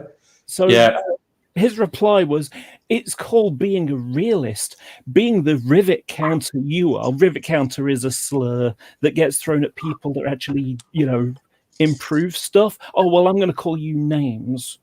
It's the equivalent of the school bully beating up the smart kids because they know they're not smart like them. Yeah. I'm just keeping it real. Yeah. Yeah. No, it's one of those things. Like I always make it a point to go to those people's posts and say, congratulations, it's a fantastic build. If it ever crashes and you're not sure what you're doing, feel free to hit me up for some advice. More than happy to try and help. Like really trying to out shit the shit, the world is what we make it. Yeah, someone 100%. Someone else will fucking add fucking colour and crepe and fucking give you some Vans, Yeah. I would not be anywhere near as good with building and upgrading and repairing PCs if it wasn't for people who were kindly motherfucker who showed you. Yeah, exactly. 100%. The person that's actually going to take the 10 minutes to not be a judgmental douchebag and go, yeah, no, you did it this way, and maybe you shouldn't have done it that way. Maybe you fucked up here or whatever. And I would say that it's like Laura, for instance, if I were into model railways and I built a model railway and took a photo and put it up online, if you saw something that was overtly wrong with that and it was going to bugger something up, you would approach me and go, yeah, okay, so you did it this way, maybe try and do it that way. You wouldn't come in and just go, you're a fucking idiot. Why have you done it that way? It's never going to fucking work. And, but there are people out there that's going to be their immediate fucking reaction. Yeah. Absolutely. And also it frustrates me when I get people who give up. I can't stand that. It really kind of annoys me because it's the, it'll do kind of mentality. And it's like, if you limit yourself in that kind of way, you will never grow, either as a person or a modeler or whatever in any art. Yeah, people who can't do it perfectly straight away and just give up on it straight away. Yeah, I used to run a war games club, Games Workshop stuff. And I used to run it at a toy shop down the road. And now the kids liked playing with me because I would explain where they got things wrong, and I wouldn't do it. I'd let them get it wrong, and then I would pause afterward and say, "Okay, let me tell you what you did wrong there," because people tend to learn better from their mistakes than their success. Well, it's a difference between constructive criticism and just outright bagging someone for trying. Yeah, fucking I have a name for this, and I'll call it post-facto criticism. These people never fucking put in when it's risk time. They never put in any training. They never put in any fucking comment during the point of maximum crust of risk. They always put in the comment after it's gone wrong. You know, that's the only time they fucking speak. Because if it went right, you can bet your ass they wouldn't say a fucking word. Oh, 100%. No, if it goes right, they're never going to turn around and go, good job, you did that really, really well. Yeah. But the moment that you fuck up, you know that they're just biting the bit to go, in they you did come. all of that wrong. Yeah. In they come. Well, I mean, how did you not see this? Oh, you fucked it up. Oh, you didn't see that coming. Oh, you didn't see it. It was like, where the fuck were you when this was starting? Your post facto criticism helps nothing and no one. And I had to live with this all my life. I was very, very lucky to fall into the hands of a few groups of people who were very, very good at basically going, look, here is some basics that you should build upon that will make you not an asshole. And I was very, very lucky to fall in with these very different, really different groups. And Can I just interject one thing and very learn quickly? to love people. Just want to interject one thing very quickly there. So the lovely lady sitting next to me, Lena, she is over at my place with her lovely partner, lifelong friend of mine. And we want to sit around and play some games. That's why the background is different for me tonight. We've got our computer set up and we're going to play some games. So I'm actually going to hop out and go play some games with them and have a good time. So my love to you all. Yep. But yeah. Live long and prosper. Good night. Have fun. I feel my like love to you all. Play games. I feel like a loser. He doesn't want to hang around with us. Lena also is sending her love to everybody. Bye. Bye. Bye. All right, love you guys. Bye. Bye. Anyway, I was saying about this kid. So he had ADHD, and you know, so in the game there's the main rule book which addresses all the main stuff, and then you've got your army book, the codex for your army. And so in this game, it was space elves basically, Eldar, and you know you've got different models that got different abilities. Well, he used to rely on his friends to tell him what his models could do. Yeah, right. Because he didn't have the attention span to read it and absorb it. Yep. So, you know, so in this game, he made a mistake. And I said, you know, what you should have done there would have been that. If you'd have done that, I think you would have done better in that regard. And he just went, oh, I've got ADHD, you know. Oh, I think I said something like, haven't you read your codex on that? And he went, oh, I've got ADHD. And I kind of lost my temper in the sort of mental space. But I said, look, don't ever use a disability as an excuse not to try. You know, that you've got to try and find a way to make it work. You need to learn these rules for your army, and you've got to figure out a way to learn it. And if it means, you know, you read a page and you go away, and you read the same page and you go away and you read it again, and eventually you'll get it in your head. You know, if that's the way you got to do it, that's the way you got to do it. You know, I remember once training a guy who said that he had ADHD, and I said, "You make electronic music, and I know that you sit in front of your keyboard and your synthesizer for 6 hours, and then you put your head up and you're finished."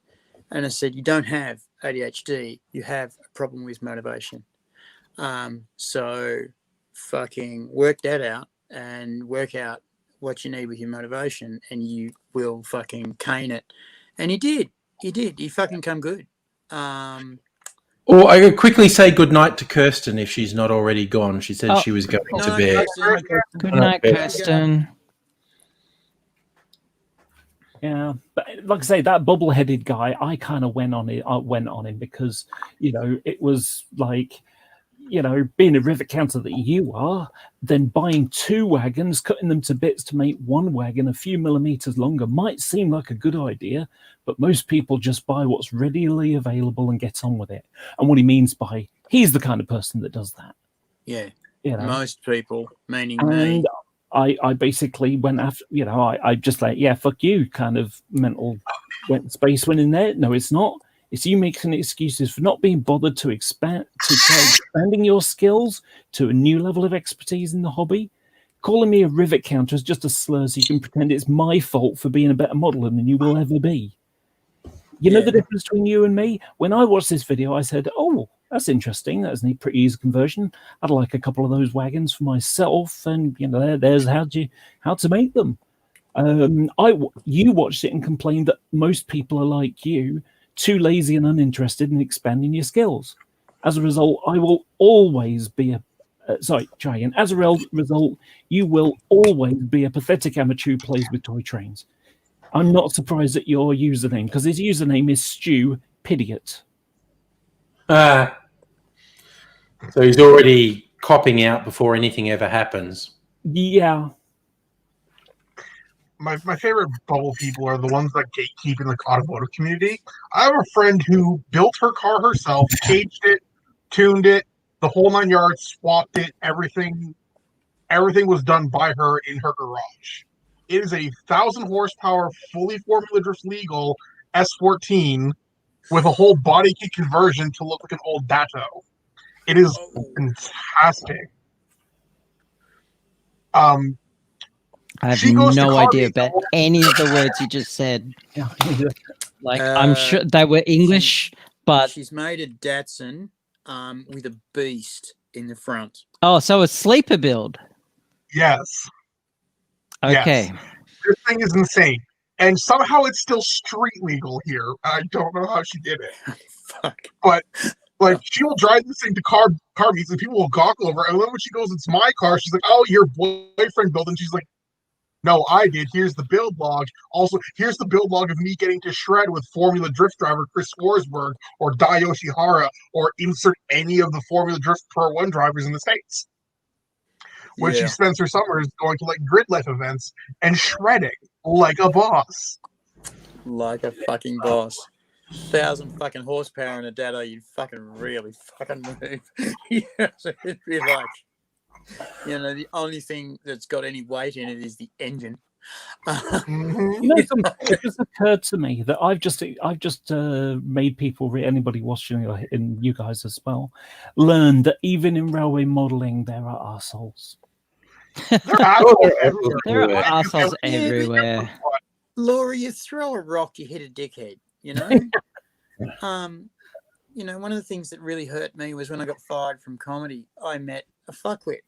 And I went, okay, I've met a fuckwit. That's okay. You do that. And then I met another fuckwit. And I went, okay, well, I've met another fuckwit. That's okay. That's okay. That happens. And then I met a third one. I just went, well, I'm not meeting all these fuckwits. It's got to be me, right? And what had happened was I come from a community of brilliant, amazing, creative, genius people. And I was now in the real world with real people. And there's tools and fuckwits everywhere. And I went, I took for granted for 10 years that I was in this community of people that were amazing. And now I'm not in that anymore. Yeah. You left your sheltered workshop. Yep. Meanwhile, who can tell if what I'm drinking, if I say, it's in your head, what's in your head? Zombie. Oh, it's a zombie. Yeah. Zombie. Nice. She passed away. That song, she died very young, yes. Oh my gosh. Yeah. I didn't know that. I watched a number, about 3 or 4, reaction videos, listening to that song or watching the video of it. And it's like, oh my God, don't you guys know anything about, Northern Ireland and the shit that went down?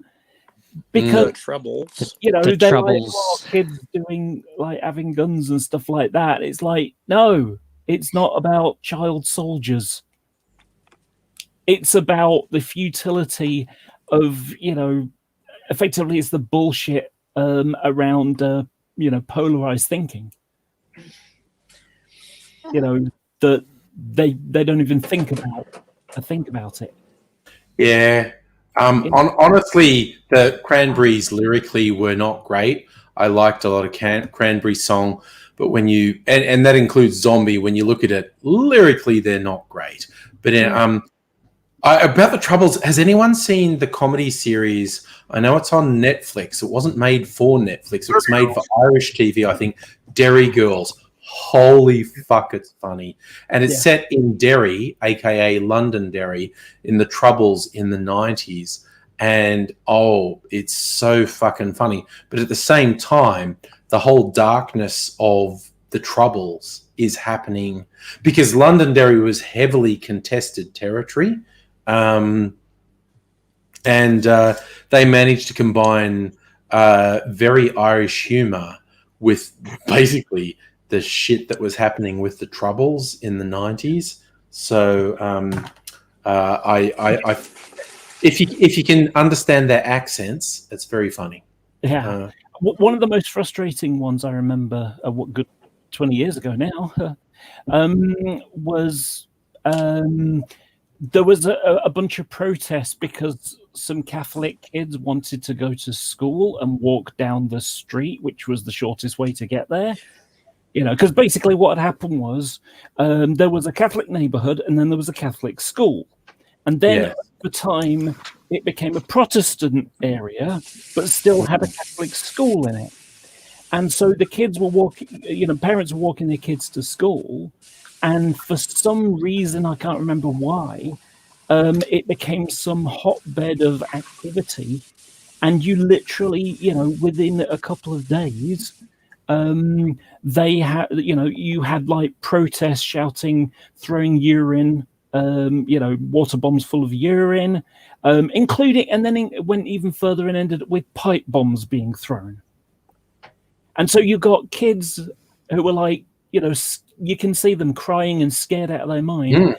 All they wanted to do was go to school and walk down the street. And it was like, you see, what had happened was that they were walking and the parents, they were Finian bastards. And they were playing on the neighborhood. That's what was going on as they were walking their kids to school. And it was just crazy. And they stopped for one day. And it was just a silent protest that day. Yeah. And screaming and shouting and throwing stones and stuff. No, that was because the day before was 9/11. Yeah. Oh God. Okay. Yeah. And like I say, it was just some kids who wanted to go to school. It's crazy. Holy Cross protest. If you hit it on Wikipedia, it's just bizarre. If you want other great protests, back in the States when desegregation was happening, and all those people who were, and like especially the younger people who were yelling at black kids that just want to go to fucking school, and were thrust into this political, and I was like, and everyone likes to think that was so long ago, when in reality, people are now in their 60s and 70s and are Republican voters. Oh yeah. Yeah, and if you want to get really mortified, like the segregation stuff in the 60s was very bad, but in the early 20th century, so it's people's grandparents, great-grandparents, you'll see photos from lynchings that were treated like social events. The whole white town turns out and poses for a photo with a usually a black man who's been savagely beaten and then hanged from a tree, and the whole town, men, women, and children, have turned out and posed for a photo. That was mainstream America in the early 20th century. That's people's grandparents and great-grandparents. And also included souvenirs which were things like fingers off the guy. Oh yeah, no, it's fucking nightmarish. Yeah. But America wanted to believe they were post-racial because they elected Barack Obama. Out of here. Yep. So racism is officially over. Hoorah! And then they look in trouble because they needed a racist palate cleanser. Yeah. I forget what it was, but someone where people tag this old. I don't know if people are as bad Twitter tragics as I am, but there's this really absurdist, nonsensical Twitter account that is very funny called Drill, and he just posts really weird, absurdist stuff, and it's applicable to so many things. But one of them is like, man, everyone wants to be the person that ends racism forever, because that would look hella good on your resume.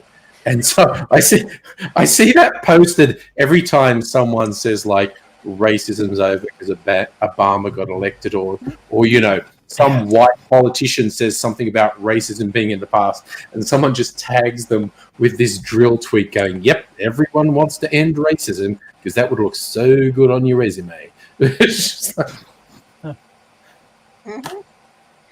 like we're going back to this concept, but there's one thing that I think we need to work on, and that is, even myself who has the heritage but is pasty, we need to make racism not have it viewed as a problem that people of color need to solve.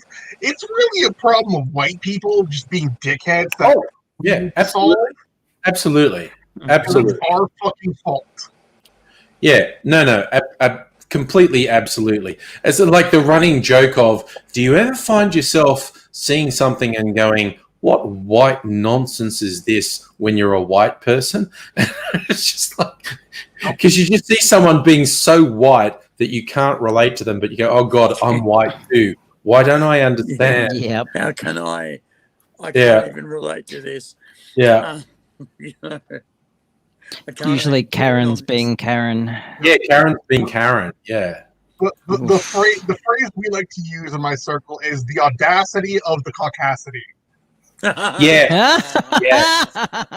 Yes. I like absolutely. That is it.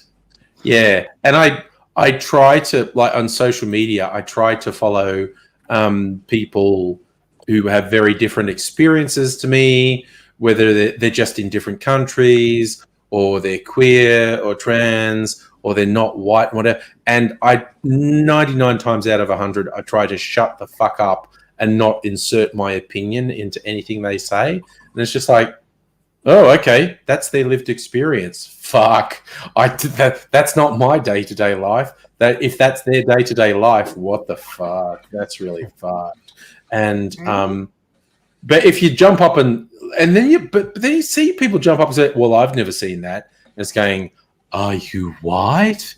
And it's like, that's probably why you've never seen it's the double-headed thing. Oh, well, that's not something that I experienced, therefore it's not true.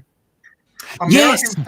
Also in the news, I just ate, therefore there's no such thing as world hunger. Yes. There's no starvation anywhere because they had a big dinner. Oh my God. Okay, I'm sorry. I'm sorry interrupted, but I'm chuckling at something. So there's a evangelical Christian lunatic on eBay, on YouTube, called Jim. And by the way, his ministry is Preaching to the Choir Ministries. Nice. And that's unironic, I assume. Well, you see, that's the problem. He's an idiot and didn't realize that that's not what, that preaching to the choir is basically an argument of you're talking to yourself. Yeah. But he says he uses it ironically once he learned what it actually meant. Yeah, of course. Kind of idiot who said atheists and their elk. Which is why I bought a plushie of an elk. A plush elk? Yeah. Anyway, so I could be an atheist and my elk.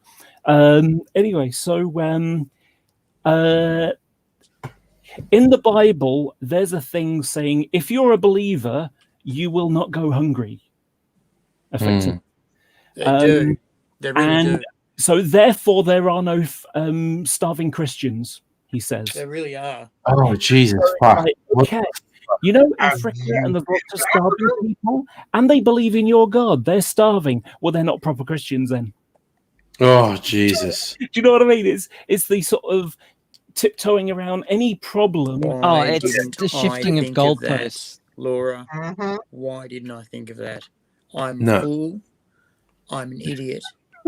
I'm a cretin. If you don't believe hard enough, you won't be healed. This stupid chemo shit is not going to do the thing for you. Get into prayer. Get into prayer. Do you know what I was thinking this week? Like, because, okay, I think everyone here, I'm not sure, Laura or Charlie, if you heard this, but I sort of had this screening test for bowel cancer that said, oh, there was some blood in your sample. You should get tested just in case. And turns out I don't have bowel cancer, right? I had a fucking spit roast, gastroscopy, and up the buttoscopy, and I'm all good. But there was a week from when I got told the test results said there might be something. When I had the gastroscopy that told me there was nothing wrong. And oh my God, did my brain go places in that time. I was going, well, at least if I have chemo, I'll probably lose weight. So it's just like, that. And I was thinking, oh, what if I don't die, but I get a colonoscopy? Like if they take out all my fucking bowels and I've got a poo bag sticking out of my stomach for the rest of my life. And of course, huge amounts of people live with that, but I don't. So fuck those people. I don't want that. I literally spent a week just freaking out, thinking every crazy thought that you could possibly think. And not least was, if AIDSy outlives me, I am going to haunt that motherfucker like you will not believe. I was there for that one. I just wanted to say, don't haunt AIDS. He has enough problems already. No. If I had suddenly died from bowel cancer, this motherfucker would not get one night's peace ever. And thank you for the great grenade, motherfucker. that was a literal. I'm not joking. Yep. You'll fucking wait. That was a literal thought I had. I thought, for fuck's sake, he can't outlive me. Do you know? I won't. A couple of years ago, I discovered a lump on my right breast, and I went to the doctors, and he's like, "Yeah, okay, I want you to go to the hospital, get a test, get a check." And so I went up and had a check, and well, in the meantime, of course, that's where people can start having worries. Yes, I didn't. Yeah. I didn't. I really didn't, because my head went, well, breast cancer is one of the most survivable things these days. It's like 80%, which is pretty damn good. So even if I do have it, the chances of surviving are very, very high. Yeah, And if it all goes wrong, well, I'll just have to face that when it comes around to it. Yeah. My mum, on the other hand, she's the negative kind of thinker. Oof. In her head, I've been smoking all my life. I'm bound to have it. I mean, you've got to have it. It was just a matter of time, and she frets and worries about it. And then when it comes through as negative, she's totally surprised. It turned out that I was growing boobs. That's fair. That's fair. As a reaction to some of the medication I'm taking. Was causing me to finding a worrying lump is kind of a trans woman's rite of passage. I haven't had a trans friend, myself included, who hasn't been worried about a lump. To be honest, though, it is the lump in my trousers that I'm worried about at the moment. So, yeah. I'm sorry to go down that. Fair. That was awful. I want to make so many horrible trans jokes right now that my friend makes because she is trans. But I don't want to piss you off. Be an asshole. No. I know what you mean. It's like black people with black jokes, trans people with trans, queer people with queer jokes. I'm the only cis-het dude in the fucking chat, so I am the oppressed minority right now. I just lay it on the table. I'm the fucking victim. I am the fucking victim right here. Everyone is angry. Sorry, you're persecuting me. I'm the minority.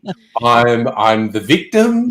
I'm seriously gonna throw something at you next time I see you angry. Yeah, no, just slap me. I need it. Abigail, do me the favor and make sure it's something obscene, like a bad dragon. Look. Hang on. Let's see if I've got something here. I do. like the most. Stella, I love you. Oh my gosh. Okay, now, but okay. Also, for real, I will. This is that's for real. After I got the spit roast, I thoroughly expected to wake up. I thoroughly expected to wake up with a sore throat from having the endoscopy down my throat and maybe a sore butt, thinking like someone had pegged me from. And I didn't. It was really funny. You don't. No, The of course not. weird My thing is throat you wasn't wake sore up- and my butt wasn't sore. You wake up from the colonoscopy with the gel coming out your ass, and the nurse is wiping the gel, and you're going, "Okay, haven't had someone else wipe my ass for a while." And the gel keeps on coming, and then it's finished. And down the throat, you think, I'm going to feel sick. I'm going to feel... Yeah. I thought my throat would feel really raw. Yeah. No. No, not at all. Really wonderful fucking teeth guards in your mouth now. And I have false teeth. So last time I had an endo, I took the teeth out and said, you don't want these in, do you? And they said, no, take them out. And so I took them out, and they still put the mouth guard in. I went, oh, teeth.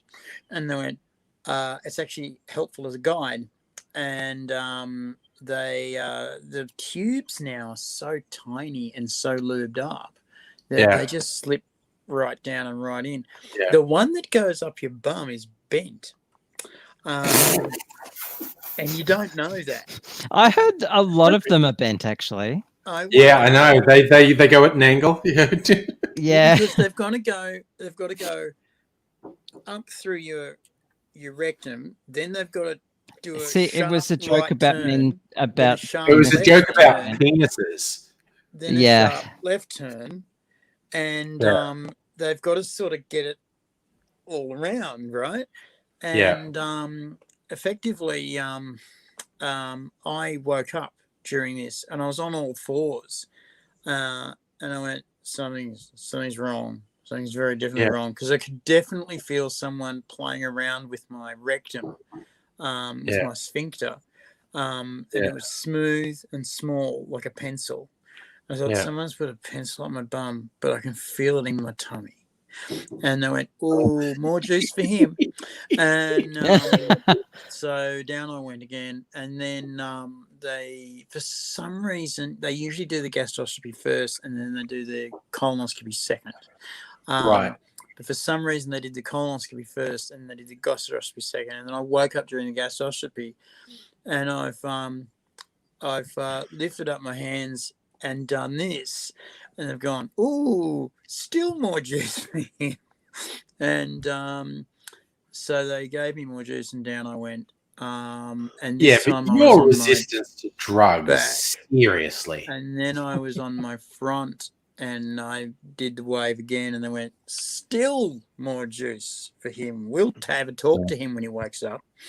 Yeah. And they say, are you taking a lot of drugs? And I went, oh, yes. I am taking a lot of drugs. Yeah. And I shall describe them for you. I described them for the anaesthetist, in fact.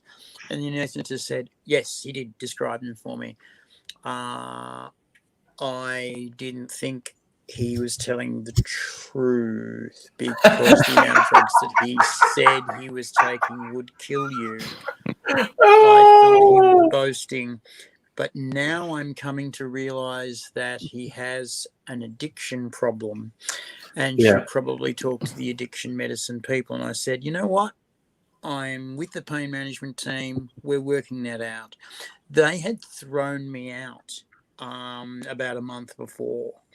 And I sort of got out of that one neatly until fucking 6 months later, and I got caught very badly, by having an opioid withdrawal shock right in front of the hospital. And they said, you're on drugs. And I went, no. Yes, we've done the tests. You just had an opioid withdrawal shock and nearly died. That was embarrassing for us in front of our hospital. Don't do it again. So yeah, then my life of methadone began. Oh dear. See, and whereas I, a pure, innocent Christian white man, the anaesthetist just went, "You're going to feel a bit drifty now, And next thing I knew, I woke up in the bed in the recovery wing, going like, which is always "What?" disappointing because where's my drifty? No, I wanted to be the hip guy making drug jokes as I went under. And I thought, oh, it's starting to come on. I think it's starting to come on. I'll wait till I get really trippy and then I'll say something funny and they'll all repeat it to their friends at dinner parties. But then I just woke up in recovery. It's just like... Always the way, man.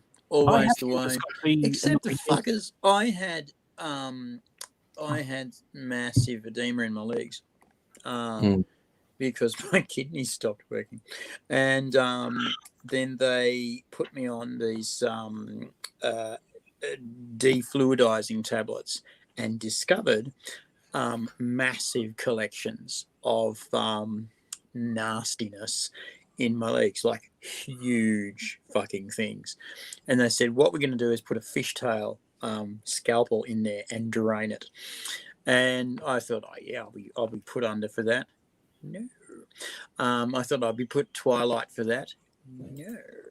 I was given a relaxer, a pretty good relaxer, and I was way awake. And they didn't actually numb the place where they fucking cut me. The fuckers. And it just went straight in, slip, and they drained it. And they drained like half a litre out of my leg. And they left a little collection there because they reckon they could just pop that later.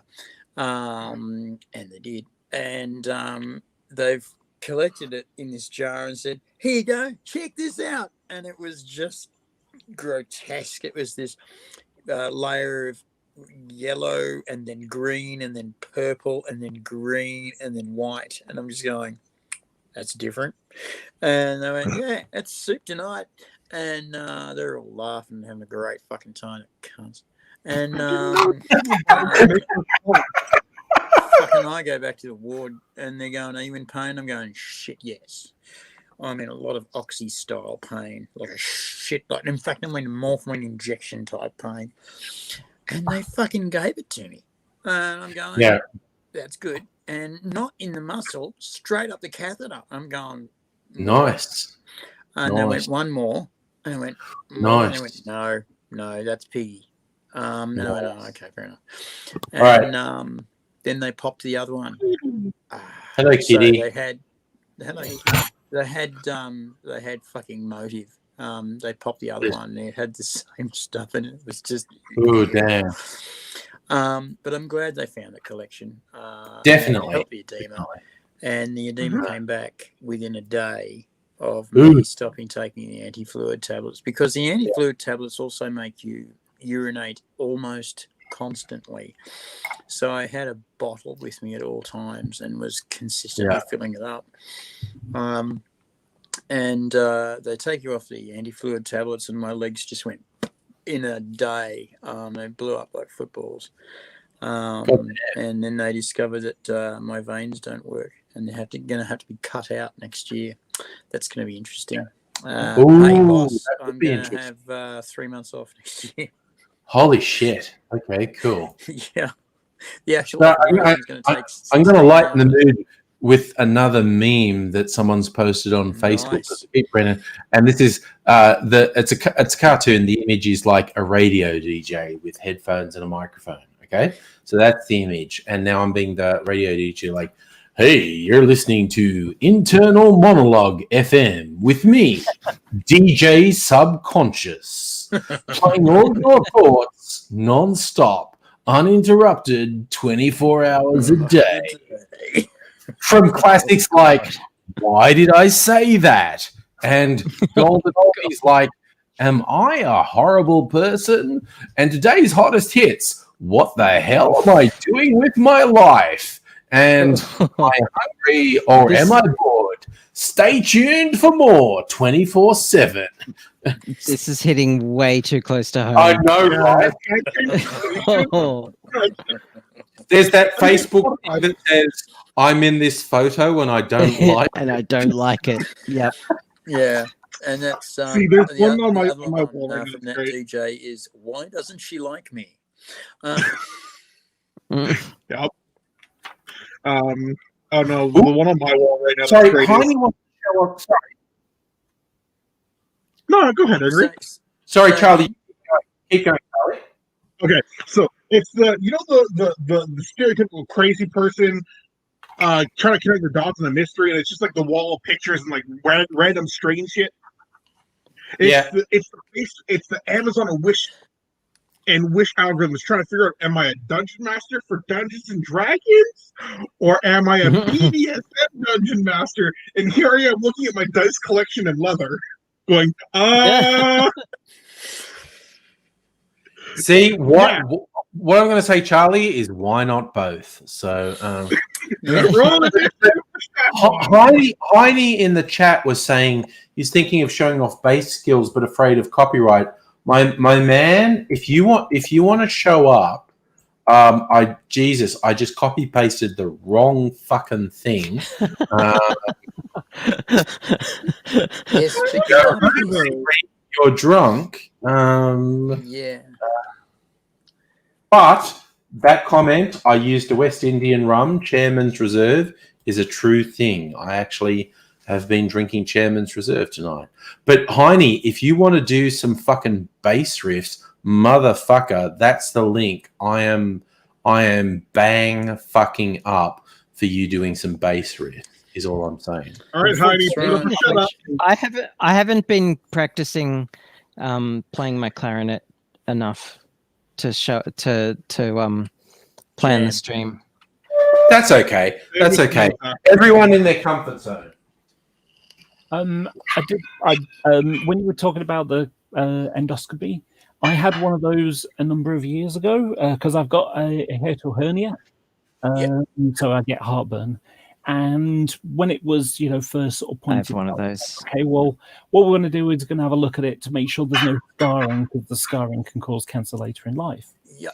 So they decide they're going to do that. So, what they normally do is say, bring a member of family and they'll knock you out.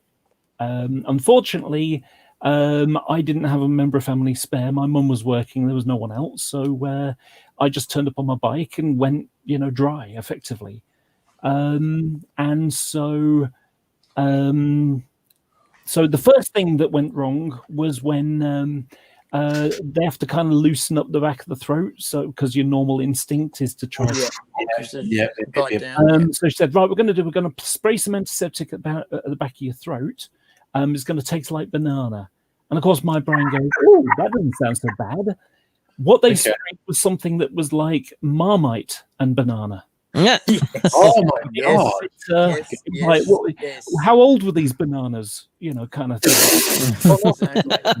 They're bananas you'd feed to cows. It's like earwax kind of taste. Don't ask why I know this. Anyway, so why do you know that? Sorry, why do you know that? Okay, my joke about Marmite is that you could do the the Pepsi challenge where you have two things and you drink one and then you drink that kind of thing. If you had Marmite and earwax, I don't think you'd be able to tell the difference. That's how vile I think it is. That's fair. The reason why I know what Marmite tastes like is because I'll be doing some painting with my war games or modeling of some kind, and I might get an itch in my ear, so I'll just use the blunt end of it, just tickle the edge of my ear. And then later on, I'll change color or something and stick it in my mouth. Oh yeah, Yep. Yeah, that kind of thing. So that's how I know that it tastes quite bitter. It's like accidentally drinking the cup that you've got your paintbrushes in. Yep. Yeah. That one. Yeah. Paint Or water. drinking the ashtray is another good one. Anyway, so what happens is I'm perfectly fine. So the first thing you get is 2 gag reflexes. You get the first one at the back of your tonsils kind of thing, and another one around where your voice box is. And after that, it was smooth sailing. I mean, it felt a bit different because what they were sticking down my throat was almost like a shower, the pipe for the shower. It's like ribbed and, it's a rib thing. And it was like rattling on my teeth every now and again or something. So anyway, and then there's a bit around about... where your sternum, where your ribs join together in the middle, because there's like a U-bend shape, and they've got to kind of like nudge the way around it. Yep. You can kind of feel it inside, like stabbing. You know, if you have a crisp chip, whatever, and you swallow it, and you haven't chewed it enough, and you feel it scratch all the way down your throat. It was like that. So anyway, they looked. It was fine. So they're peeling it out, and it's fine. Can't really notice anything until they get to the back of my throat, and of course I get the gag reflex, and they pull it out really quick, and so I suddenly end up with a mouthful of spit. Because it's, you know, you're not salivating. So you're salivating while it's going on, but you're not swallowing it like you would normally do because you can't, because there's a thing down the throat. So I ended up with a big mouthful of spit, and I'm suddenly having to do urgent sign language to say, have you got something for me to spit this into? And I'm like holding my hand like a bowl. It's like, like pointing at things. And it's like, no, we don't have any bowls here. And I'm like, and I can imagine my face is like, what do you mean you haven't got any fucking bowls here? This is a hospital, and you've got those little cardboard box ones, you know. So I'm not going to all these things at the same time, and I'm not able to say anything because all I've got is a mouthful of spit. So not even a kidney dish or something. Yeah, exactly. And in the end, they just gave me some tissue. I ended up spitting a big mouthful of tissue. I mean, effectively ended up, you know, holding a paper mache sculpture in my hand that had just come out of my mouth. You know, you don't know. So, my god! Oh my god! Sorry, I just thought again. I keep looking at Facebook memes and shit, and another one is making fun of those wellness idiots. I like this. Yep. Someone posted one saying, "Hey, if he ejaculates semen, it's because his body is full of toxins and he's had too many sexual partners. Men are not supposed to have semen. It's unclean.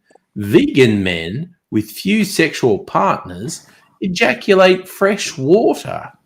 Find a virgin man and leave these McDonald eating thoughts alone. Stay low."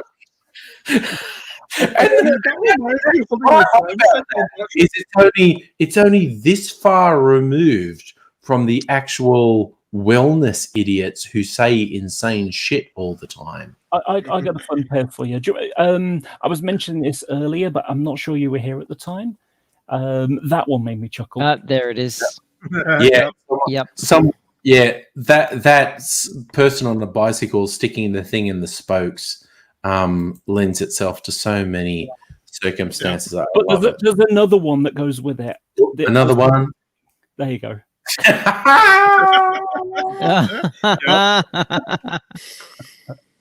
Megalich, I don't remember what I said in context to your comment. I thought you were going to say it's like drinking from the wrong Mountain Dew bottle. Oh no! What did I say? I don't.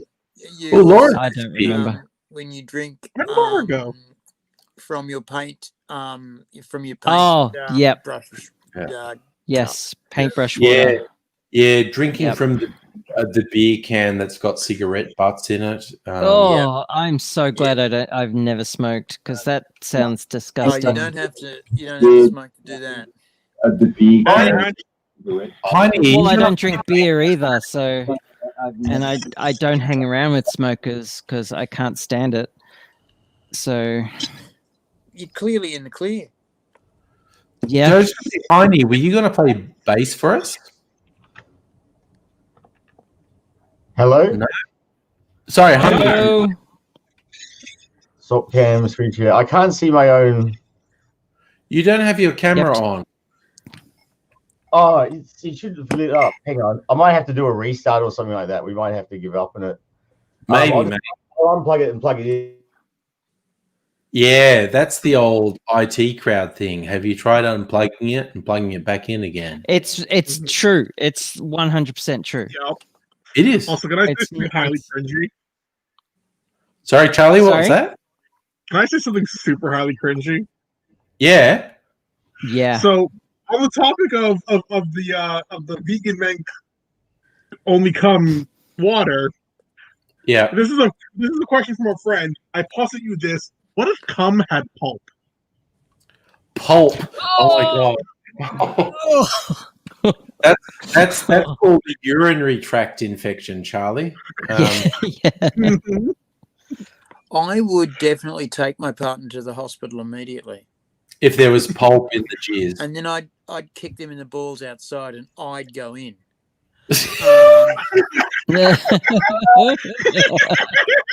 How dare you make me feast on this pulpy nonsense?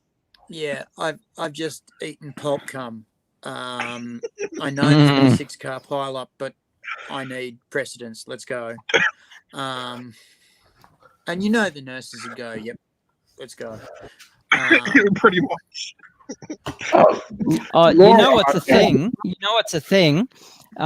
Dudes who do poppers and their cum comes out like this yellowy tinge. Oh my god! Yep. And it just smells disgusting, and like I'm glad that went on my boobs and not in my mouth. Oh no! You know, like the amyl. Yeah. There's another kind of poppers that are very common around here, but that's a weed smoker thing that's also grody as fuck. Oof. So, Laura, you disappeared, but I just redid the link. So click on it if you. Yeah. So,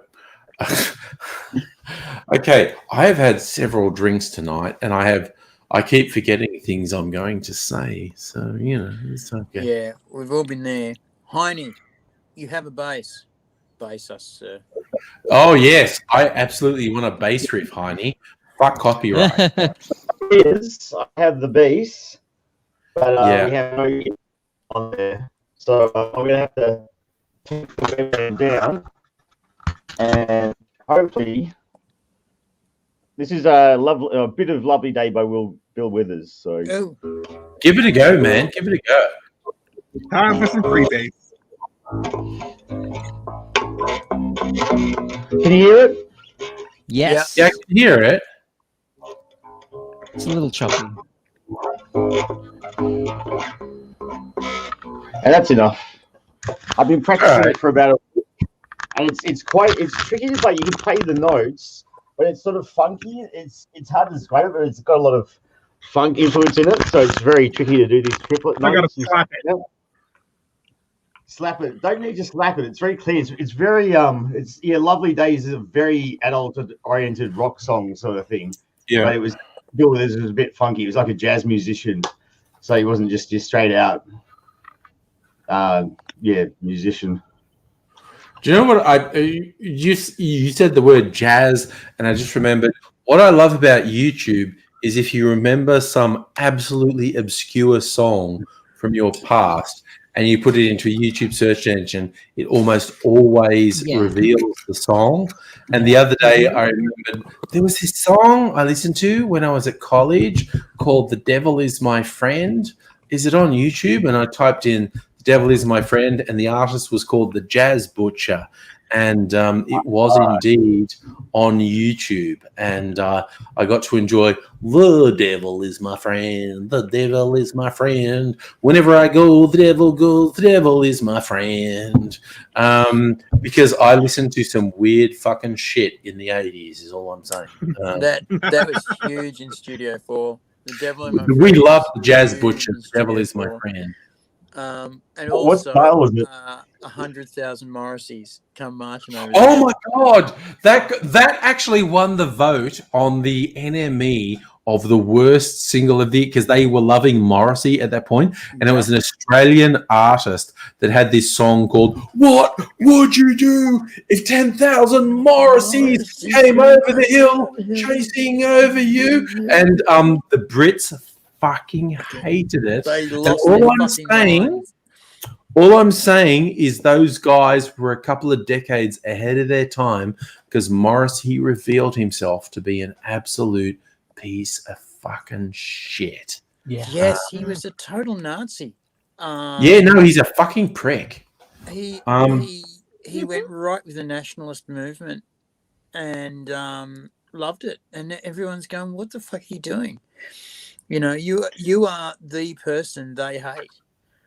What are you doing?" It's like now I need to music to slip my wrist to.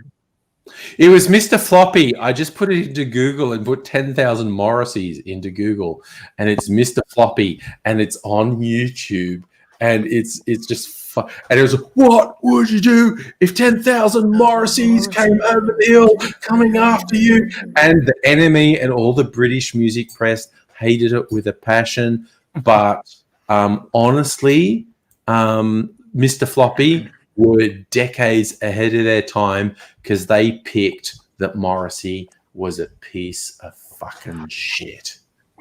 And Johnny Rotten, John Lydon, is absolute fucking garbage. Like, he's Trump-loving, bigoted fucking garbage. This is one of the reasons why I say it's a good idea to not know anything about your heroes. Don't have heroes. I made a video years ago. Yeah. Don't have heroes because humans are humans and humans are fucked. Humans are frail. Humans are flawed. Humans will do terrible things. And if you elevate a human to a plateau above humanity, they will always disappoint you. And that's not necessarily their fault. Heroes are a very fucking bad idea. Yeah, except for AZ, who's always good heroes. AZ has actually never gone lower than my initial assessment of him. Wow, I didn't know your initial assessment.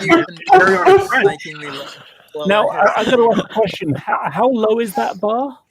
It's pretty fucking No low. comment. No comment. Laura.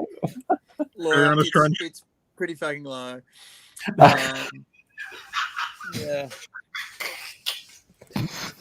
See, this is what I love. You can have this in-house humor that someone from the outside would go, "What the fuck are you guys doing?" But we actually all know, and that's what I love. But So I did have an epileptic fit on one of our videos, which was a pretty low point. it is. You have both had an epileptic fit, and you have fallen asleep while standing up while I was running a video camera. And I don't look, one day I will be bored as fuck and I will go through 10-year-old bits of video and go, I'm going to fucking find this video where this motherfucker fell asleep while standing up. And I just let the video run. Well, and he's take, and I'm just like, oh. Do you know what? I have a feeling that this will happen when AZ finally dies, if that ever happens, because of course I have a feeling that if there's the nuclear holocaust again, that the only thing that AZ and cockroaches. Yeah, the only thing will be there'll be giant cockroaches driving Toyota Hilux pickups, eating Twinkies, and AZ will still be around. Yeah, no, that's not to mention Nokia phones and 99 Corollas. Yeah, because they will last forever. Yeah. 5110s or 5150, the Nokias with the 3110s in them. They just never could die. You could drop them in water, dry them out, and they would go again. Oh, you could drop them off a 10-floor fucking building and they'd be fine. Nokias. Oh, those 5110s. Yeah, they're brilliant. Yeah. There was a great meme I loved. Like, if you've ever felt useless, someone made a case for Nokia 5110s. Yep. The phone that didn't need a protective case. But here's the thing, the case wasn't for the phone, it was for your... Nice, Charlie. Nice. Nice. Yeah. Nice. Yeah. My thing is that if I was a lich, that would be my phylactery. Good luck, bitch. I'm immortal. D&D joke. I love it. Yeah, or the Harry Potter joke. If Voldemort was the Horcrux. Yeah. If Voldemort was serious about Horcruxes, one of them would have been a Nokia. Yeah. Mm-hmm. Okay, I've got to know what's Donald Trump's Horcruxes. That's a question to ask. Oh no, Donald soaking in a bridge troll's ass. No, Donald Trump's Horcruxes are weak as piss because he keeps getting fucking humiliated. My personal love is the video he made a couple of days ago about where he threw all his supporters under the bus and said, "You're all terrible and that should never happen." And it's just beautiful that these fucking morons thought Trump was on their side and he fucking hates them. Yeah. It's great. And now, now how bad that attempted coup or whatever you want to call it was. Yeah, direction. It was an attempted coup. They're just incompetent. Yeah, but there were elements. There were elements within that insurrection who knew what they were doing and they knew tactics, and they had organized. They had those zip tie handcuffs. Their goal cocktails. Their goal was to kidnap members of Congress or Senate and hold them as hostages and execute them. That is not hyperbole. There were people in that. Exactly what happened. There were people in that crowd whose goal was to kill people, and they lost out, as it turned out. But they're fucking sick. What's that, AZ? Oh, sorry. I was wondering if you're sneezing or yawning there. Bit of both. That was bit of both. You got your Vaporama, the vape machine. See, that's the other thing. We need vapable cannabis in Australia. I reckon I would just be stoned. I've had some. I'd be stoned 24/7 if I could go to a clinic. I was at a party when someone had one, and I gave it a try. I had a migraine at the time. Yep, and it helped a bit.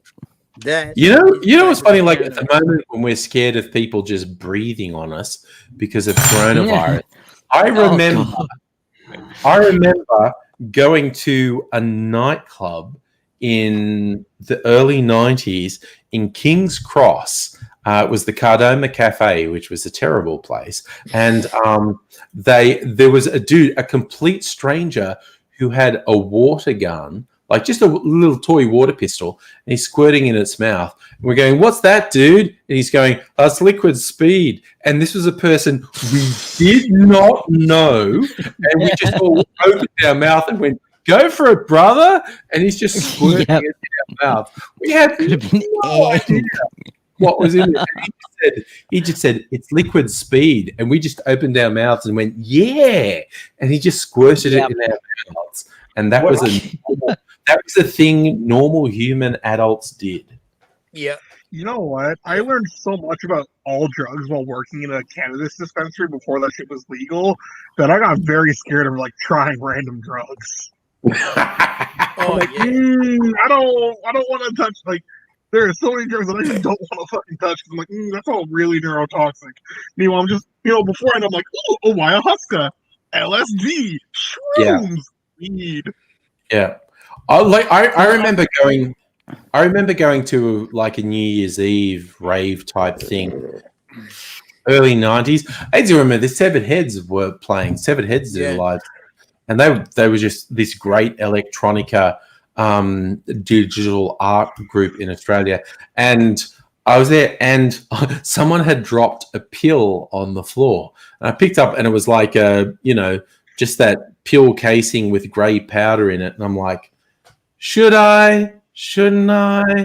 And I said to my friends, "What do you think this is?" And I actually threw it out. I was just like, I'm really fucking tempted because I just found someone dropped a random pill on the floor, and I'm super fucking tempted to just neck it. And I just went, you know what? Been there. No, I'm not doing that. No. Yep. And especially if you've had other sponsors that night, you don't want to mix up your messages. Yeah. That was the same night and people tried to pick me up because I was into Severed Heads. I was into their music. For those who don't know, if you want some really good 80s, 90s dance music, look up Severed Heads. They're on YouTube. And Biff Tech. And Biff Tech did great dance music. Anyway, and most people were just partying and off their heads. I was actually straight, and I was really focused on the performance on stage because I really like Severed Heads. But this couple thought the fact that I was looking at the trippy videos they were doing meant I was high, and they clearly started hitting on me. And it was a much older man and a young woman, like about my age, and I was like 22, 23, and I was like, okay, they're hitting on me, they're trying to get me to come back, and I'm like, no, not into it. Okay, cool. I'm gonna kind of ignore them, even though they're being really nice to me and attentive to me. Like, no, I'm not going to go some weird sex thing with a young woman who was actually attractive, but a much older man. And I just like, no, that's not happening tonight. That's not a thing I'm doing. And I want to wake up tomorrow with both kidneys. Exactly. Yeah. There could have been something like that happening. Yeah. But also, Grace Jones was at this New Year's Eve party, and Wow. yeah, and really late in the night, like 3 or 4 in the morning, when a lot of people had gone home, a friend of mine who I was there with, she said, "Oh, like Jimmy said, we can get into the VIP room now because a lot of people are gone." And I'm like, "Cool." Okay. And I went up there, and it was a pretty sort of secluded space, which was relaxing. And Grace Jones came back, literally riding on another woman's back, and clearly high as a fucking kite. And I'm like, oh, okay, the night just got good again. Excellent. And What's comical about this is when you was telling that story, my head is saying, I'm not at all surprised. No, that was the thing. That was an early 90s thing. Yeah. Yeah. Fuck. I remember the first Mardi Gras I ever went to. I was in Bathurst, and I said to the local, my faggy friends, I can't go to Mardi Gras. I'm not cool. And they said, you can go to Mardi Gras. And when you're all city boys. I've been away too long in the country to go to Mardi Gras. And they said, no, you're going as a country boy, and we're dressing you. And so they've dressed me up as the country boy, and told me where to turn up. And I had one contact. I'm sorry, I'm going to pause you. I'm going to pause you for 1 second because the music. Da, da, da, da, da, da. Mine now. They told me Police Academy movies. Yeah. I get into this bar in Paddington, and my contact says, "Yep, here we go." And I've been told to say, "Oh yeah, I don't know what I'm really doing. I'm from the country. I haven't really come here for I haven't really I don't really know the scene." And all these guys around this table are looking at me, going, "Well, you should stay with us because we know what to do." And I had a fucking wild night. We eventually went to this townhouse complex, which had this massive courtyard in it. Turned out that it was utterly gay, and the pool in the middle of it, and there was a pool party. Rules were no clothes, and I went back to the wrong flat after I'd been in the pool because I was on a lot of drugs. I'd had cocaine for the first time, and ecstasy for the 6th time, and another few pills that I have no idea what they were. They were good. And I went back to the wrong flat and had a root, and then realised this is not my host's. I'm having a random here. And at the end of it, they said, "You're not my guest." And I went, "I know. You're not my host." And they said, "Well, we should finish up anyway." I was, "Yeah, fair call." And so to my host's house, and he said, "Oh, God, I thought some beast had swallowed you up." And I went, "You have no idea." You have no idea. Really? Oh my God. And then I had to, once again. And Yeah. fucking great night. And then I was on the train 2 days later going, I'll do that again.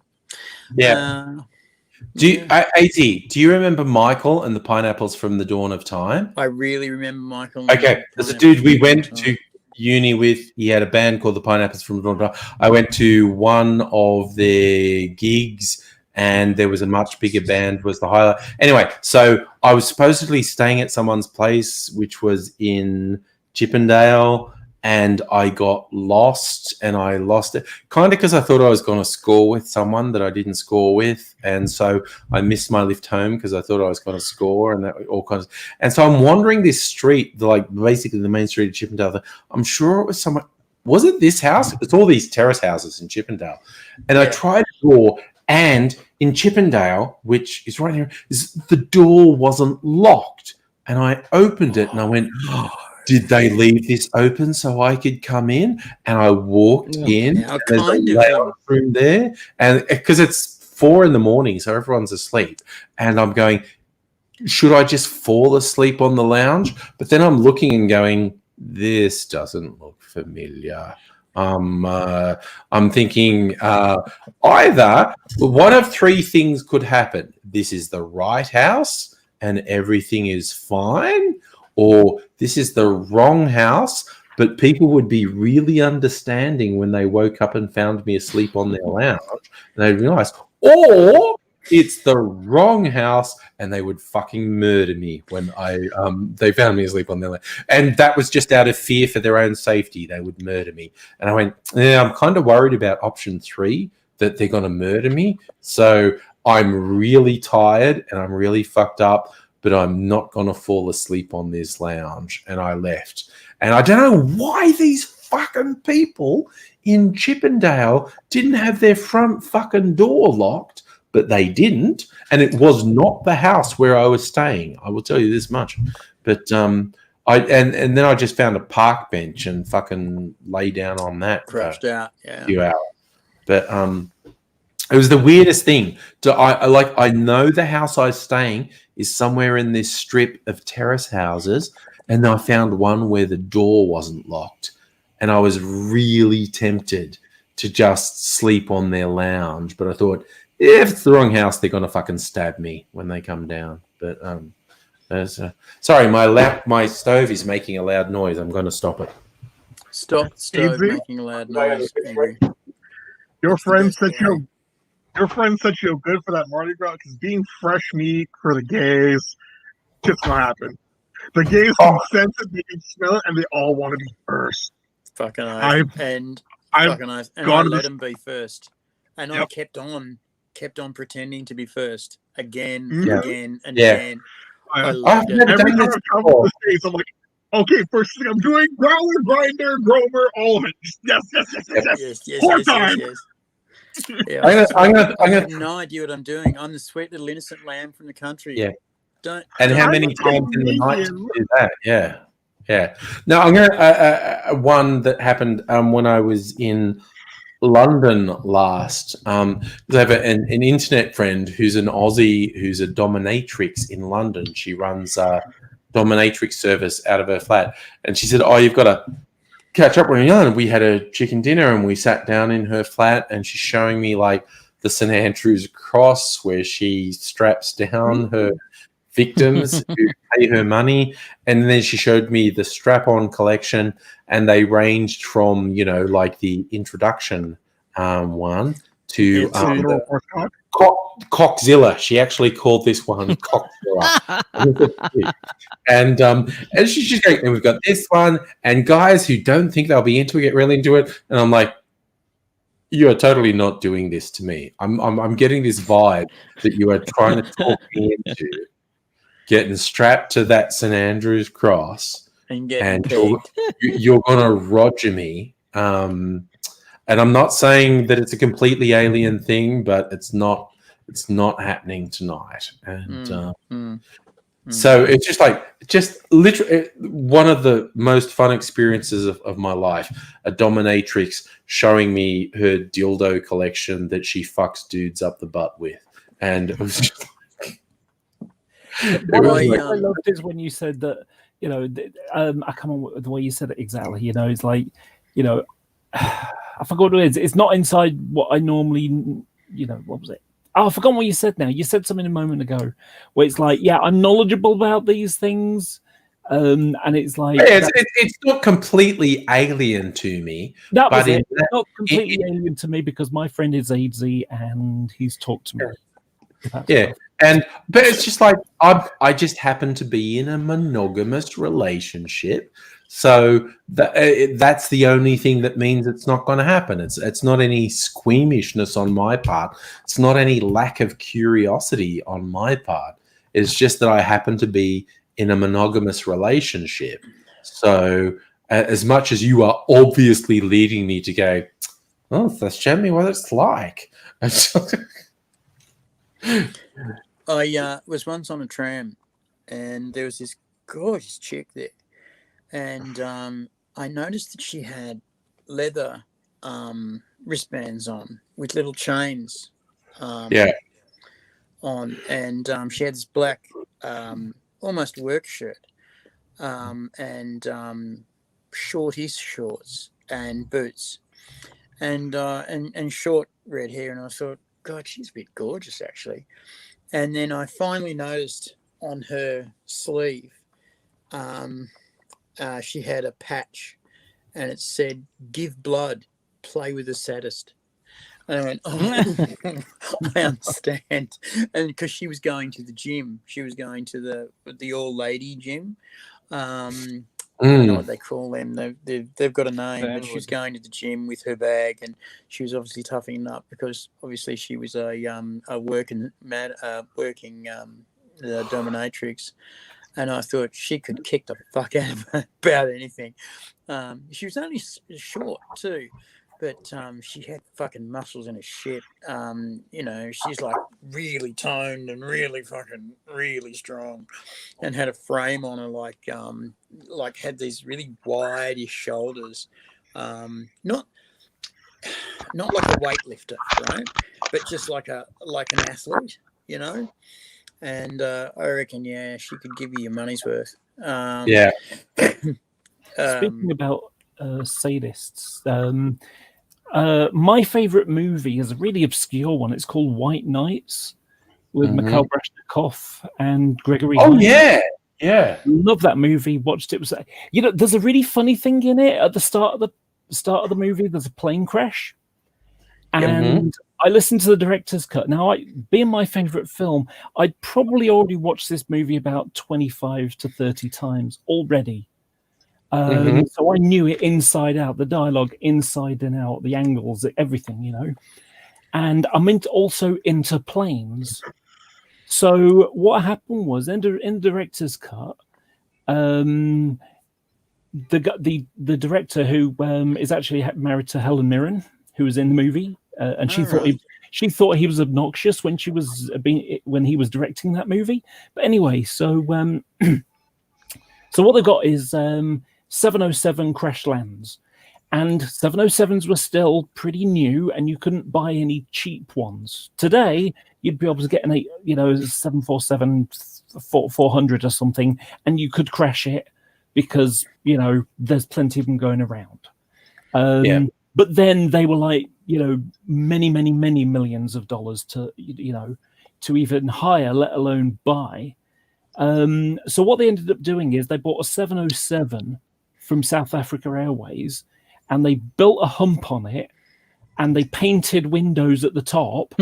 And on the movie, there's like a little vision slit in the original window, so they can actually see out the pilots, and that's what they crash landed. And they did it at forced perspective because shape-wise, it's very similar in shape. It's just not quite as wide or as tall. It's not as big. And you know, so knowing planes, it was like, when I saw it, it's like, oh my gosh, watched this movie for years and years, never noticed that. But anyway, going back to the sadist stuff. So one of the problems that that happens in acting is that when takes aren't going quite right, the actors kind of get bored. And, you know, this is one of the things that what was his name? The director for the Star Trek 2 and 3. J.J. Abrams. No. I mean the original movies, the Wrath of Khan. Wrath of Khan and era. Search for Spock.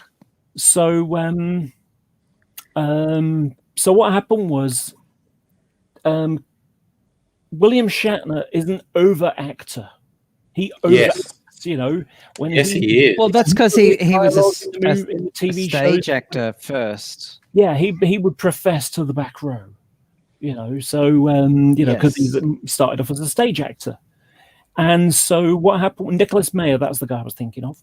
So Nicholas Meyer, the director, they would do 20, 30 takes because after a time he stopped acting like an actor and started acting like a real person with lines.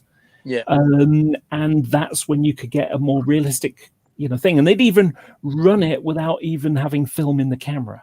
The camera wouldn't actually be playing, just to, so they didn't waste film stock.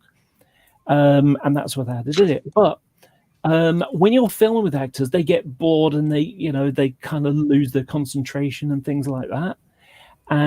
But what he said was when he was dealing with dancers, because these are two dancers, it's a dance movie, that you have the sadists, which are the choreographers, and the masochists are the dancers, because they'll dance and dance. They'll do it time and time again to get it right, perfect. That's their goal. So they're fine doing it repetitive movements, whereas actors aren't. And I just found that. So it's like, he basically described it as the choreographers are sadists because they're trying to whip them into shape, as it were, and the actors are the masochists because they are fine being treated like that. And it's a marriage made in heaven, he said. I thought that was an interesting little thing. There's also the party game called Shatner, where randomly at a party you shout out Shatner, and everyone has to grossly overact the thing they were already doing. So the thing, so he actually went on record saying about the overacting thing. He started off as a stage actor, but also on set on the original series, they had that the shows weren't properly timed, and so there were often long takes that you had to pad out and have lots of pauses to keep it lengthy to pad out the episode. And so he got it into that habit of doing that. Right. But if you see him on TJ Hooker or Boston Legal, he doesn't do that. No, it's just a Star Trek thing. It was the comparatively early days of television where people hadn't really filled in. I mean, even in film, I remember there was a classic, because like AIDS, I did this theatre thing. I remember it was the film lecturer at Mitchell who was a bit of a fucking knob. But he told this story about the Barrymores, who were the earliest dynasty of American acting. There were originally Barrymores who were very big on the stage, and then there were Barrymores who were very big in silent film, and then talkies came along, and then multiple generations down the line, Drew Barrymore came. But the first, I think it was Lionel Barrymore, who'd been a big silent movie star, was doing his first talkie, and he was doing it because in the silent films you didn't hear the voices, so they had to do these great big things to express what they were saying, and the director had been trying to tell Lionel Barrymore, tone it down a bit, and he's going, oh, I am a star, I know what I'm doing, and he does all this stuff with talkies, just acclaiming stuff in this really big way. And then the director says, hey, let's watch today's rushes. So they watched the unedited prints of that day's shooting, and Barrymore watched himself looking like a complete fucking cock on the screen. And then the next day, apparently, he just quietly said to the director, can you help me understand how this works? Because I thought I knew how things worked. And the director said, yes. Okay. And the director told him how to act when people can hear you talking. And and it did it. But it was the classic thing of someone not being able to adapt from one form of performance to another. It's like vaudeville was very big in the early 20th century, but if you tried to do a vaudeville routine today, people would just look at you and go, "What the fuck are you doing?" However, if you use the same techniques properly, you could be Fry and Laurie. Oh, absolutely. Absolutely. If you did it properly, you could fucking nail it. But you'd have to know what you're doing. And most people now don't know what they're doing. They don't know technique and they don't know the job, which is why you get so many YouTube funny guys being put on TV and they've got no fucking idea what they're doing. And they look like shit. And it's just tragic watching them die a dog's death.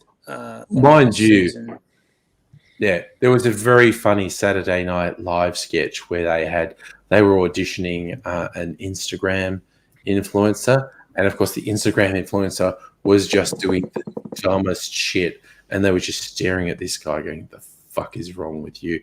And they're just about to just like, "Thanks for coming, like there's the door, get the fuck out." And the Instagram influencer says something about having 5 million followers on Instagram, and the TV people instantly go, "Cool, you're hired." Yeah, exactly. It's like they don't understand them at all. But you've got 5 million followers. Okay, you have a job. They're almost as shallow as Trump.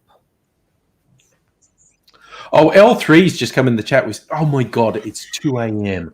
Why the fuck is it 2 a.m.? Jesus." Because the passage of time. No, I refuse to bow to linear time. What the fuck? This is like, how late is this? This is 6 hours? This is the epiphany. We're coming up on 6 hours. Yeah, this is a perfect description of time when you're having fun. It is. Or drinking. And I'm not even tired, and I don't even feel that drunk, but I absolutely should go to bed. I'm no. Now that you pointed it out, I am really tired. Yeah. Oh look, and Mega Leech, just in case you want to do after party shiz, I am going to finish the live stream because the live stream has been running for 6 fucking hours, which is ridiculous. So I have done that. So anyone who's still in the chat, you're wonderful and sexy and beautiful, and we love you a lot. But I'm going to bed and cutting off the live stream now.